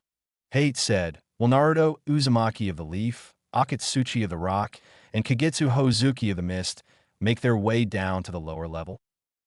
Upon hearing the other names, Naruto was slightly disappointed he got Kagetsu instead of Haku or Chojuro, since he couldn't have a partner to help eliminate Akatsuchi first. Once all three competitors were down on the battlefield, facing each other, Hate told them the rules again and was about to begin the fight until Zabuza interrupted. Kagetsu catch. Zabuza yelled before chucking the executioner's blade at his student, who caught it with a smirk. That brat is something else. You'll need it. Zabuza finished while looking Kakashi in the eye. Naruto was slightly cursing. Not only did he have only enough chakra to run and stick on walls, but now he had to deal with Zabuza's blade again. If that's all, begin. Hate called. Kagetsu and Akatsuchi immediately rushed Naruto, who evaded the both of them, and found he was not being able to counterattack either one of them without having to take a serious blow from the other. With Akatsuchi swinging those fists made of rock around along with Kagetsu the executioner's blade, Naruto was surprised neither one had hit each other. Man, this guy's way too quick on his feet. Kagetsu thought before taking a peek at the rock ninja not too far from him. Kagetsu then turned and began to go up against Akatsuchi, who was upset he had to stop fighting Naruto. Akatsuchi and Kagetsu began to trade blows while Naruto merely waited for the perfect opportunity. Little did Naruto know that opportunity would come in the form of the sword. Akatsuchi just dislodged Kagetsu's grip. Naruto looked at the sword, and then looked at Kagetsu, back at the sword, once towards Zabuza, and more time at the sword. Oh, what the hell? I'll give it back to Zabuza when I'm done with it, Naruto thought. Upon watching Naruto raise the sword, Zabuza made a mental note to chew Kagetsu out and intimidate Naruto for using it when it was all said and done. Kid's got cheek, using the executioner's blade. What blade will you use now, Kagetsu? Zabuza thought. Unknown to everyone in the tournament except his team, Kagetsu Hozuki was a collector of the legendary blades of the Hidden Mist. Starting the fight with Zabuza's executioner blade, he was also in possession of his sewing needle, helmet splitter, blast sword, and thunder swords. Kagetsu formed a snake hand seal before using water style, exploding water shockwave which filled the lower level up 3/4 of the way to the second level. Kagetsu then used ninja art, hidden mist jutsu. So now he's getting serious. Well, let's see what you got, Brad. Zabuza thought. This kid must be a prodigy swordsman. He's already turned the tide in his favor. I got to admit, I've only used this technique against Master Zabuza. At least you too can say you got to witness it, Kagetsu said before 3 water clones emerged from the water. Lightning style, depth charge, Kagetsu yelled out. Oh damn, got to move, Naruto thought before jumping from out of the water, only to be met by Kagetsu, who was holding the helmet splitter and struck with the axe before hammering it through the executioner's blade, breaking it. You gotta be kidding me. And I still can't see him or feel his emotions since I'm still cut off from Kurama, Naruto thought before dodging another swipe at the last moment. Naruto was about to run again until he heard a loud explosion followed by Kagetsu yelling, "Rock Boy here is no longer involved Proctor," before heaving the large Akatsuchi to the second level. Son of a bitch, how the hell am I supposed to get to him through this mist? Naruto thought before almost plunging into the water from his lack of chakra. Wait a minute, Zabuza once said this blade can reform if itself using the iron harvested from the blood of its victims. This'll hurt, but it's my only choice, Naruto thought before dragging the jagged edge of the blade across his left arm. The blade immediately began to regenerate, and Naruto went back on the defense guarding against the multiple blade wielders. Naruto then noticed they were attacking in a pattern and timed it again before cutting down the clone that was carrying sewing needle. Now holding both blades, Naruto was on the offensive and actually outdueled Mangetsu in a test of swordsmanship, much to the Hozuki's ire. Now very awkwardly, Naruto was holding all 5 blades and waiting on Kagetsu's next attack. He noticed the mist had begun to slack, although he still couldn't see Kagetsu at all. Kagetsu was using his clan's secret liquefied jutsu and was slowly rising out of the water behind Naruto. Lifting his hands, which were still in a slight liquefied state, Kagets caught Naruto with the drowning water blob technique, preventing him from breathing. Naruto knew he was in a terrible situation. If he dropped the swords, he'd basically be starting the fight over, although if he held on to them, he'd be out in a short moment. Naruto chose option number 3 and cut the chakra off at the soles of his feet and dropped into the water below. Once reaching the bottom of the water, Naruto placed down all of the swords except the explosive blade. Nearing his way to the top of the water, he was surprised to see 4 Kagetsus with the blades he had just placed down. Apparently Mist Ninja are half fish because Naruto never even saw Kagetsu in the water with him. Naruto then took out a kunai and sliced away at the paper bombs on the sword before unraveling an enormous length of them, which surrounded him and all of his oppositions. Hey, you idiot! You'll blow us all away if you use that many paper bombs, Kagetsu yelled, knowing not even he would be able to avoid the explosion caused by the sword. Forfeit, and I won't use it, Naruto said. Like hell I will, lightning style, dep dash. You asked for it. Naruto interrupted the Hozuki before the large explosion went off, blowing multiple holes in the walls, as well as getting rid of most of the water in the stadium. When the smoke cleared, Kagetsu and Naruto were both seen face down and unconscious. Hate jumped down and was about to call the match a draw until Naruto began to stir and move to rise. Everyone was surprised to see Naruto moving until they turned horrified, noticing his left arm was mangled to the point it almost looked as if it would have to be amputated. The arm hung limply as Naruto pushed himself up to stand long enough to declare, "He WS, the last one standing," before passing out again. Tsunade was running like a bat out of hell. Her grandson had just shown his recklessness to win a preliminary, and now he may have to get his arm amputated. The first thing she was going to do was try to heal him, then she'd scold him for being so reckless. And when he was back to 100%, she'd beat him down to 10% and repeat the cycle. Upon entering the sickbay, Tsunade was met by Shizun, who was informed by Hiruzen that Tsunade should begin the treatment by using the 5-pronged seal release to free the Nine Tails chakra from, as well as get rid of Orochimaru's curse seal. Naruto would wake up 3 days later to a disheveled Tsunade who was using his thigh as her pillow. Naruto noticed that from his left elbow down to the fingertips was bandaged like Niji's. His left shoulder still had a slight singed look, but wasn't in too much pain, mainly tender. Might as well face the music now, Naruto thought, before a booming voice echoed throughout his head. You blasted heathen. I informed you the minute we began a fight that Snake to go all out. But the minute he mentions your grandmother's lover, you allow yourself to get distracted. Kurama, you're back. Oh man, am I glad to hear you. It's been way too L-dash. I should have let you die. However, I will not allow myself to fall victim to something as lowly as those legless lizards. We will be training in you being able to utilize more of my chakra, since 3 tails is obviously not enough for your pathetic skills. And here we go.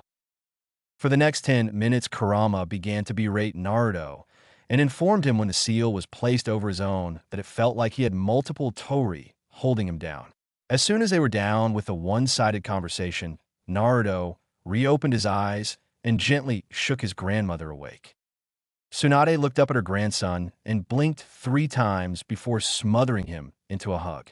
As soon as the party outside of the room heard the commotion, they quietly opened the door and peeked in to see Tsunade hugging Naruto. Although they were told not to enter the room by Tsunade herself, they couldn't help but walk in and stand near the door.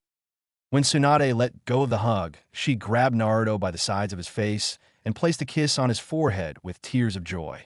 She then flicked him on the stomach with a bit of chakra and told him he was stupid for doing something like that. Holding onto his stomach, one of the first individuals he spotted in the crowd was Kakashi. Hey Kakashi, how'd the rest of the Chunin exams go? Goodness Naruto, don't you think you should be focused on healing before you go off training?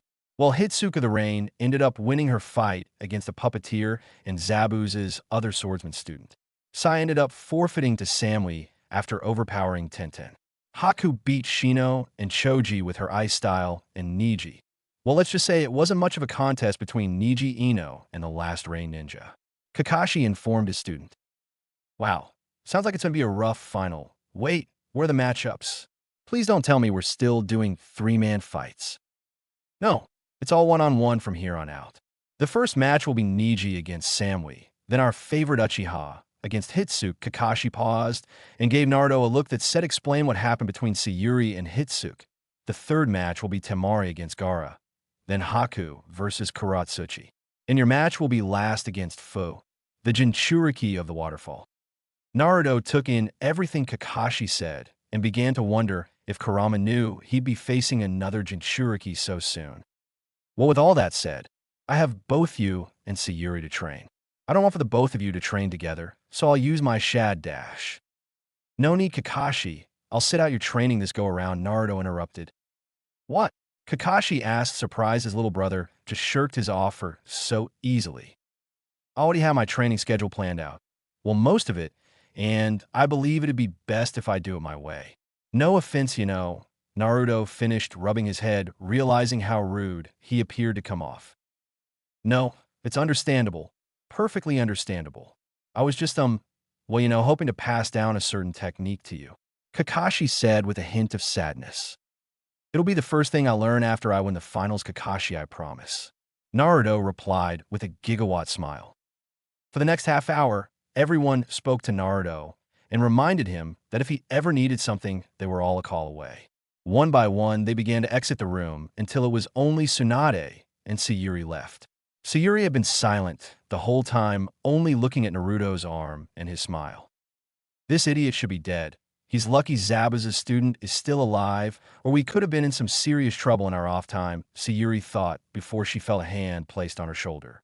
Looking up, she saw Tsunade mentally giving her the green light to go to Naruto before exiting the room herself. As soon as she was in arm's reach of Naruto, she was pulled onto the bed and kissed deeply. Although he was still tender, he could handle Sayuri's light frame as she responded by deepening the kisses.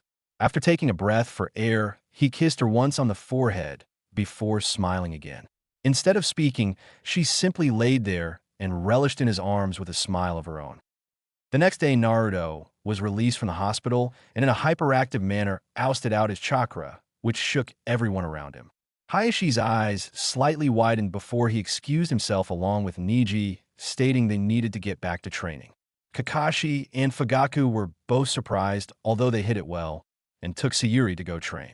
Tsunade informed Naruto that he'd be with her during the evenings for more training.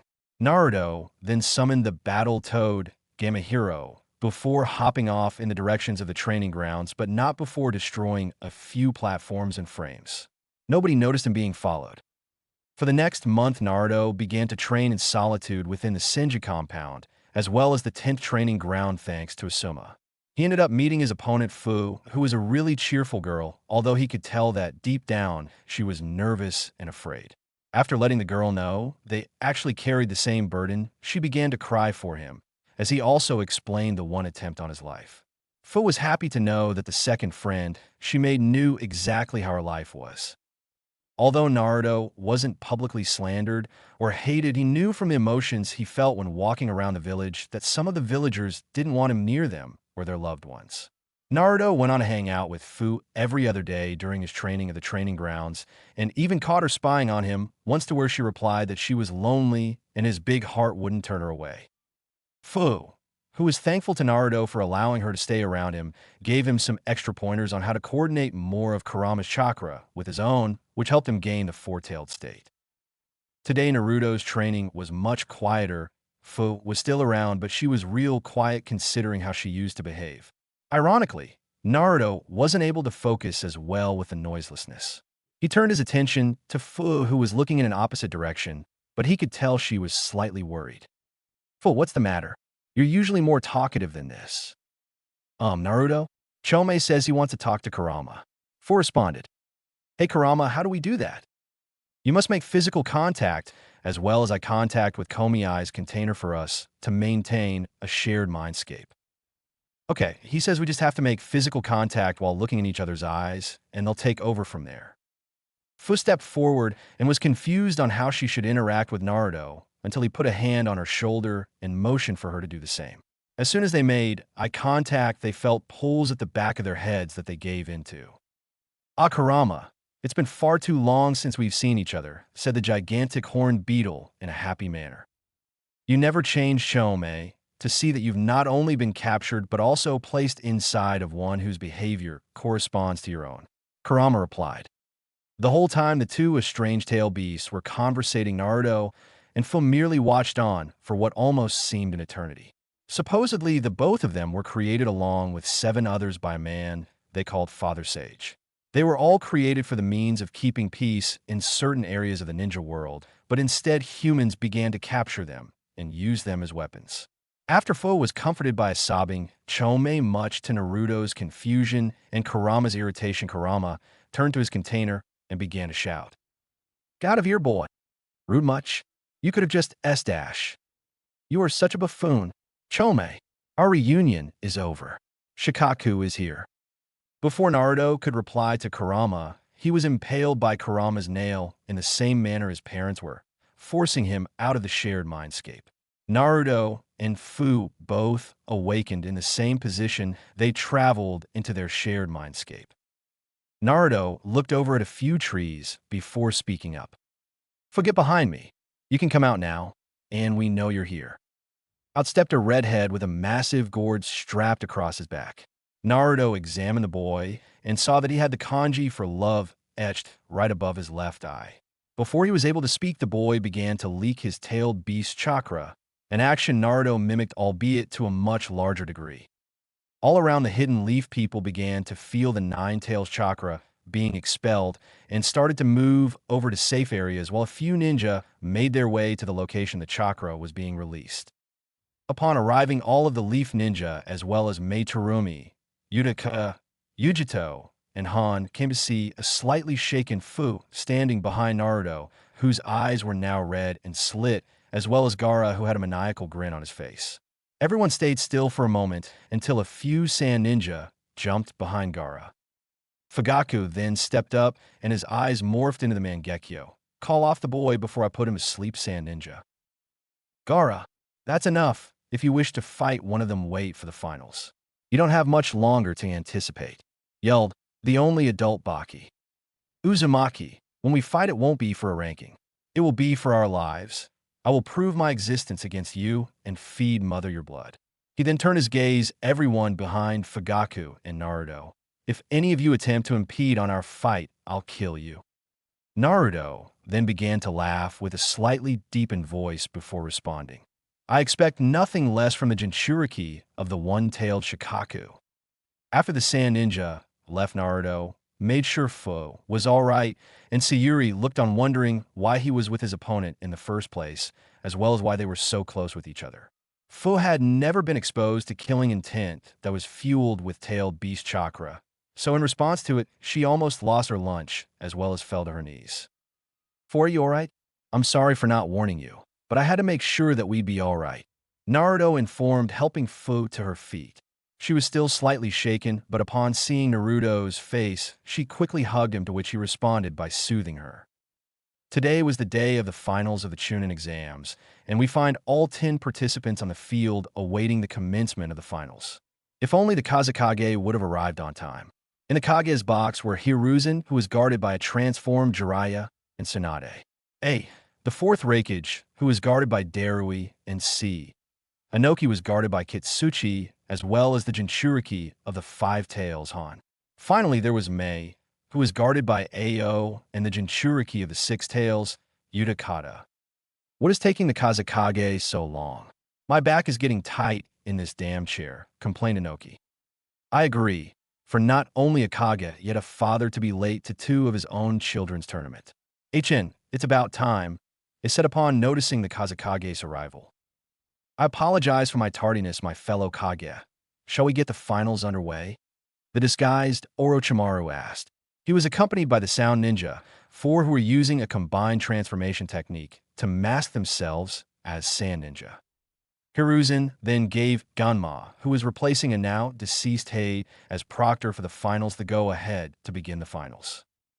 After going over the same rules as before, he motioned for everyone besides Neji and Samui to leave the battlegrounds.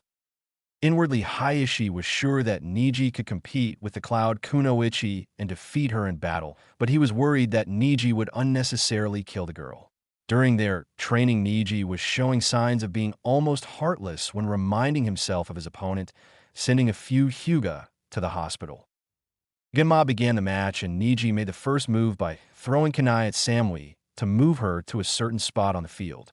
As soon as she was in the spot, Neji immediately went in for the kill, but was stopped by Samui, who extended both of her hands before flying through hand signs and shooting a barrier of water from her mouth, before going through more hand seals and encasing herself along with the water and lightning. Neji was slightly stunned from the lightning-imbued water before rising back to his feet. Samui rushed Neji with her tanto and was quickly put back on the defensive, as Neji was able to easily overpower her in close-range combat. Samui then threw a kunai at Neji, who easily dodged it. As soon as the Kwani went past him, another Samui poofed into place from the kunai and grabbed Neji before dispersing into a shroud of lightning. Lightning clone? Damn it, I can't take too many of these types of blows, Neji thought in rage. Neji slowly stood up while Samui was closing in on him again with the intent to end the fight until 2 hands emerged from the ground, stopping Samui dead in her tracks. What the? No Hyuga has ever used jutsu outside of their clan's fighting style, Samui thought, shocked. Meanwhile, in the arena, there were others who were also surprised at Neji's actions. Hayashi, although taught Neji during their training to use jutsu outside of his clan style, just like his father had at one point in time. Hayashi went on to find out that Neji was an earth-style user, which made his perfect defense even stronger. Hayashi smirked with closed eyes before returning his attention to the fight. Samui cut at the mud clone holding her before it was able to drag her into the ground. Looking up, she saw Neji closing in on her and slash him with her tanto, also watching him turn into mud. 2 mud clones? What the hell is this kid? Samui thought. The real Neji then emerged from the ground and began using his clan's 8 trigrams 64 palms on Samui. Samui was now on the ground after being surprised by 2 mud clones and rendered immobile due to her chakra points being cut off. As Gunma began to cease the fight and rule Neji, the victor said Hyuga took off and aimed an attack at Samui's chakra point right above her heart. Yujito Omoi, and Karui all began to move, seeing Niji's intentions, but were beaten by Naruto, who stood in front of Samui with both arms extended. Niji skidded to a stop, not trying to strike Naruto. The three Cloud Ninja landed on the battlefield behind the downed Samui, while Yujito looked at Naruto with a curious face. Niji scowled at being stopped, avenging his father, and demanded Naruto give him his reason for stopping him. The fight is over, Niji. There's no reason for that. It won't bring him back, and you know it. Naruto replied, saying the last part loud enough for him to hear it. Niji knew of Naruto's situation and past just like Naruto knew of his. Niji was then surprised as Hayashi made his way down and called him over to speak with him in privacy. After leaving Yujito and Genma, both approached Naruto, while Omoi and Karui carried off their teammate. You know, Hokage's favorite? Or not, if you do that again, I'll be forced to disqualify you, right? Genma asked with a smirk. Oh yeah, trust me, I've been reminded more than once. Naruto replied, rubbing the back of his head. Uzumaki, if I may. Yujito asked before motioning him to follow her. I know of your Jinchuriki status thanks to your little confrontation, and I just want to thank you for your actions of protecting my student. I'm also aware of the Hyuga Cloud affair, and I believe you should inform your comrade that although it cannot be forgotten, or maybe even forgiven, he should know that the cloud no longer operates in such a manner. Yujito informed Naruto. Don't worry about it. Niji is a little rough around the edge for a Hyuga, but I'm sure if he comes around you'll be surprised with how nice he can actually be. Naruto replied. Meanwhile, back on the battlefield, Genma exhaled loudly before continuing the finals. Will Sayuri Uchiha of the Leaf and Hitsuke Sanshuo of the Rain make their way to the field? Hitsuke strutted past Naruto before winking at him, which was just enough for a certain Uchiha to call her out of her name aloud. Kakashi, who was standing near Naruto, along with the other Jonin senseis, mildly blushed. Oh my, is that jealousy, Naruto? He asked, teasing his little brother's relationship. I've never heard Sayuri even say that before. Naruto replied. Don't look now, but Lord Fugaku looks a tad curious as well, Kakashi said while giggling. Naruto, who couldn't help it, looked around for Fugaku, and upon making eye contact with him, gulped aloud, now seeing why he was also known as Wicked Eye Fugaku. Fugaku's gaze promised a future talk with the boy his wife considered a second son.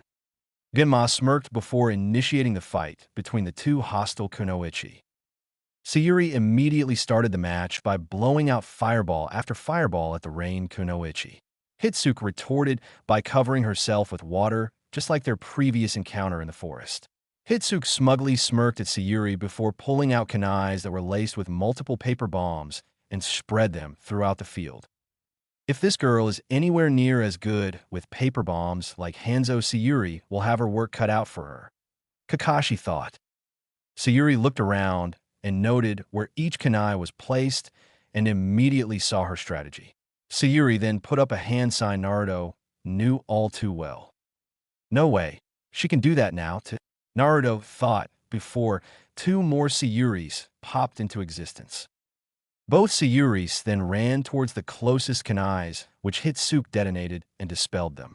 Sayuri smirked, seeing that her plan worked in widening the amount of room she had to work with. Sayuri and Hitsuke then began a battle with their respective blades, a ninjato for Sayuri and a kuzurigama for Hitsuke. With their blades, they proved to be an even match for each other, until Sayuri used her sword to pin the chain between Hitsuke's sickles to a tree and grabbed the both of Hitsuke's hands. Trying to overpower each other, they made eye contact before Sayuri smiled at her rival.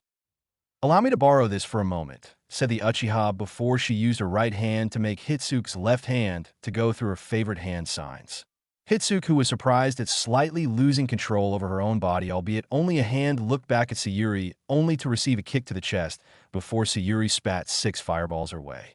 Hitsuke wasn't able to dodge all 6 fireballs, but was elated to see where Sayuri currently was standing on the field. Bringing her hand up in a half-ram sign, Hitsuke watched as Sayuri began to get covered by fire-imbued paper bombs. She saw the look of panic on Sayuri's face and was ready to finish the battle. No, wait, don't do it, Sayuri yelled, fearing for her life. Give up, girlie. It might not save you the embarrassment, but it'll sure save your life, Hitsuke replied with a smirk. Wait, Before you do anything, you should really take a look at yourself. Sayuri replied with her own smile. Confused Hitsuke then looked down at her feet and saw the exact same paper bombs that were wrapped around Sayuri were now smothering her. What, but when could she have? Hitsuke thought before remembering that while she was fighting in close combat, she made direct eye contact with a fully matured Sharingan user. Sayuri then lifted her hand in a half-ram sign before speaking. Now, what was it you were saying? Oh yeah, give up, girlie. It might not save you the embarrassment, but it'll sure save your life, Sayuri said with a mocking tone. Hitsuke was now upset at losing like this. Not only had she been beaten by the Uchiha, who was Naruto's girlfriend, but she had been beaten with her own technique. She then gave Sayuri and Gunma the signal that she surrendered. Winner of the fight, Sayuri Uchiha of a Leaf. The crowd erupted seeing how their local princess beat the Rain Zone. Naruto was whooping for his significant other while standing next to a smiling Kakashi. Sayuri looked into the crowd and saw her family giving smiles and a look of approval from her father. She made her way up to the winner's box, which was still vacant since Neji was still speaking with his uncle, but not before passing Naruto and their sensei. I hope you're ready later on to lose. I expect to beat you in the finals, Sayuri said. My, are we getting cocky now? Don't forget you aren't the only that has been training. Don't worry though, I plan on taking you serious this go-round, Sayu. Wouldn't want to fall victim to your Sharingan or Chidori, Naruto said, mentioning the Chidori low enough for her to hear. What the hell did you just say, Uzumaki? Sayuri said with a threatening tone. Oh, nothing. I'll meet you in the winner's circle, Naruto said before getting jacked up by Sayuri. Subtlety be damned. How the hell did you know about that? Have you been spying on me, Uzumaki? That's pretty underhanded for someone like you, Sayuri said with her hands still pulling at Naruto's collar. No, not at all. Kakashi wanted to pass down that technique to me, and I remember that you're a lightning-style user, so I just figured he'd teach it to you. I swear I didn't even know that he taught it to you. It's all just a coincidence, you know. Naruto replied, slightly fearful of his girlfriend. Sayuri eyed him for a few more seconds before loosening her hold on him. You better not have been spying on my training, she said before walking off. Don't you mean spying on you? Naruto asked aloud, only to receive a wink from Sayuri. Confused for a minute, he received a pat on the shoulder from Kakashi, who was smiling at him before whispering to him. You're no better than Jiraiya-sensei, you know, Naruto said with a deadpanned expression. The next fight shall be between Temari Sabaku of the Sand and Gaara Sabaku of the Sand. If both fighters wild dash. I forfeit, yelled Temari, interrupting Ginma. Exhaling to himself at being interrupted, Ginma responded, the winner of the third fight by forfeiture is Gaara Sabaku of the Sand. If Haku Yuki of the Mist and Kuratsuchi of the Rock could make their way down to start the fourth fight. Ginma said. Up in the Kage's box, Hiruzen slyly looked over towards Orochimaru, who was already looking at him. It appears Temari still isn't mentally prepared to face Gaara. Such a shame. All the other Kage knew of Gaara being an unstable Jinchuriki and merely waved the Kazekage off. Hiruzen, however, was deep in thought. Orochimaru, do you truly believe in yourself enough to take on your entire former team? Hiruzen thought.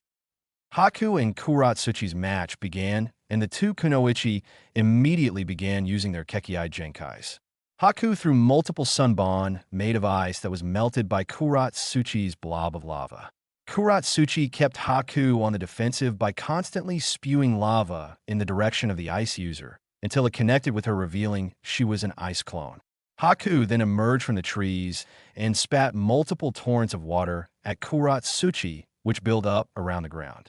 Kuratsuchi was getting ready to return fire until the water around her rose up and attacked her in the form of senbons. Kuratsuchi was now pissed. Not only was Haku using a Kekiai Genkai, but she was using one that Kuratsuchi believed to have been inferior to her own. Kuratsuchi then spat a torrent of her own water at Haku that made Haku dodge her again. A fight that's purely based off of Kekiai Genkai ninjutsu. Amazing, Kakashi thought to himself.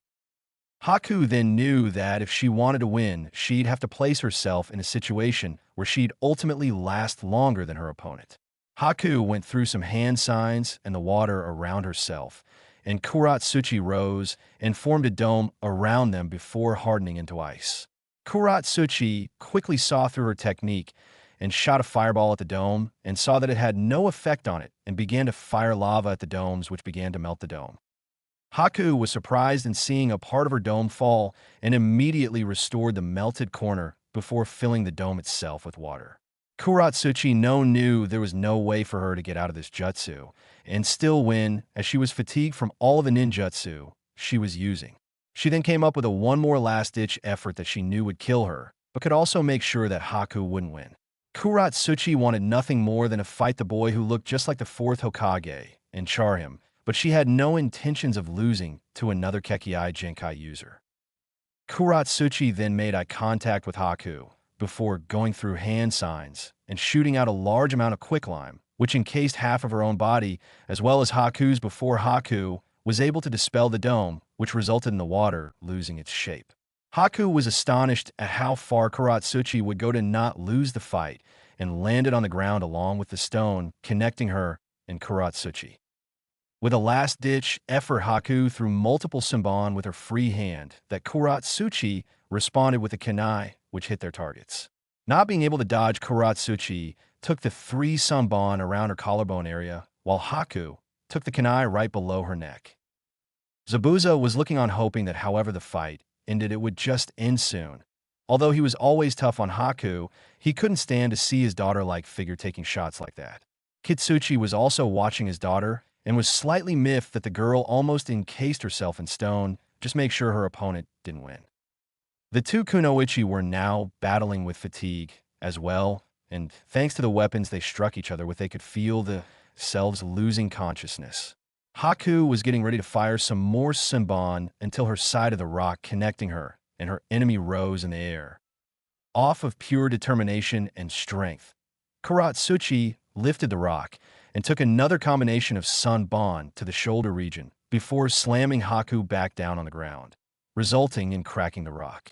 Haku's head bounced off the ground before she blacked out, and the Senbon in Kuratsuchi's shoulder-neck region forced her into a sleep.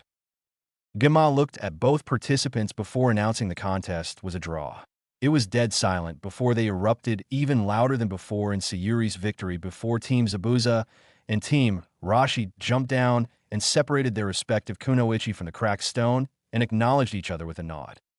After an Earth-style jutsu by Yamato that restructured the battlefield, if Naruto, Uzumaki of the Leaf, and Fu of the Waterfall would make their way down for 5th battle, Gema called out.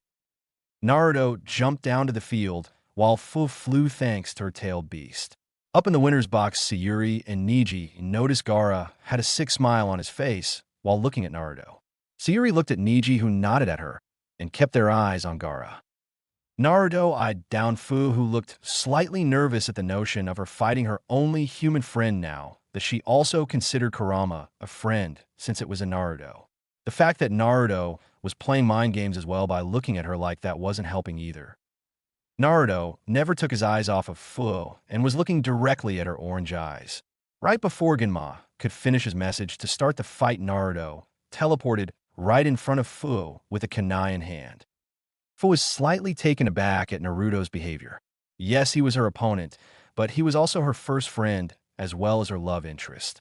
She flinched seeing how fast he really was and hardened her skin to take the blow from the kunai until she felt his other hand touch her shoulder and move her out of the way before hearing something that sounded like him cutting something. Turning around, she saw the sand fall back to the ground while Naruto made eye contact with Gaara, who had that same look on his face. Niji and Sayuri moved in to strike Gaara down, but were met by his defense while Gaara dissolved into sand himself. That was when Orochimaru gave the hidden Kabuto the signal to start the Genjutsu. The Sand Ninja behind Orochimaru turned back into the Sound Ninja 4 and threw kunai lace paper bombs at the Kage and succeeded in separating them from their guards while Orochimaru got a hold of Hiruzen. The Kage all landed on a building that Orochimaru took Hiruzen to with the transformed Jiraiya and Tsunade right on his tail. Before the guard from the other villages were able to get back to their Kage, they were met by a barrier that was placed up by the Sound Ninja 4, who then erected another barrier which protected them. Naruto knew that the invasion was beginning as Genma jumped in between him and Baki, who was planning on trying to get the drop on Naruto. Kakashi, Zabuza, and Guy all jumped down and began to give out orders. Naruto, you need to take down Gaara before he undergoes a transformation. Get yourself a team before you go after him, just in case. Kakashi said while kicking away another sound ninja. By the way, boys, that's 7 already. He finished flashing an eye smile to Guy and Zabuza. Although you used my sword without my permission, I'll assign Kagetsu to go and help you. Chojuro is still with Haku in the infirmary. Zabuza stated before cleaving a sand ninja. Damn it, that's only 5. Lee is still injured, and I'm currently unaware of Ten's location, but Niji should be near the winner's box with a youthful Sayuri. Guy added before punching a sound ninja clear out of the stadium. That's 7 Kakashi. Guy finished only to hear Kakashi was now on 10. Naruto and Fu then recruited Sayuri, Niji, and Kagetsu before heading out to go retrieve Gaara. Right before they left, they were confronted by 10 sound ninja who stopped and then all put their hands on their heads, almost as if they had antlers. They then saw that all of their shadows were connected to Shikamaru's, who was previously playing possum. You guys go on ahead and take care of the mission. It would be far too troublesome for me to also have to chase down my target, so I'll keep these guys company. The 5 ninja began to continue after Gaara leaving all the other ninja to their alliance. Meanwhile, back in the barrier, Orochimaru was finishing his hand signs before slamming his left hand on the ground. 3 caskets emerged from the ground with the kanji for 1, 2, and 4 on them. Hiruzen, who knew what was inside the coffins, tried his hardest to prevent the kanji with 4 on it from rising. It stopped thanks to the shuriken until it powered through and lifted all the way. Gracious deities, is this the end? Hiruzen thought as the 3 casket dropped. The first casket revealed Tsunade's grandfather, the first Hokage, Hashirama Senju. The second casket revealed her great-uncle, the second Hokage, Tobirama Senju. But the last casket killed her on the inside. It was the 4th Hokage, her only child that she abandoned, Minato Namikaze. Meanwhile, all of the other Kage, as well as their Garads outside the barrier, were speechless until the Raikage spoke up. What the hell is the meaning of this Hokage? I yelled. This is Lord Tobirama's forbidden jutsu that could be used to bring the dead back to life and do the user's bidding. Hiruzen replied, full of emotion at seeing his predecessors as well as his successor. Orochimaru, this time you've gone too far, and I promise to rid you of this world if it's the last thing I do. Mina Minato. Tsunade started while unknowingly dropping the transformation. Hiruzen? Is it you, Tsunade? Hashirama started. Saro, you've grown old, my boy. I take it you've got some more work to do. Tobirama said, looking back at the caster of his jutsu, before looking at Tsunade. Suna, you appear as if you've yet to age. What the? Why am I here? Jiraiya sensei, Lord Sarutobi. Mother, Minato exclaimed. Jiraiya's heart was breaking seeing that the boy he treated as his own couldn't even enjoy the afterlife. Minato, you have to fight it, my boy, he exclaimed. You all need to find a way to get out of here. We're practically invincible. Minato explained to them while feeling the talisman being shoved into the back of his neck. All 3 bodies began to steam and gain color before Tobirama looked towards a group of 6 one more time. Prepare yourselves, Lords Raikage and Mizukage. I'll be attacking you. Hashirama then spoke up. Hiruzen, Lord Suchikage, I can feel my style readying itself. Please do not falter. Minato finished. Mother, Jiraiya-sensei, you have to find a way to reverse this jutsu. I can feel myself slowly losing control. And there ensued the battle between the previous Hokage against the Sannin along with the current Kage. Meanwhile, right near the entrance of the village stood 5 individuals, 2 who were wearing Akatsuki cloaks while the other 3 had on all black ninja clothing. Bring him to me. Make sure he's still alive. I feel it's time I finally met a certain blue-eyed boy, said the shorter of the Akatsuki members who had a slashed leaf headband and bright blue eyes. The 3 ninja all scattered to the village while he walked away, leaving the larger of the Akatsuki pair near the entrance. The man began to laugh before grabbing his sword and speaking. Guess I should go and see whoever this second coming of the monster is. Naruto's group were now in looking view of the Sand siblings before Temari and Kankuro pulled back in hoping they could hold back the ninja long enough for Gaara to complete the mission. Niji and Sayuri both stepped up and told the others to keep going. Sayuri placed her hand over the seal on her right wrist and unsealed the gun before smirking at Temari, who scowled. Niji rushed one of Kankuro's puppets and began to battle the Sand Ninja, while Naruto, Fu, and Kagetsu went around to go take care of Gaara. Gaara wasn't able to get too far from his pursuers before they surrounded him. Although Gaara knew he was surrounded, he was only interested in fighting Naruto and immediately let it be known by ejecting sand all around, which hit Kagetsu and forced a flying foot to dodge and get hit by another ball of sand. Uzumaki, come and let me feed Mother your blood so I can prove my existence, Gaara yelled in a half-demonic voice. Naruto, take this child out before he finishes his transformation, Kurama told his container. Naruto began by creating a gaggle of clones before they attempted to surround Gaara, only to fail. Naruto then took out two Fuma shuriken and enveloped them in wind chakra before throwing them in Gaara's direction while going through hand signs, which multiplied the shuriken from 2 to 8. The 8 wind-coated Fuma shuriken then cut off different pieces of sand belonging to Gaara, causing him to scream in pain before Naruto shot him with a water jutsu. Gaara then truly got erratic in his jutsu and fired them in any and every direction, which made Naruto create another clone to protect the original from the sandstorm. Naruto jumped high into the air and gathered purple lightning in the palm of his right hand before Fu grabbed a hold of him and threw him at Gaara at blinding speeds. Naruto's hand plunged into Gaara's shoulder, causing him to scream even more. Cursing to himself for missing, he was about to take out a kunai to incapacitate Gaara until the sand wrapped around Naruto and slightly began to crush him until he was able to replace himself with a log covered in paper bombs that blew Gaara further away from the village. You're not even using its chakra. How are you so strong? Gaara roared. Easy, I have something dear to me I need to protect, and you're not all too strong, Naruto said, lying at the last part in hope that Gaara would become more erratic. Gaara howled before falling asleep, surprising Naruto and Fu. What the hell? You usually charge your opponent after giving a war call like that, Naruto thought. Quit watching him and strike that damn Tanuki down now, Kurama bellowed. He's already out of it core dash. Naruto was interrupted from his thoughts as soon as he saw Gaara's body of sand grow even larger before Shikaku emerged with Gaara fast asleep at the crown of his head. Oh crap, that's what you were talking about, huh? Naruto asked the inevitable. You fool, I declare your species as the most obtuse beings walking these lands. Kurama yelled, quickly, make use of yourself and use that jutsu. All right, I'll use it, but you better go back inside when I say so, you know. Jiraiya-sensei and Captain Yamato were scared as hell when I did that. HN, fine, but hurry boy, Kurama agreed. Naruto lifted his shirt and pulled back the left sleeve on his undershirt, which showed intricate seals that formed into a key, while his stomach showed a large swirl that somewhat resembled a lock.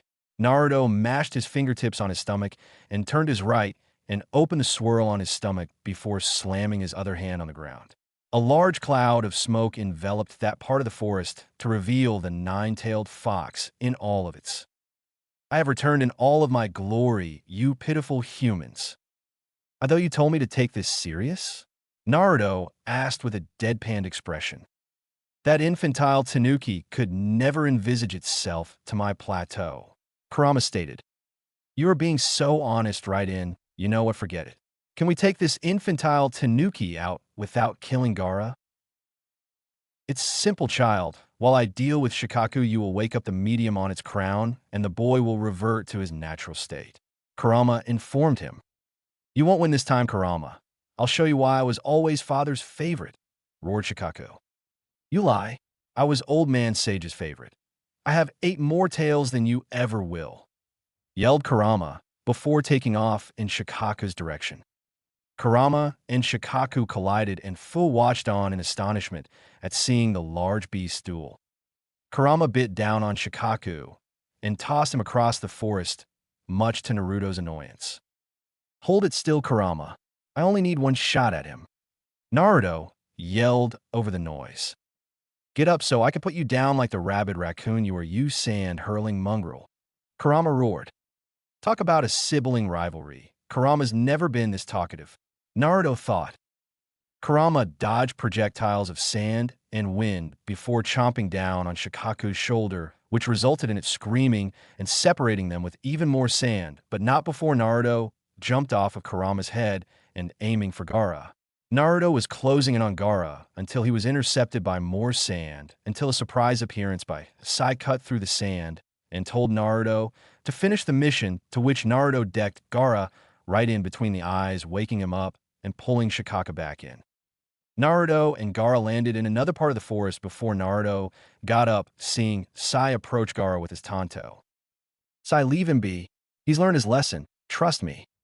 Sai looked at both Jinchuriki before sheathing his tanto. Naruto placed his left hand back on the seal, calling for Kurama to come back inside, which it did reluctantly. Gaara, instead of using your power to kill others, why don't you prove your existence by preserving the existence of those who you love and care for? You have an older sister whose heart is aching at seeing what you're doing. Please consider it, Gaara. Gaara was about to respond until his siblings along with Neji and Sayuri landed in the vicinity. No, please don't kill Gaara. If you need a prisoner, take me. Just don't kill my brother. Temari yelled, much to said brother's surprise. With wide eyes, Gaara turned his attention from his sister to Naruto, who was smiling. Let them go, guys. They've learned their lesson. Reluctantly, they all let the Sand siblings retreat, but not before witnessing Gaara apologize to them all for his previous actions, to which Naruto replied by saying that if Gaara ever needed assistance, he could call on him, since they were now friends, which earned him a swift left hand from Sayuri. Naruto and the others were about to split up and look for Kagetsu, who had yet to return until they were encountered by a sound ninja. There are more of you than I intended for there to be. Hand over the Uzumaki, and I'll allow the rest of you to walk away with your lives. The ninja said before activating a curse mark on his chest. The ninja now resembled a dinosaur in appearance and charged the ninja, who had yet to move before he was struck down with two quick blows he never saw coming from above. A ninja garb in a large black cloak with red clouds landed on the sound ninja's neck before thrusting his sword into the ninja's neck and twisting it, killing him instantly. Akatsuki, they're already moving, damn it, Naruto thought. Naruto quickly turned to Fu. Fu, get out of here now. This guy is a teammate hidden somewhere, and he's after us for our tailed beasts. Naruto yelled. The rogue leaf Akatsuki turned his attention to Naruto and the other ninja before straightening up. In a move too quick for the others to track, he easily disposed of all of the ninja around Naruto, who jumped out of the way. Not only are you a quick thinker, but you're quick on your feet as well. The ninja said, flashing his blue eyes towards Naruto. I'd expect as much from my own grandson. However, he stopped before teleporting Naruto in another burst of speed before continuing. You still aren't fast enough, he finished before kicking Naruto out of the branch. Naruto was close to being knocked out from the single blow and was about to call on Kurama's chakra until the ninja was right above him. I expect you to be quicker on your feet next time, Naruto. I will admit that I'm pretty impressed, but I know you could do better, my boy. Now remember this face, and make sure you tell Tsunade I said hello, and I'll be back. The ninja finished before knocking Naruto out. Back with the battle between the Kage, Jiraiya found a way to get Minato to release the jutsu, and Minato was currently using the dead demon consuming seal on his predecessors, who were happy that their village would remain safe once again.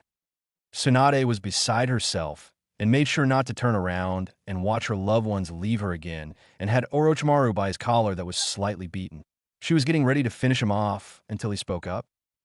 Now, Tsunade, don't you think it's time for you to go check on Naruto?